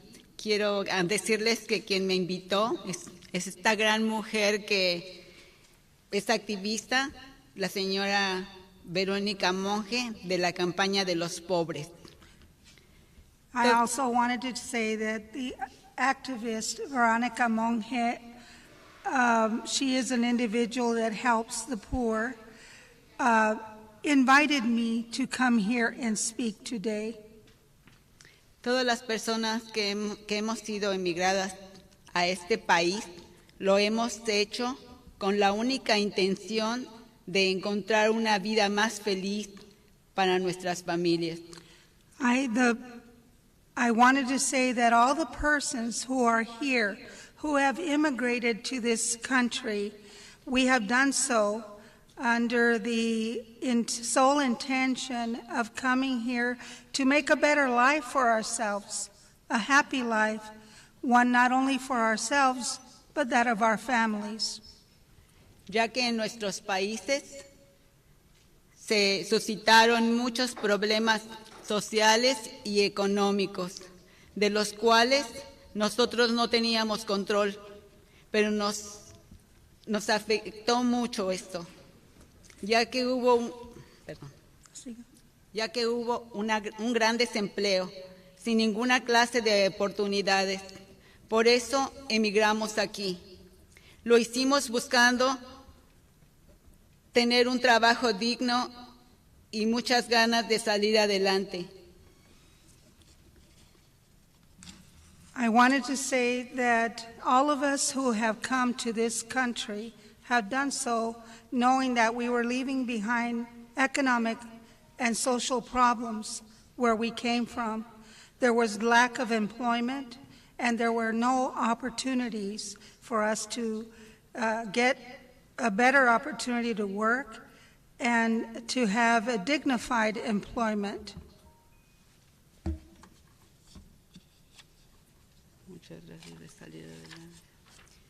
We had the desire to get ahead and do something with our lives. Y lo logramos. And we were able to do so. De acuerdo a nuestras posibilidades. In accordance with our abilities and possibilities, rather. Fueron oficios de jardineros, lavaplatos en restaurantes, lavaplatos en restaurantes, construcción, limpiando casas, hoteles, tiendas y varios lugares más, con el fin de que el empleador estuviera satisfecho y así poder trabajar. Our abilities to work, as whether it be whatever capacity, as gardeners, dishwashers, in a restaurant, doing construction, cleaning houses or hotels or stores, wherever we work, we did so working for the employer, hoping that they would be satisfied with the work that we were doing. And we were thinking that we would be able to better ourselves. ¿Tienes? Ahí está. Okay.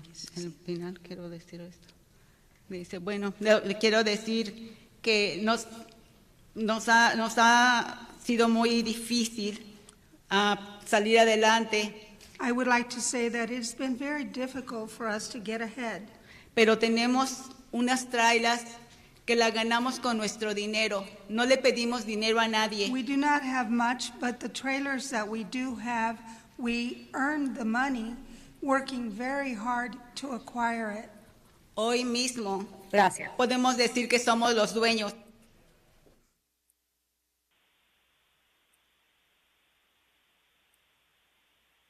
Maria is next, followed by Tammy, followed by Karen.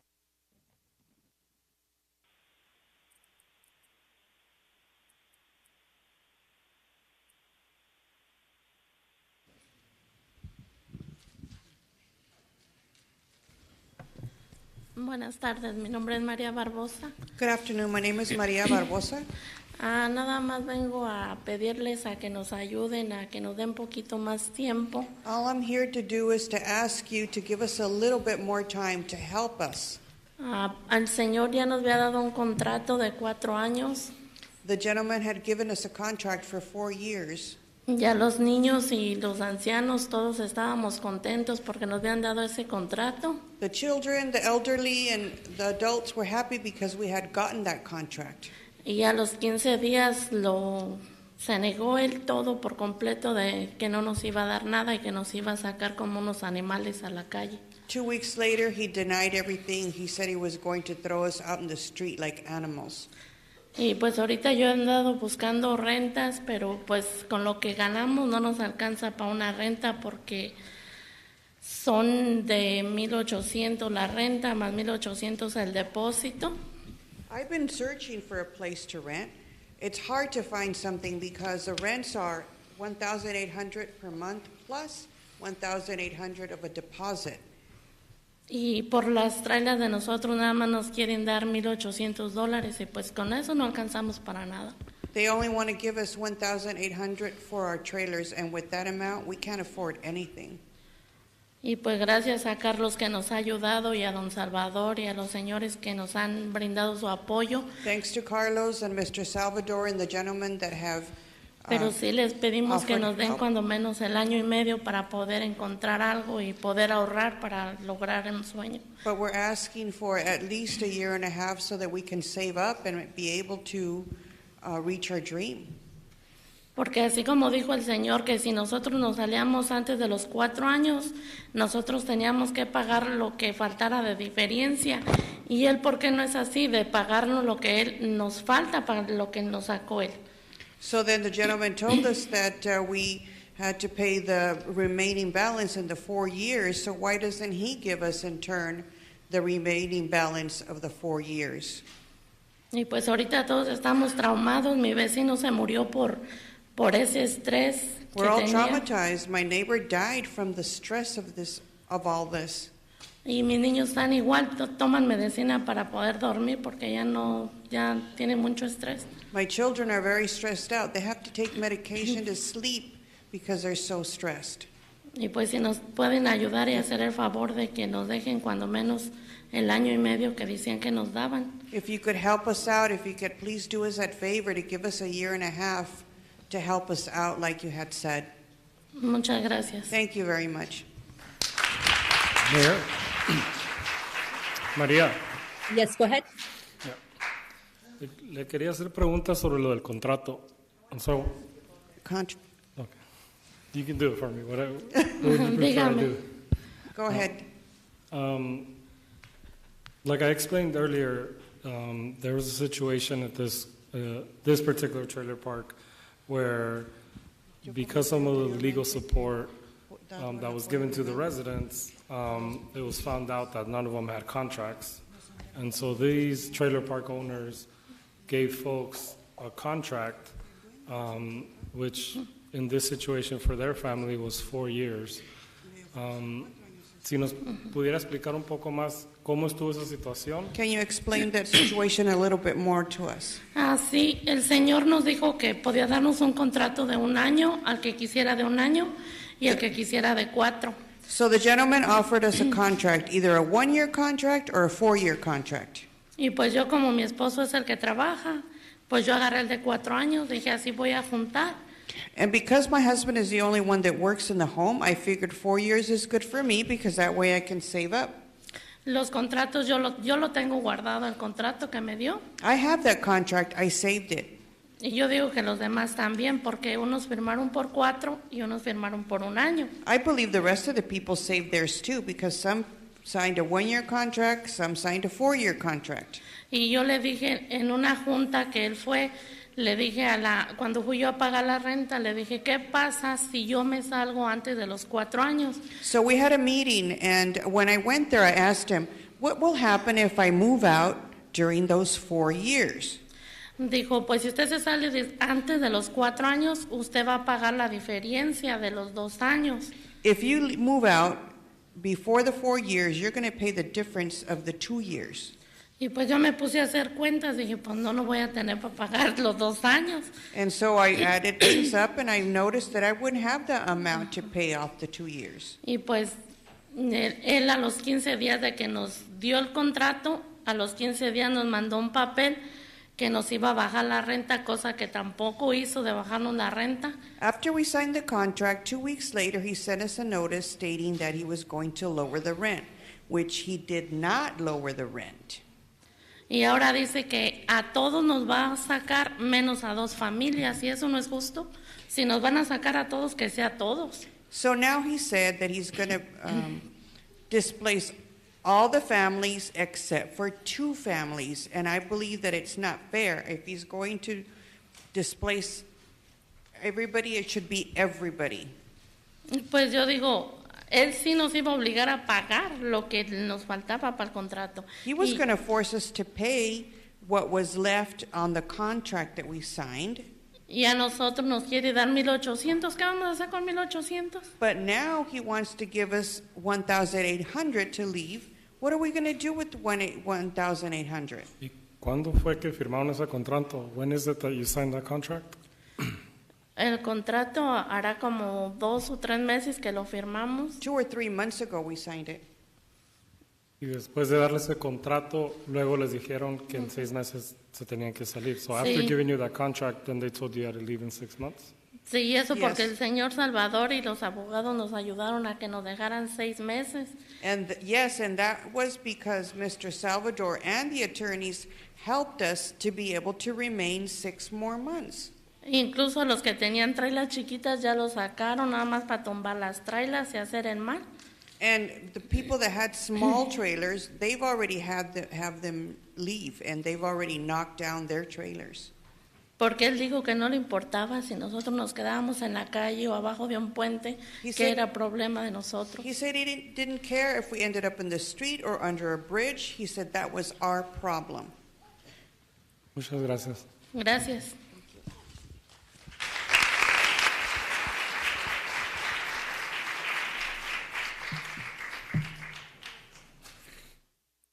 Tammy, followed by Karen. Yeah. Hi, everyone. My name's Tammy. I'm a born and raised Phoenix resident. I'm outside the chambers right now.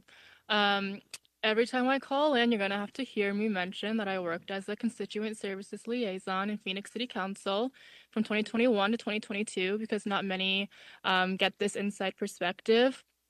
I've answered countless calls and emails from people needing emergency rental assistance, facing eviction or mistreatment from landlords, and we all know that homelessness has continued to worsen every single year. I also know that some of these council members don't even have a hired constituent services staff and thus don't know half the stuff going on in their area. But there in the chamber, I dare you to look at these families in the eyes and tell them that they will be homeless within 2 months' time, right into the 120-degree heat. And I know we have a whole heat program or whatever. But then once they're in the streets, your constituent services staff member, if they exist, will have to respond to their calls for housing assistance and vouchers in time, depending how swamped they are with other requests. And then you will leave City Hall to your nice homes and move on with your life. So I beg you to listen to the tenants actually being impacted and consider their voices before every paid actor by GCU and housing staff who noticeably stuttered every time they said they care and feel sorry for the residents they're evicting because they know they're lying to themselves. Please pass all 4 motions, especially the zoning overlay and moratorium. Thank you.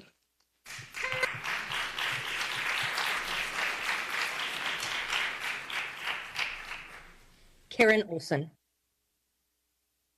Hello, can you hear me, Council? Yes, we can. Thank you very much. I just want to uplift so many of the voices that have been here today, that have been here for multiple hours holding this space. I am here in solidarity with all of the folks from the mobile home communities, of which, apologies, I don't know all the names. I'm going to read the public comment I left. The City Council cannot allow this eviction to take place. For years, our city has struggled with community members falling into homelessness, and if GCU is able to go through the forcing these residents out of their homes, City Council would be contributing directly to this issue. Small payouts are inadequate solutions when there is no affordable housing in this city. Declare mobile home zoning on the existing homes now. I also want to take a moment to acknowledge that I'm a white woman coming into this space with a seat of privilege to be able to not only call in whilst I can do work remotely, to acknowledge all of the people that took today off that maybe can't even afford to come into a city council space of which not all the city council members are actually in, nor are they being participatory within that space as well. And I also want to acknowledge the way we talk about houselessness. There are people without homes that deserve that space, and we deserve to give them that kindness. Ooh. And just like so many of the people before me, I feel this within my body, and I'm giving myself the space to slow down and take deep breaths. We should not have to come here time and time again to witness people's stories, for them to have to be en masse to be believed. One person becoming unhoused is one too many. Please listen to the plea. Please change your perspective. Do something different. Thank you.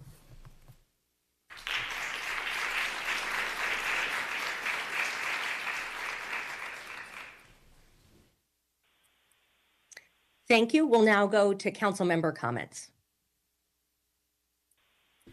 Mayor. Go ahead, Councilwoman. Thank you. I have a few questions of staff.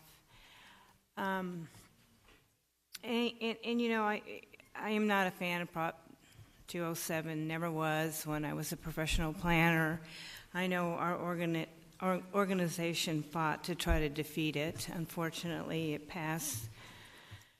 And we are now living with the consequences of it.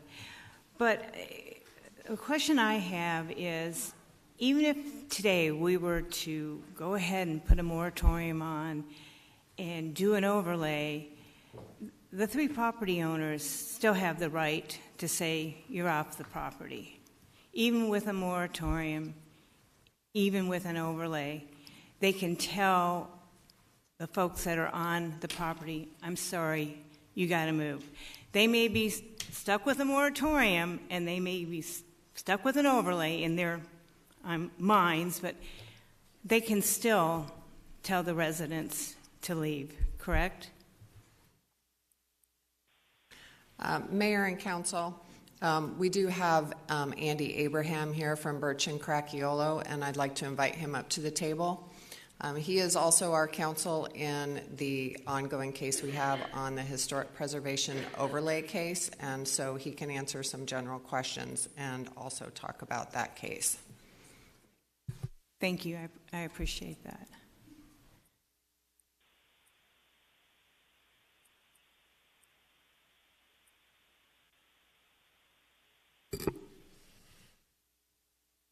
Mayor, members of the council, thank you for having me here tonight. Councilperson Stark, you're exactly correct. Notwithstanding a moratorium and notwithstanding an overlay, neither of those would enjoin the owner of the property from exercising their rights as permitted under their contracts with the residents and as permitted under state law.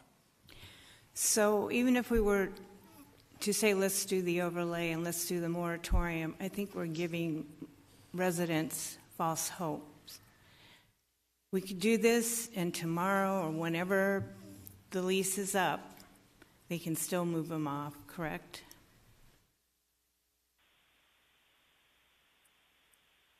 There's nothing in the state statute that would allow the city to enjoin the landlord from exercising its rights so long as the landlord is complying with state law.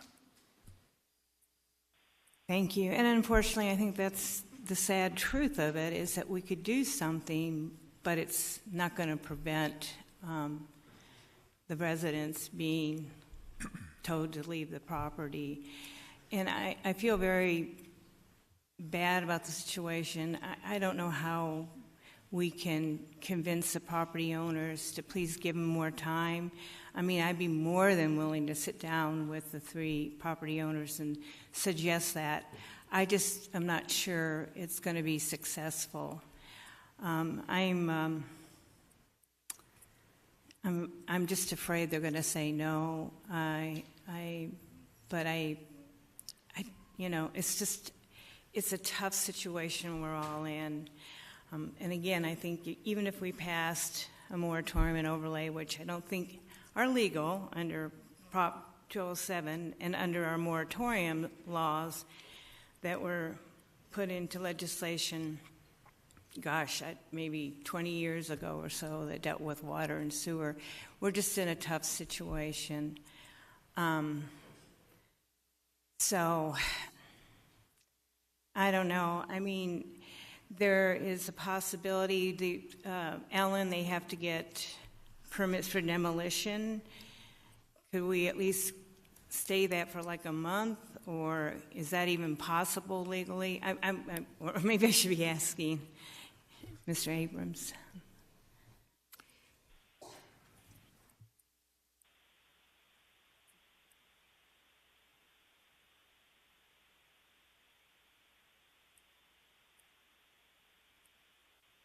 The state statute speaks to moratorium and the process for moratorium, and that statute would potentially apply to delays of issuance of permits. Depending upon the length of the delay and the pattern of doing that would impact the exposure under the state moratorium statute. Okay, well, I appreciate it. I know staff has worked very long and hard to try to find solutions for what is going on. I know we are in an affordable housing crisis. We're just in a tough situation. I just fear that even if we were to pass this, the residents may still not have a place to reside. Thank you. Mayor? Councilmember Garcia. Thank you. Thank you, Councilwoman Stark. It sounds like you're leading towards supporting these families. It's really exciting. On Prop 207, again, like was stated earlier by the Senator, we have a new Attorney General where we saw a decision be favorable 2 weeks ago. So I think that's something good to look at. In regards to them being evicted, I think we heard some of the folks have contracts. So then those contracts, the reason they, correct me if I'm wrong, the reason they were able to void them was because they were closing down the trailer park. And that's when they have to give the 160. Now, of course, any property owner can kick anybody out. But these property owners, especially GCU, and I think all three, are motivated because they're developing something else. That's the reason that they would take these folks out.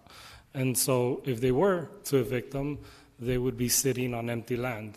Is that correct? They wouldn't be able to develop what they intend to develop? Councilmember Garcia, I have not seen any of the agreements between the residents and the owners of the property.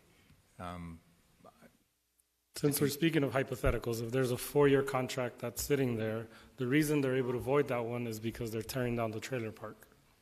That's the rationale that they gave to voiding the 4-year contract. Does that sound, if that's the hypothetical, we're speaking hypothetical.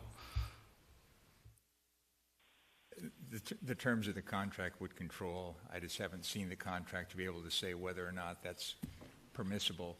And that's obviously a private issue between the resident and the owner of the park.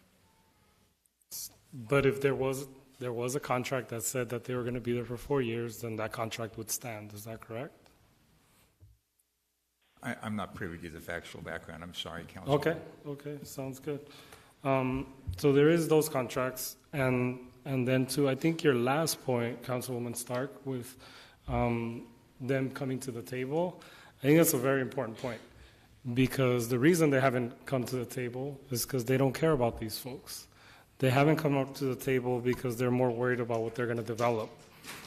And so, in your voice, I hear the want to help them. And so you may be correct that they still get evicted. But what you're giving folks today, if you decide to vote with them today, is leverage and the ability to have a fight against those greedy folks that are trying to kick them out.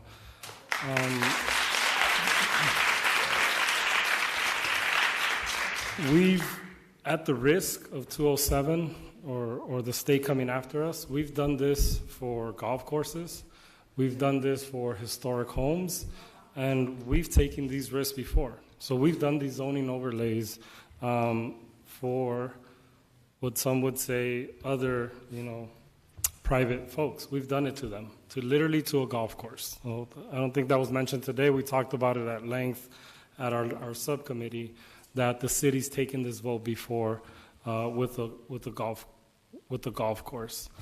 We're talking today about folks that are currently self-sustaining themselves. Beautiful communities of folks that have lived together, that support each other, that have driven each other to the hospital, that have created beautiful communities.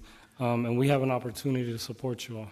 We have 4 people that are committed, and we need one more person to give you a fighting chance. And Councilwoman Stark is right. There's no guarantees. But I think today what we can do as a city is stand by you, support you, and make sure that you're not in the streets. As to GCU or any of the owners of the properties, they weren't here today. They didn't show up. They were cowards, and particularly GCU. They sent the lawyer may be here, but the lawyer was too scared to come up and testify. I agree with you. Whatever I said. And to send your students who are on scholarship, some of them, I believe, you have positions at your university, so I hope they're registered as lobbyists, or else the lawyers today had them present unlawfully. And then to invite churches that you donate to and have them stand in front of you to take these hits is just unfair. And so I'm not sure who the lawyers are, and I hope the GCU president who refuses to meet with these folks or any of us is listening. And I hope that today we vote to give these folks that leverage and that they do the right thing. So I'm obviously going to be supportive of all four measures. Thank you. Mayor?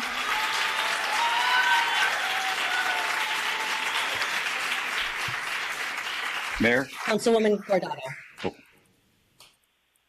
Mayor? Councilwoman Cordado. Thank you. Yeah, I just first want to thank all the families. I think I said this last week. Just want to thank all the families, all the children that were here. I don't know if Giovanni's still in the audience, but yes, I will help run your campaign when you want to run for city council and sit one of these seats in some years. I'm definitely a big fan of that. All of the children that were here today, Michelle, Richard, Juan, Luis, America, Mitzi, Jorge, Rosa, Sofia, Jacqueline, Elena, all of you, I know I'm missing a couple of you. Thank you guys so much for putting the real face to what's really going on in these trailer parks. I think you guys, if this happens today, it's going to be because of you guys and because of the testimony that you guys gave today. As a city council and as a city, I will applaud our city manager, I will applaud Lori, I will applaud many of us that have done the right thing to support families during this pandemic. And today, we have to continue to do that for our families. I think that, we have given GCU the chance to come to the table. We spoke to them. I personally met with them. I told them, let's do the right thing in a different place. We had those conversations. And I think now what they talk about, everything that they've done for the community, I've been hearing these stories since I was running for office. Like this is about what they need to do now, not about what they've done in the last 15 years in terms of scholarships, in terms of tutoring, in terms of their partnership with the different schools. I heard someone today say, what does it matter if you want to give me tutoring if I don't have a place to stay? That really got to me. So whoever said that, thank you so much for your words, because that is true. And that doesn't give GCU the right to now displace families just because they've done some stuff. That is not right. And I want you guys to know that I support all the recommendations from our subcommittee and challenge these property owners to come forward with some real solutions of their own. I don't think it's fair that we're being put in this position. I think, yes, these are private properties, and they should have been leaders and done the right thing and not make you guys come out here and make us have these meetings to be able to do something. We need to continue to grow and develop as a city to meet the growth we see. But dignity and basic human empathy cannot be lost in all of this. Until that time comes, I will not support any development that displaces our most vulnerable. We've heard of the families of the family members that have passed away. That is not right. We hear about the children that are not sleeping at night because they're thinking about if they're going to have a place to stay and where is it that they're going to go to school once their school year is done. I don't think that's right. And I will continue to support these families. Not exactly sure if this passes today. I'm not sure what happens next, but I think we have to fight for this. I think we got to figure out how do we do this. Like Councilmember Garcia said, we've done this before. We've done these type of overlays, and now it's time to stand up for all of these children that are here in the audience today. And I know that my colleagues will have the heart to be able to support this. So with that, I motion to approve item 93 with the following changes. In accordance with city staff's recommendation, the emergency funding for displaced mobile home park residents shall not be taken from the landlord incentive program, but rather additional available ARPA funding. Based on the urgent nature of the impending evictions of residents of these mobile home parks, the mobile home park overlay process shall be accelerated to allow the proposal to be heard by both the respective village planning committees and the planning commission in the same month and brought back to the full city council thereafter. Second.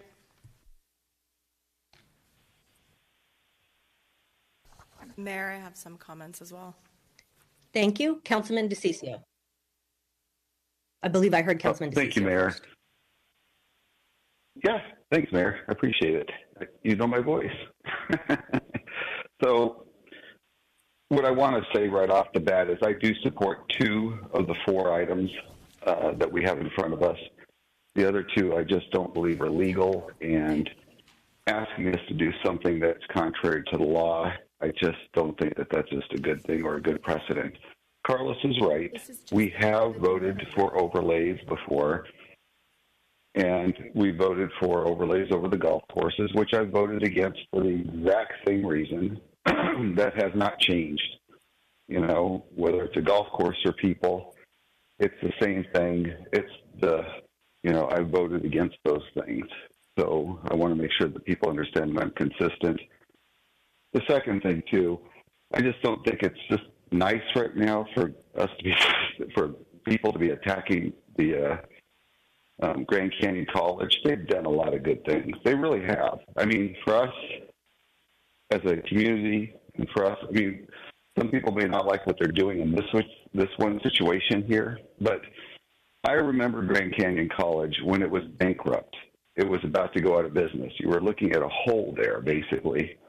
And they came in there and just put in a lot of effort. They put their own money into this. And they did everything. They took their own risk to try to build it to the organization is now. They hand out, I can't even tell you the thousands of scholarships they hand out to people of color because they are encouraging those individuals to come and go to school. It's just, they've done a lot of good things, and we've been blessed as a community to be a partner with them. I know that there are issues today with this one thing here, that they have done a lot to try to be good people, to be good citizens. And they are a Christian organization, and they've done a lot of hard work to try to promote that. So I just don't think it's fair. The second thing, I went through something similar, not even close to what some of these people are going through. So the pain that you're hearing today is real. It really is. My mom and dad were poor. My dad had a 6th grade education. My mom had a 4th grade education. My first language was not English. I learned English in the 1st grade. I couldn't speak a word of English until I learned it in school. So when you hear these children, and it breaks my heart, because the pain that you're hearing from them, they're going to carry for the rest of their lives. They will never trust a business organization again. They will never trust government. They won't do it, okay, because I understand where they're coming from. And they will not trust people to do what they have to do. They will constantly be in our society, and they will be pushing back on everything. So what we do as adults that impact these children will have an impact for the rest of their lives and our lives, and it will change the dynamics of everything. What's happening now with some of the individuals that are coming across our border, the stress that's going on in those families, the the pain that they're going through and the fears, that all gets translated to the kids. People don't understand that. When I was 14 years old, I was negotiating with an insurance company so that my dad could go to work because they handed me the phone, and that's just what I did. That's what you're hearing here today. So a lot of people may criticize the fact that they have children here. The reason those children are here is they're already in charge of their families. People don't realize that these kids, 10 years old, 13, 14 years old, are the lifeline for the parents who cannot speak English that well. That's who they are. And I remember maybe that's where I got my negotiation abilities, is I was on the phone to the insurance company, and they were not going to give my dad enough money so that my dad could get a car. His car got in a crash, in an accident, with a drunk driver, and it was totaled. So they were going to give him 50% of it. We could not find a car for that value. And I remember talking to the insurance guy. It was late in the afternoon. I just got back from school. My mom handed me the phone and said, "Here, son, you deal with this." And I told the guy on the phone, I said, "Look," I said, "the amount of money you're paying us, the amount of money and what you're doing with our family, my dad can't buy a car." And sitting with these people here, if you can't buy the car because you don't have enough money to do that, and you're not given enough to be able to relocate or get where you need to be, then you are not going to be able to go to work. I told that to the insurance guy. And I told him, I said, "Well, look," and he was firm. And I said, "Look, I'm going to do this. You have until tomorrow morning at 7:30 because I've got to be at school after 8 o'clock. You have until 7:30 tomorrow morning. Call me back and tell me what your decision is." He called back, and he showed heart, and he gave us the money that we needed to buy the right car. So I'm emotional about this because I feel so sick to my stomach with these children that are there. I know what they're going through, and I feel horrible for them. So if we could separate these, Mayor, I'd be happy. But if not, I'm good with it. I think that they just need to know that I would have supported the money. I would have supported the study. I just can't support the other two. Thank you, Mayor. Thank you, Mayor. Councilman. I know that was difficult. Oh, sorry. Vice Mayor. It was. Thank you, Mayor. I think I'm going to focus on the issue of houselessness because I represent District 7, which is home to the Human Services Campus. And we have, as a council, said over and over and over again that addressing this crisis is our #1 priority. When I took office 2 years ago, the number of folks who lived outside of the zone, for those who don't know, that's the area outside of the Human Services Campus, there were 250 people living outside in tents. By last summer, that number was somewhere between 800 and 1,000. And as a city, we have invested over $100 million over the last 2 years to build new emergency shelters, to up our outreach services, to build new transitional housing. This is an unprecedented investment. And even though we have invested all of this funding, we have a new Office of Homelessness Solutions, we have 10 new staff members who work full-time around the clock on this issue. We added 500 new shelter beds last year. We have 800 new ones coming this year. And I'm saying all this just to say I really am proud that we have done a lot, but that has still not made a dent in that 800 to 1,000 number. I get those reports every single day, every week from our team, and we have not been able to keep up with the demand because this is the largest shelter provider in the state, and people from all over Arizona and even all over the country come to this area. And again, I'm saying all this because it's very frustrating. I hear all the time from my colleagues. I was not able to attend the budget meeting yesterday because I was sick, but I understand that some of my colleagues were again talking about the issue of homelessness and how this is such a crisis.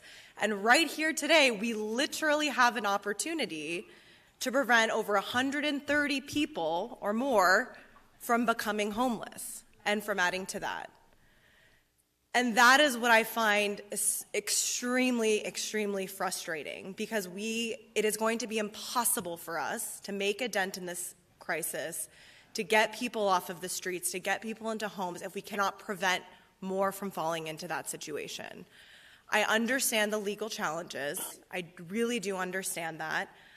But there were several speakers who I think put it very eloquently today that sometimes as elected officials and as leaders, we have to make that decision to take a risk, and especially in this case when it's going to save people's lives and prevent that anxiety and that fear that I know that we feel so strongly from everyone who's been coming here for many, many, many, many months.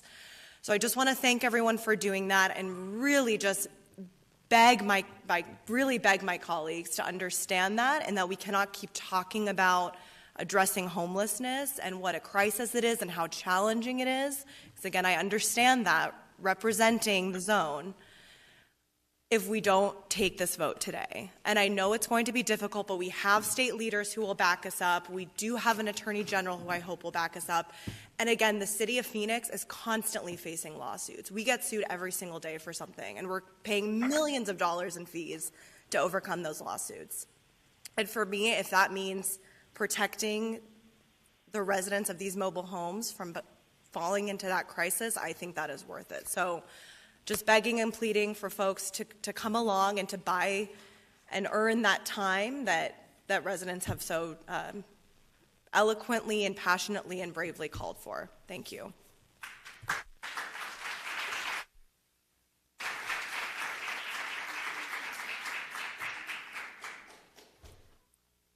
Mayor.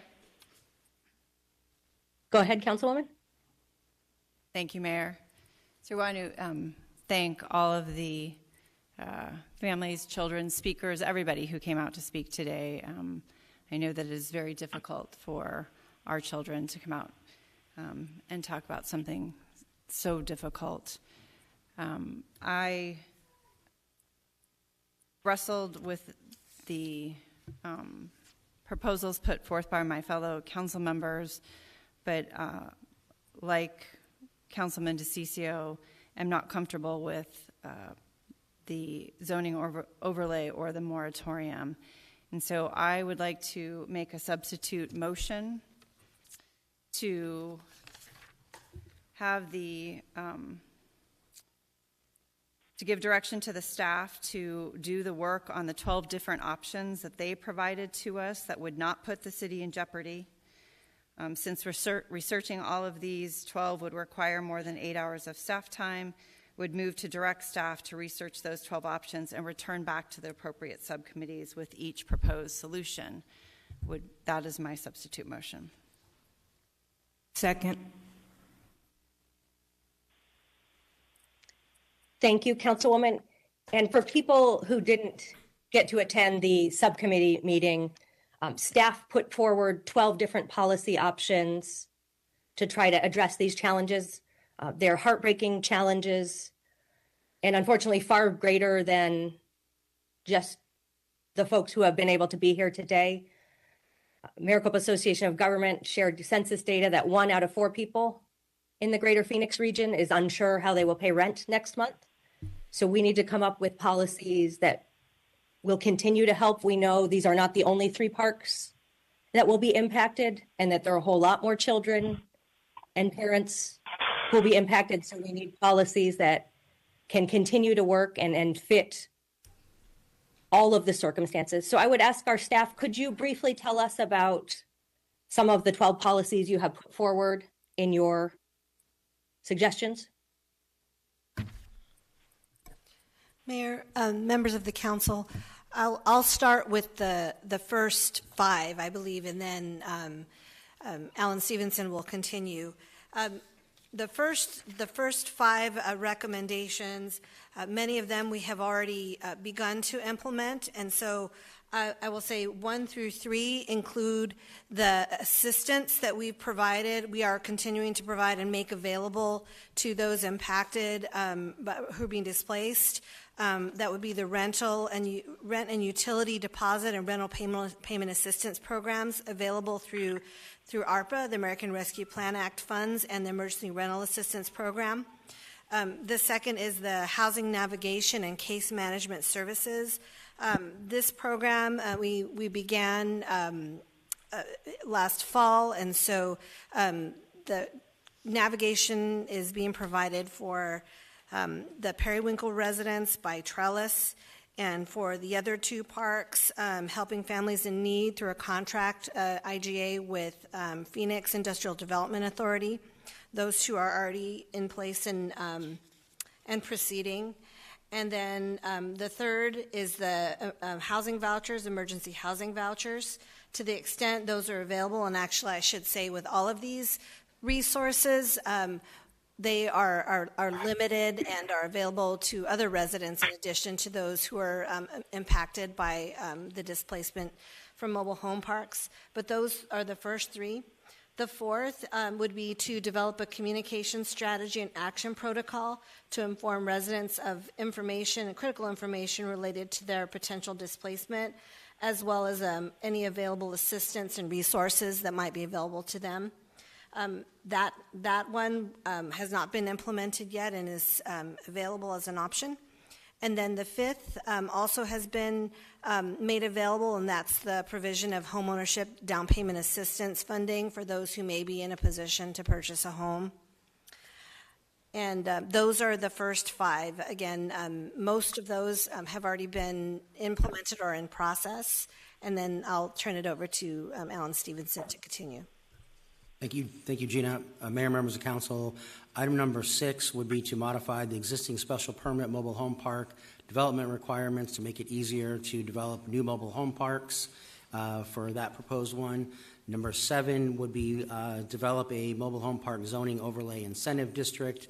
This text amendment would allow for a language to be put in the ordinance that would keep entice a property owner to keep it a mobile home park for a longer time period in order to develop additional development standards and entitlements once they would convert it from a mobile home park to redevelop it. So, for example, they could have additional building height or density for the multifamily zoning that would take the place of the mobile home park in the future, but it gives more time in order to make that happen, and all the details have to be worked out with that amendment.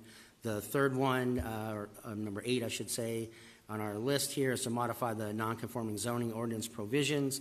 This would be focused at existing mobile home parks and allowing them to have additional mobile home units put on them so that they could house more people within those existing mobile home parks. The 9th one would be working with qualified opportunity funds to bring them up to speed on these issues and see if they would be willing to invest in some of these mobile home parks where the property owner wants to sell sooner rather than later. The opportunity fund could then come in and purchase that mobile home park and keep it as a mobile home park to try and take advantage of the zoning overlay incentive provisions. The 10th one would be to partner with a nonprofit on purchasing mobile home parks so that we can work with them to help try and address some of the issues around that, so a nonprofit could operate the mobile home park. The Phoenix Industrial Development Authority has agreed to work with the city on trying to help finance some options to assist nonprofits to do this. The item number 11 would be working with Rock USA, which is a national nonprofit that assists existing mobile home owners in forming a cooperative entity to finance the purchase of a mobile home park. And then 12 would be develop a comprehensive strategy and action plan related to mobile home communities and manufactured housing to be more proactive as development continues on in the city of Phoenix. And we want to work in this plan to set up the ability to be proactive so that we can address this issue in a proactive manner, instead of reactive as we are at this point. And with that, we're happy to answer any questions. Mayor? Mayor? Oh. I have tons of questions. And I have a few more questions. Alan, could you explain overlays as a tool and some of the different ways they have been used and how that situation is different?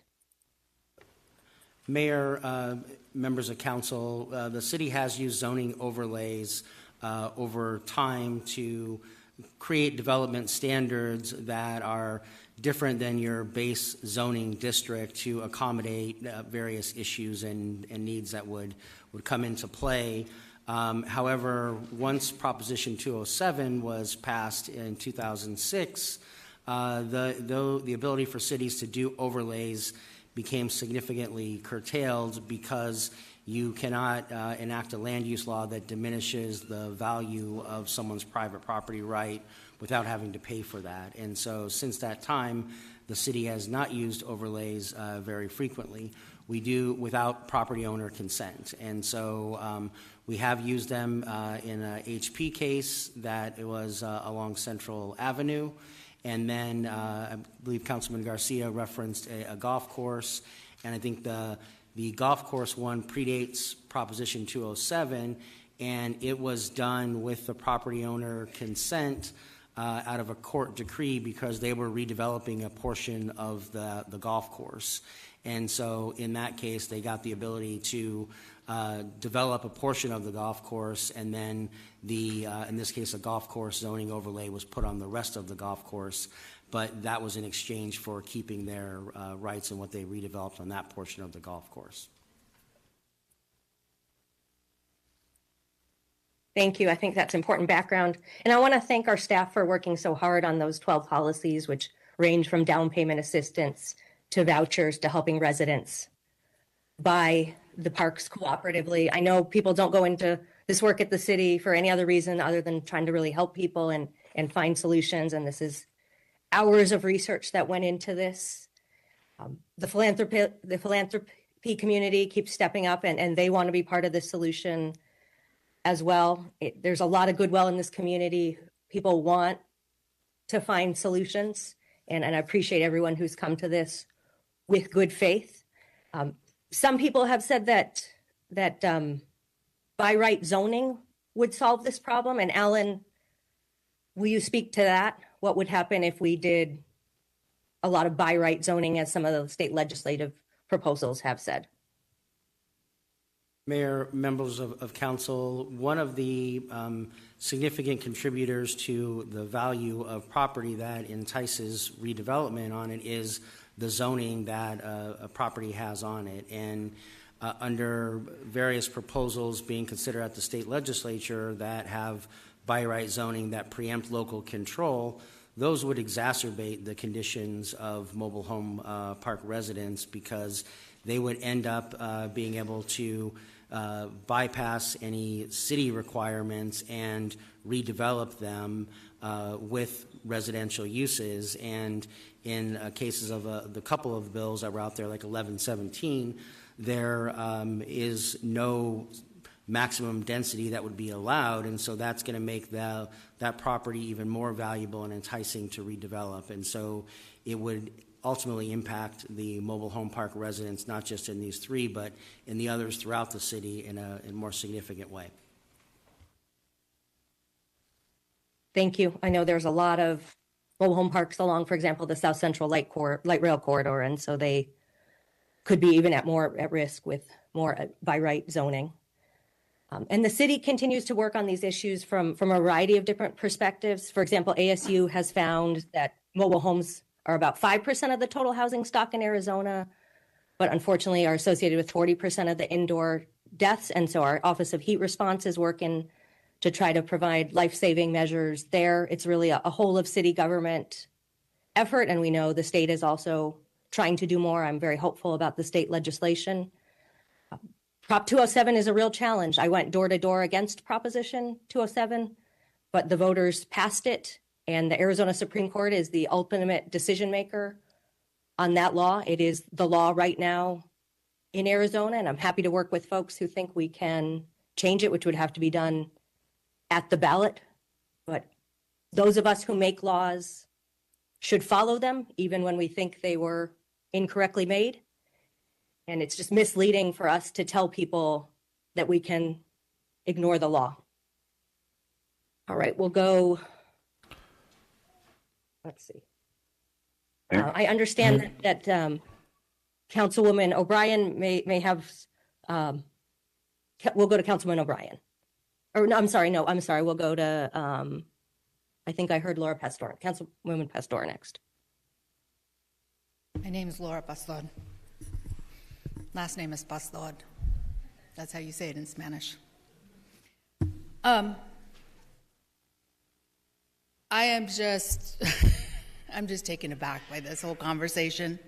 So 1 through 5, Gina, we've already kind of implemented. Include, number 1, include assistance, which is the funding. Number 2 is housing navigations. That's what's happening currently. Housing vouchers is part of all of this. Am I correct or wrong? Develop a communication strategy. I don't know how, I know we can develop a communication strategy, but we're in crisis right now. So I don't know what type of communication plan you'll do. Maybe it'll be like, oh, tomorrow you'll be homeless. Thank the city and thank those that vote for you to be homeless. So I don't know if that's what the communication plan will be. Home ownership funding, it's available, but it's not available because right now these residents are, even if they're able to apply, it's going to take time, and they will be May 1st, May 28th, and end of June. They will be out of a space, a home, and will be homeless. So I hope you can speed up the bureaucracy and get that paperwork and okayed by tomorrow. So items 6 through 10, that's no way going to happen.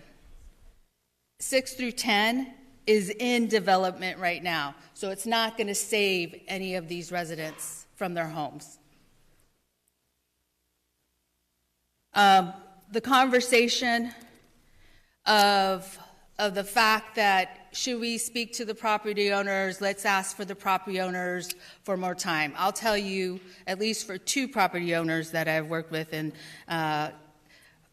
the third one did what he did on the contracts and everything, so I didn't get a chance to speak to that property owner.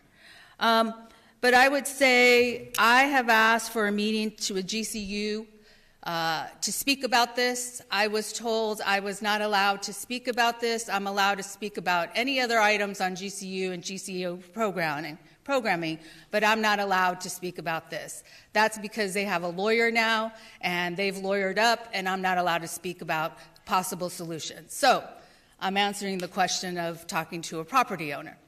The Weldon Park property owner, they are lawyered up, and then the residents are lawyered up. So the lawyers are taking care of what they need to take care of and discuss. I am familiar with it. I have talked to both. So I get information. I don't negotiate, but I get information, and then able to help the residents with communication. And obviously, the third one, as was stated, did what he did, and I didn't get a chance to speak with him. So I answered the question of helping, speaking to the property owners. It's in the best interest of the property owners right now is to really give us more time, and it's in their fate and it's in their hands. Like the pastor said, those that were here, faith, love, and let me see. Faith, love, and hope. Well, that's what GCU can give to these residents, is faith, love, and hope.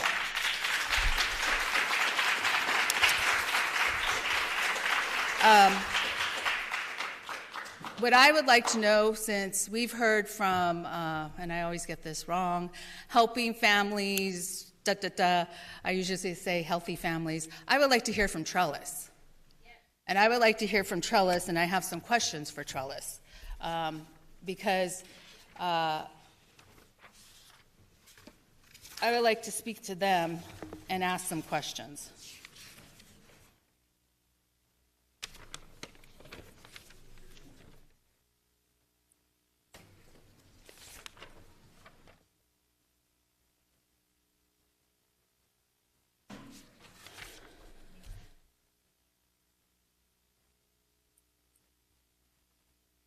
So my question, here are my following questions. How many families are in the Periwinkle Trailer Park space? 46. 46. Out of those 46, how many families are you supporting? 46.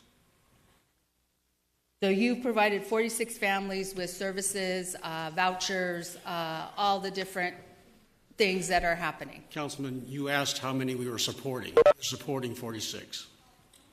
Okay, my question now is how many of you helping with vouchers, providing help in relocating? I don't think it's 46. We've relocated 11 families. Okay. We have 3 more that will be relocated within the next month. We have 8 families that are trying to decide their choice of housing, and we have 24 families that since September have refused to talk to us. Okay. That's kind of where I was leading to the number. So 24 out of the 46 are not speaking to you. That's correct. Okay. The other piece... That may change because we had a meeting with them last night, and I got a call from Community Legal Services this morning saying that she has a list of people that now want to speak to us. Okay. That's great news. I mean, for this process. That's wonderful news, yes. Yeah. I mean, I think that's exciting. Out of the 24, my understanding is that I don't have it in front of me, but I read a document basically where families were given a deadline date. I want to say at the end of April, but I'm not sure. I will pull the document. I'll have somebody look for it right now. That said, if you don't apply to get services, then after that date, you would no longer be able to get services. Is that true or not true? That's partially true. We advised the residents about 2 months ago that because of the length of time that you've heard tonight from several sources, that it takes a long time to try to find people alternate housing, that if they don't at least engage with us by April 1st, the GCU benefits would not be available to them. We didn't say that we wouldn't work with them. We were just relaying that the GCU benefits would not be available after April 1st. Okay, so out of these 24, and there's a possible several that will be working with you before April 1st, I'm just going to say 12 people choose not to speak with you or before April 1st. Then it's April 15th or May 30th and May 1st, they're going to be evicted, and they call you, then can they participate and get services? With Trellis, yes. With the whole, yeah, with Trellis, but Trellis is part of this whole GCU agreement, right? Trellis is providing services to the Periwinkle residents at the request of the City of Phoenix, I might add. Well, yeah, I would hope the City of Phoenix is trying to help you, but I'm asking, you're there on the behalf of GCU, am I correct? No, we're there on behalf of the residents. We were asked by the City of Phoenix. We were asked by the City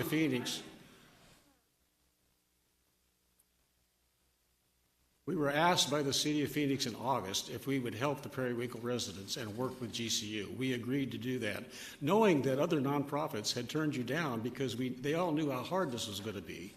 But we thought because of our HUD-approved bilingual housing counselors that we could be helpful to the residents. That's the only reason why we're here. Well, you seem a little hostile right now as I'm asking questions. Well, it's been a little one-sided. It's been a little one-sided all night tonight. Okay, but then I would ask the City of Phoenix, since we asked them to participate, are we paying right now Trellis at this moment on the City of Phoenix behalf? Mayor, Councilwoman Pastor, no, this is Grand Canyon University is paying for Trellis to provide the services. So the City of Phoenix is not paying Trellis, but the City of Phoenix then asked Trellis to participate with or engage with GCU? Yes, Councilwoman Pastor, yes, we as the City of Phoenix did help facilitate the conversation for Trellis to engage with GCU to provide the services. And could you please tell me why we asked Trellis? Councilwoman Pastor, I wasn't involved directly in the discussion in making this arrangement, so my understanding is that because they provide the housing counseling services, and they were willing to engage, that they were connected with GCU. Okay, so then my next question is then how did Helping Families get involved in the other two cases and not Trellis?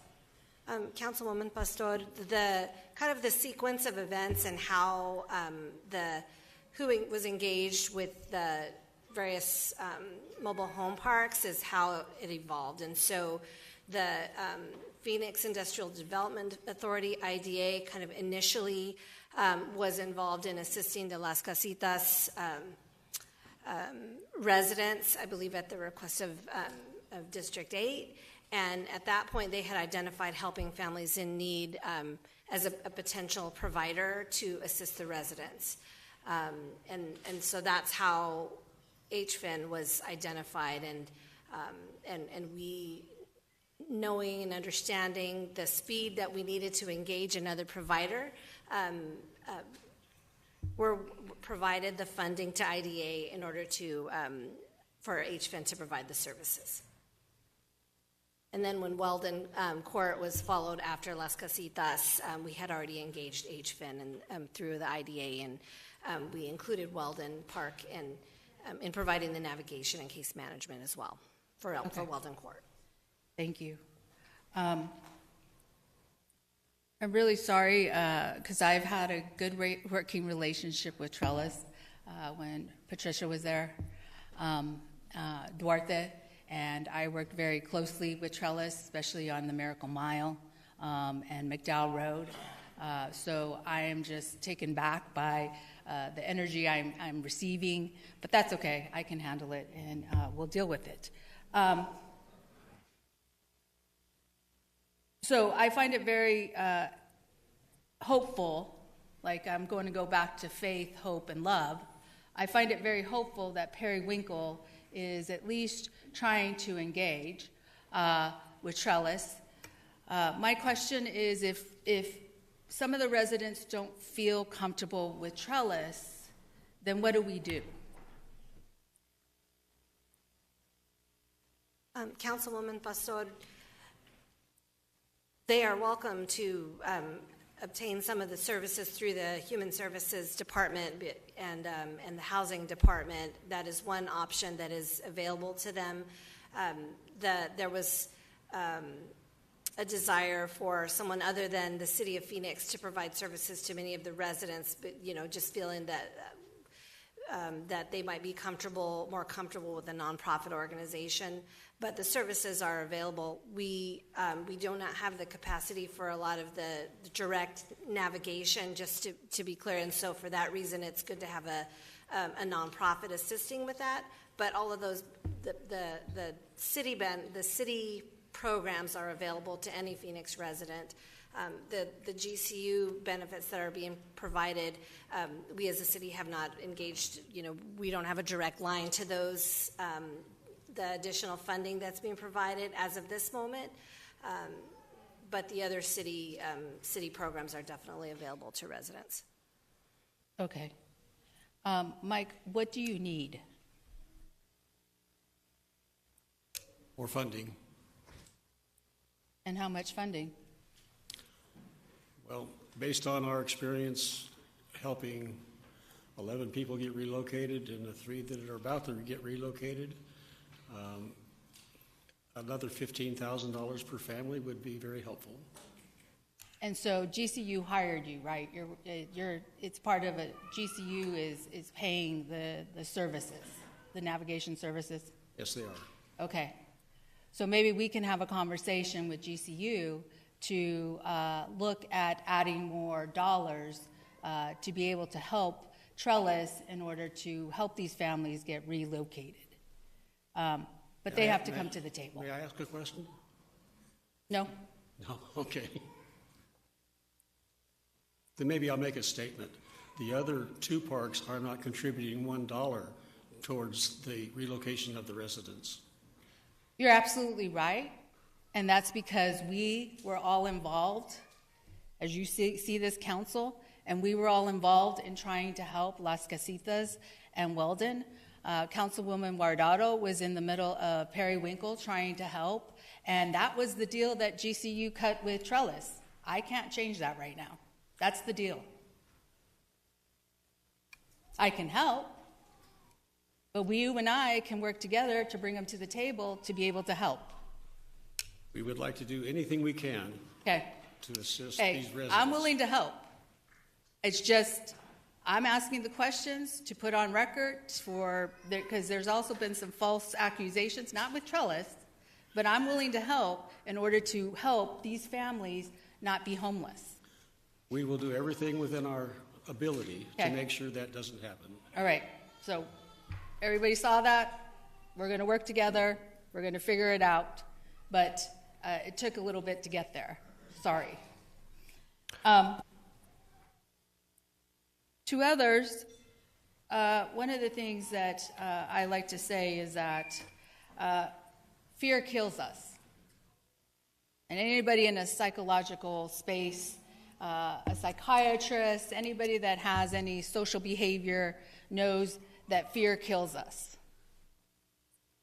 If the fear that I always have every day when I get up and to meet the public, to be able to solve these problems that you are bringing to me, the weight that I carry and responsibility to make sure that you're not homeless, if I allowed the fear that I had this morning when I was coming in to be able to sit here, I'd be immobilized and I wouldn't be able to lead.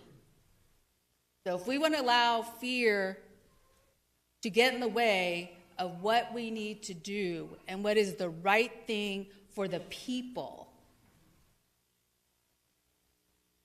then allow those to vote out of fear.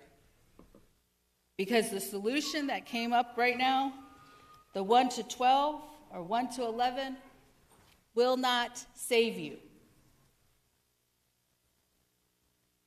You will be homeless. We will do our best in helping you and getting what you need, but basically, these 12 items or 11 items are not going to help you today. So with that, I'm just letting you know I supported the letter.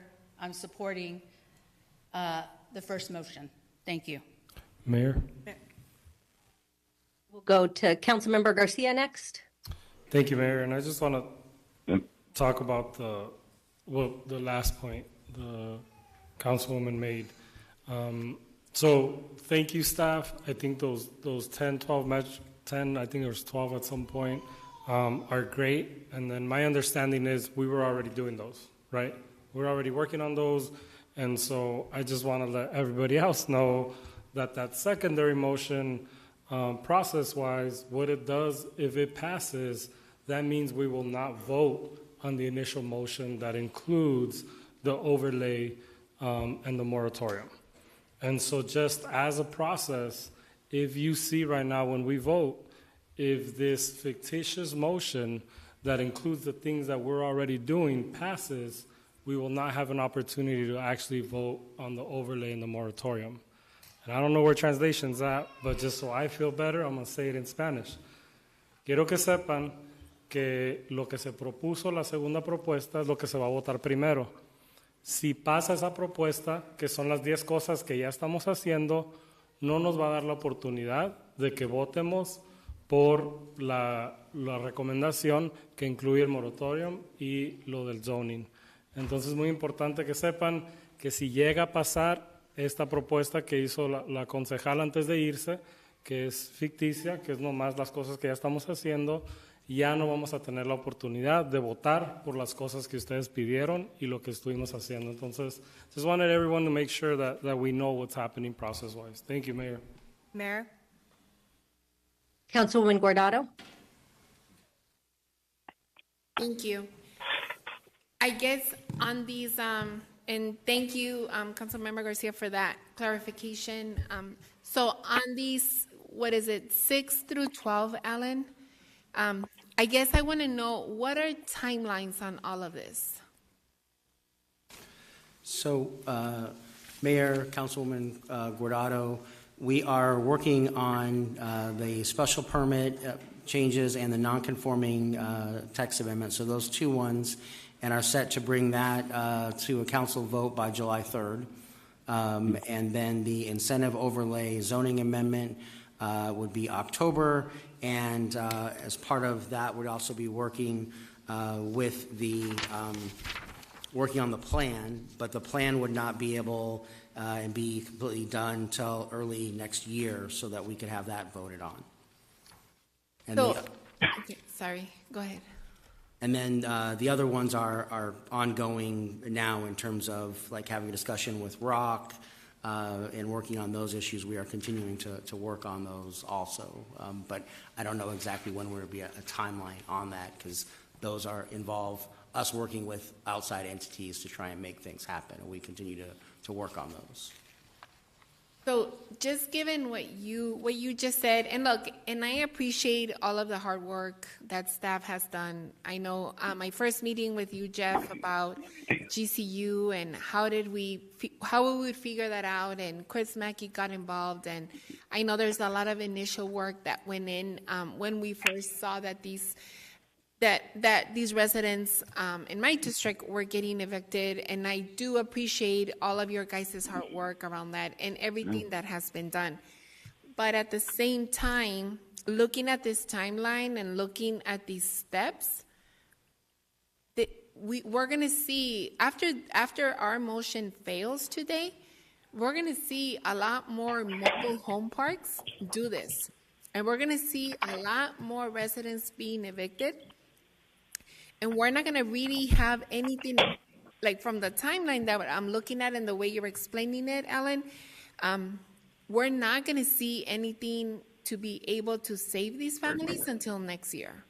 That gives other folks more opportunity to evict more folks. So I want to know what directive do you need from us to accelerate this process?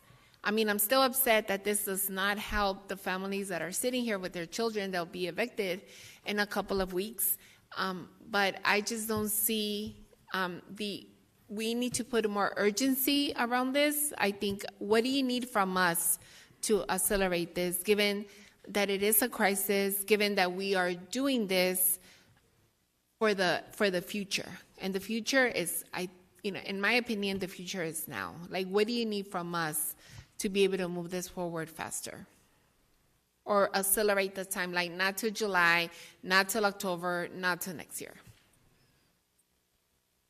So, Mayor, Councilman Guarado, the challenge that is presented in all this is that at the end of the day, what you heard from our outside attorney is that the city doesn't have any legal authority to stop a property owner from evicting someone. And so the things we are bringing forward are items that we can move forward more quickly, but we've got some statutory requirements we have to meet from a public hearing process standpoint. So we can bring those forward, but they're not at the end of the day going to guarantee that people aren't going to get evicted from their homes. And because that's an entirely private transaction that we don't have any legal authority over. So I want to be clear that what we are proposing and working on is trying to come up with tools to entice owners to not do that, or to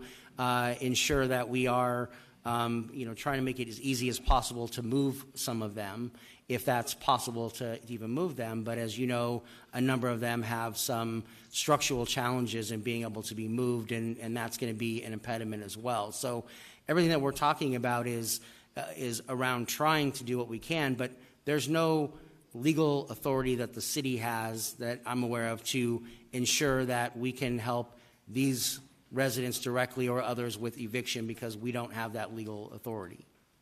No, I understand that. I get that. But part of the reason why you guys came up with this plan was to help families. And I guess I feel some contradicting, I don't know, because now it seems you're telling me, like, even if we put this plan up and running, it's still not going to help families. If we have more families that start going through this. Mayor and Councilman Ruedo, I want to be clear that the public and the residents that are impacted understand that advancing these steps forward isn't a guarantee that that's going to solve the issue, because the city simply doesn't have that legal authority. And so that's what I want to make clear by that. It will help in some fashion, but only to the limited extent that that's the authority we have.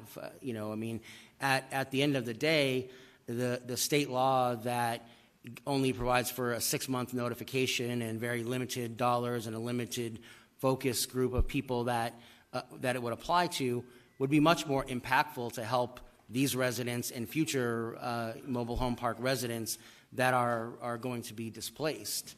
Under the current laws in Arizona, we're a state that very heavily is a pro-property rights state. And given Prop 207, given that the legislature has bills to completely preempt local zoning authority and exacerbate this condition even more, I don't see that being something that is going to be solved at the local level. It's far more impactful to solve it at the state level and get more money to the residents who are impacted because of that private transaction between the property owner and the resident that, again, the city doesn't control, but the state can have influence in what happens there. Okay, well, thank you for that clarification. And I don't mean to say that I don't appreciate the work that you guys have done on this. I get it that this is a big problem with the state and given the laws that we have. I understand that, but I just wanted to make sure that we clarified that and that we are going to have a lot of families homeless in the next couple of weeks, given that there's very little that that we can do here. Thank you, Alan. Mayor? Thank you, Alan. I think that's an important point, that the overlay and moratorium would not protect residents from eviction. We'll go to Councilwoman Ansari and then Councilman DeCiccio. Vice Mayor Ansari and then Councilman DeCiccio. Thank you. So given the urgency of the situation, one of the 4 recommendations that we had on item 93 today was a $2.5 million emergency fund to be able to additionally support residents. And since it sounds like the original motion's not going to pass, I wanted to see if the maker of the secondary motion may be willing to include that piece as a friendly amendment or whatever it needs to be. Vice Mayor Ansari. Unfortunately, my concern with that is that those are one-time dollars, and if, as our fellow council members have said, that this will now become an epidemic, what will we do as more and more mobile home parks are purchased and people are evicted? I mean, that's an absolutely fair question, but I think we absolutely also need the $2.5 million right now to support the families of the 3 that are right here and also the ones that are impending in the immediate future. So I don't know. I hope we can find something in the general fund. If that is needed, we'll need private dollars. But this $2.5 million, I think, needs to come from the remainder of what we have left from the American Rescue Plan. I can't because it's one-time funding, and this will be an ongoing problem. And until we know where that money will continue to come from, I don't think it is in our best interest to do that. Councilwoman O'Brien. Mayor, yes, ma'am. Okay. And I think Councilman DeCiccio is next. So we'll go to Councilman DeCiccio if the Vice Mayor is done. Well, I just wanted to ask about the. Thank you, Mayor. And I'll, Councilwoman Pastor, I'll go to you after Councilman DeCiccio. Councilman DeCiccio, the floor is yours. Thank you, Mayor. So I was going to ask the same thing. These people need help now. I can answer the question on the COVID monies. When it's out, it's out. You can't, I don't think you can legally do this with general fund monies. It goes contrary to the Constitution. There's a giveaway at that point. You can't do that. So I think this is an easy thing for us to do. I would implore and ask, and if you don't mind, just to think about this again. I can't support this motion without those monies in there. I gave my word I was going to do that. At the end of the day, it looks like both proposals would end up failing because I won't support either one of them for those reasons. but these people need help today. I know that it could set a precedent, but when the COVID monies are out, they're out. And I think that that's an easy lift for us to be able to tell the public when others come to us. I couldn't bear to think that these individuals would not have some sort of cushion, some sort of safety net that they could rely on. I did meet with Grand Canyon, just so you know. They did meet with me. They were incredibly gracious people. I thought the meeting went really well. It just didn't happen to go the way I would like to have gone, or what I thought we could have gotten out of that. But at the end of the day, that was their choice. But in this case here, after hearing what I heard on these testimonies and hearing those kids, these people need a lifeline, and I'm all good with that. And I'm good with giving them this money so that they can survive and make it through. They're not going to find housing. They're just not going to do it with the amount of monies that are out there. Just can't do it. I mean, this economy, or the fact that we are so short in housing in the city, in the state, it's just driving rents up. And it's just going to be harder and harder for people to find places. And I've been in their shoes, not as bad as theirs, and not as long as theirs. And I'm just not going to I won't do it without those monies in there. So I'm just asking, imploring you, and begging you just to add that in there, and I'll support your motion. Thank you, Mayor. Mayor. Thank you. Councilwoman Pastor. Okay. I think I said Councilwoman Pastor next, but she may just ask you the question. That's okay. Councilwoman Pastor, would you want to yield to Councilwoman O'Brien? Yeah, I just wanted to talk about the dollars, but Councilwoman O'Brien, go ahead. The $2.5 million, would that be available to all three groups of people? I would like it to be. I mean, we just heard. Is there city staff? Can they answer that question? Mayor, Councilwoman O'Brien, the staff would welcome it being available to the three mobile home parks, and I would even go so far as to say as long as the funds exist, and if there were a need in the future, that it would be open should we have the additional situation before the funds are expended and time limits are up.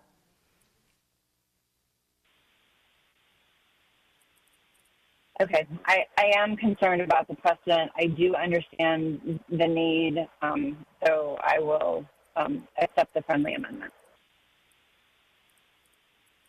Thank you, you for doing Councilwoman. that. And one thing we could consider is the city has community development block grant money, and that is likely to be an ongoing funding source. So perhaps we could work on developing a plan that transitions us from ARPA to community development block grant, because I agree we have to develop policies that will work throughout the city for all of the parks, because this is a problem that is not going to go away. Mayor, may I confirm that Councilwoman Stark, who made the second, agrees with that friendly amendment? Yes. Thank you. All right. Thank you. Go ahead, Councilwoman. Yes, I know that we are right now, or tomorrow I have a really early meeting, to discuss some of the monies in the digital divide and doing the accounting and everything. Any monies that is not spent, I would like the 2.5 to come from there, if possible.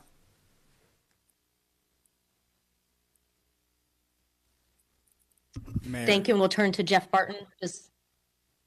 Sorry, Mayor, didn't mean to cut you off. Mayor, members of council, Councilwoman Pastor, as you know, we've been working with you and Chris Mackey on that project, and we do believe there's some savings there, especially in the new direction that we're going. So if you're okay with it, that would be my recommendation. And just to clarify, I think what we were talking about using, if we were going to go this route initially, when this was one of the original motions, was that these dollars would be used to provide additional navigation services for the residents of the mobile home parks. For the 3 parks. For the yes. 3 parks. Just to clarify, for the record. I'm sorry. Mayor, could I clarify something? Please do. So the money would come from the bucket that Jeff and Councilwoman Pastor were just talking about, not our landlord incentive program for our housing voucher program? That is correct. Okay, thank you very much. Thank you. And the city continues to work on many different strategies. We have some units that were just built at Harmony on the Park, which is a partnership with the federal government, that are immediately available right now. So if residents had a voucher, they could go there. And then we're going to have phase 2 coming online soon. So all of these policies are working together to increase options. There is not one perfect solution, but we're trying many different policies. Do we have additional councilmember comments before we vote on the motion? Roll call. DeCiccio. Yes. Garcia. May I explain my vote? Please do. Really disappointed. I don't think these $2.5 million are going to do anything, and that back and forth right now just assured that we're not going to take the stance that's needed to help you all from not being homeless in the next 2 months. So absolutely no on this, because it's things we were already doing. But unfortunately, if this passes, we will not vote on the overlay and the moratorium. So I'm sorry for y'all, and we'll continue to work. And in a short month, just like that kid's going to be over here, I'm going to be over there, and we'll continue to organize and make sure we fight back. So as for GCU, I think you've awakened a community that's going to be able to organize, and I think many of us are going to be there when you try to move these trailers. Thank you, and that's a no. Guardado.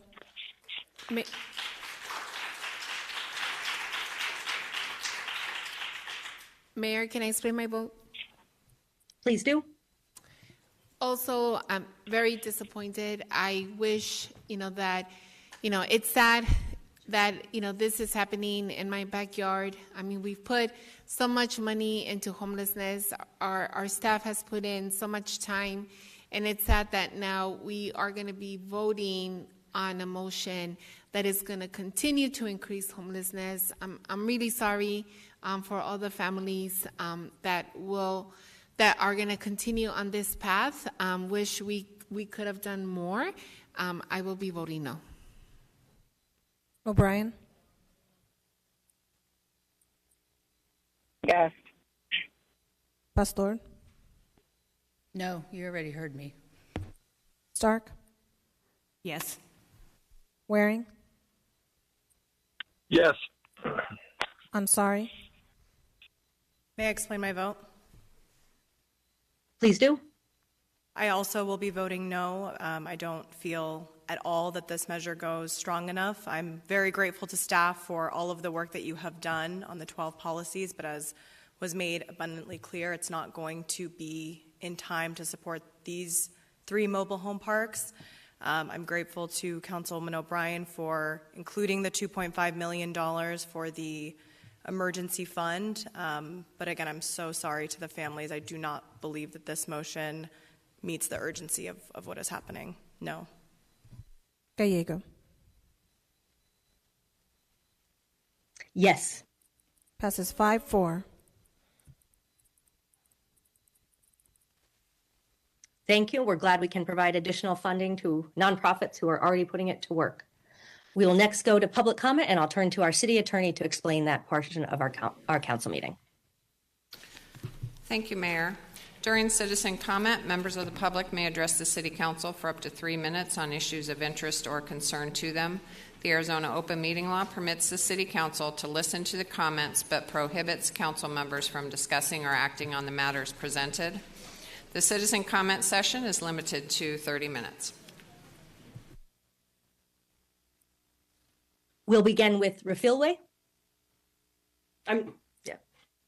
Hello, good evening. I just want to start by saying I've been on since about 2:40 p.m. and in solidarity with the residents fighting for their housing security this evening. It's very strange. My last city council meeting, which was March 1st, which I'll speak to more, and at that meeting, the city council had the decision of ending housing discrimination or moving towards ending housing discrimination and increasing access. And this evening was a little confusing for me in terms of realizing how much of a priority or the urgency that there may be. So much love and solidarity to the communities currently fighting to maintain their housing.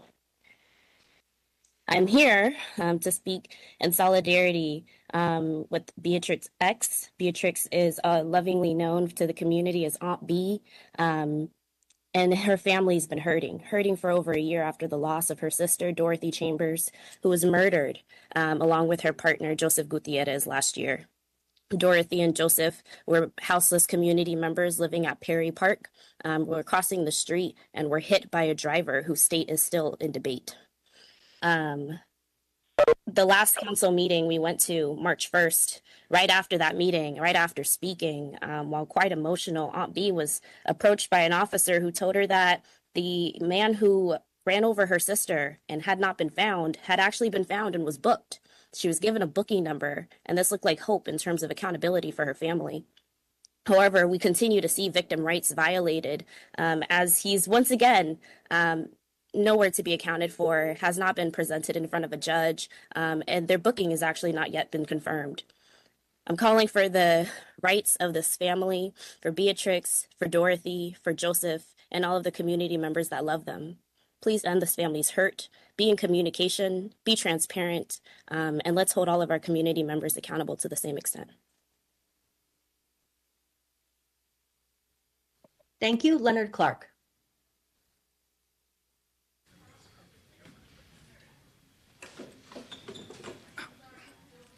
Sorry.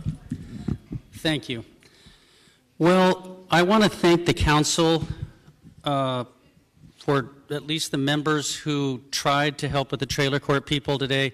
But I want the young people who are here in the audience and the young people who are out there watching that feel a sense of lost hope. I remember watching the young people when SB 1070 was passed, the Show Me Your Papers. And I remember young people, dreamers, crying when Governor Jan Brewer signed that horrible bill. And I said to them, whatever you do, yes, you can shed your tears, but remember this moment that you will do something about this, that you will not give up on bringing love and light and progress to Arizona. And I'm saying the same thing. We are to do the things that we need to do for more humanity, and that's what we need. And I want to thank the council members who tried valiantly for trying to seek more humanity. Thank you. But we are facing things now in this new age. We are facing institutions that are outdated. Yes, we still need a democratic republic. But just like down at the state legislature where they can tell you what to do, they say with the 1487, the state constitution, they are the modern day basically equivalent, the state legislature, of a buggy whip factory. Because when people used to live in Payson, or for that matter, we lived here in Washington, D.C., our Congress went off. They couldn't vote. We couldn't see instantaneously what's going on because, they had no internet. But now we see. We've been brought back to that moment where in ancient Greece, they could go to that stadium and they could say either vote yes or no. Now that is direct democracy. But we now have the ability to keep our republic, but we have to understand we have more direct democracy. We have people on the internet who just watched, people on my social media and your social media, what took place tonight. So I want to thank all of the beautiful people that are trying and the students that came down. And I want to thank Councilman Carlos Garcia, Council Lady Laura Pastor, and the Council Lady Godardo and Ansari. But I want to thank you for trying to have some humanity tonight. So don't give up the hope. Our young people out there, don't give up, because that's what the forces of darkness want you to do. Love and light will carry you through, and we will stand by, just as I know Carlos Garcia, the councilman now, will always stand by the people. And I hope to see you again. And maybe we need Carlos Garcia in the legislature. I'll knock on a few doors. I know, but maybe. Thank you very much.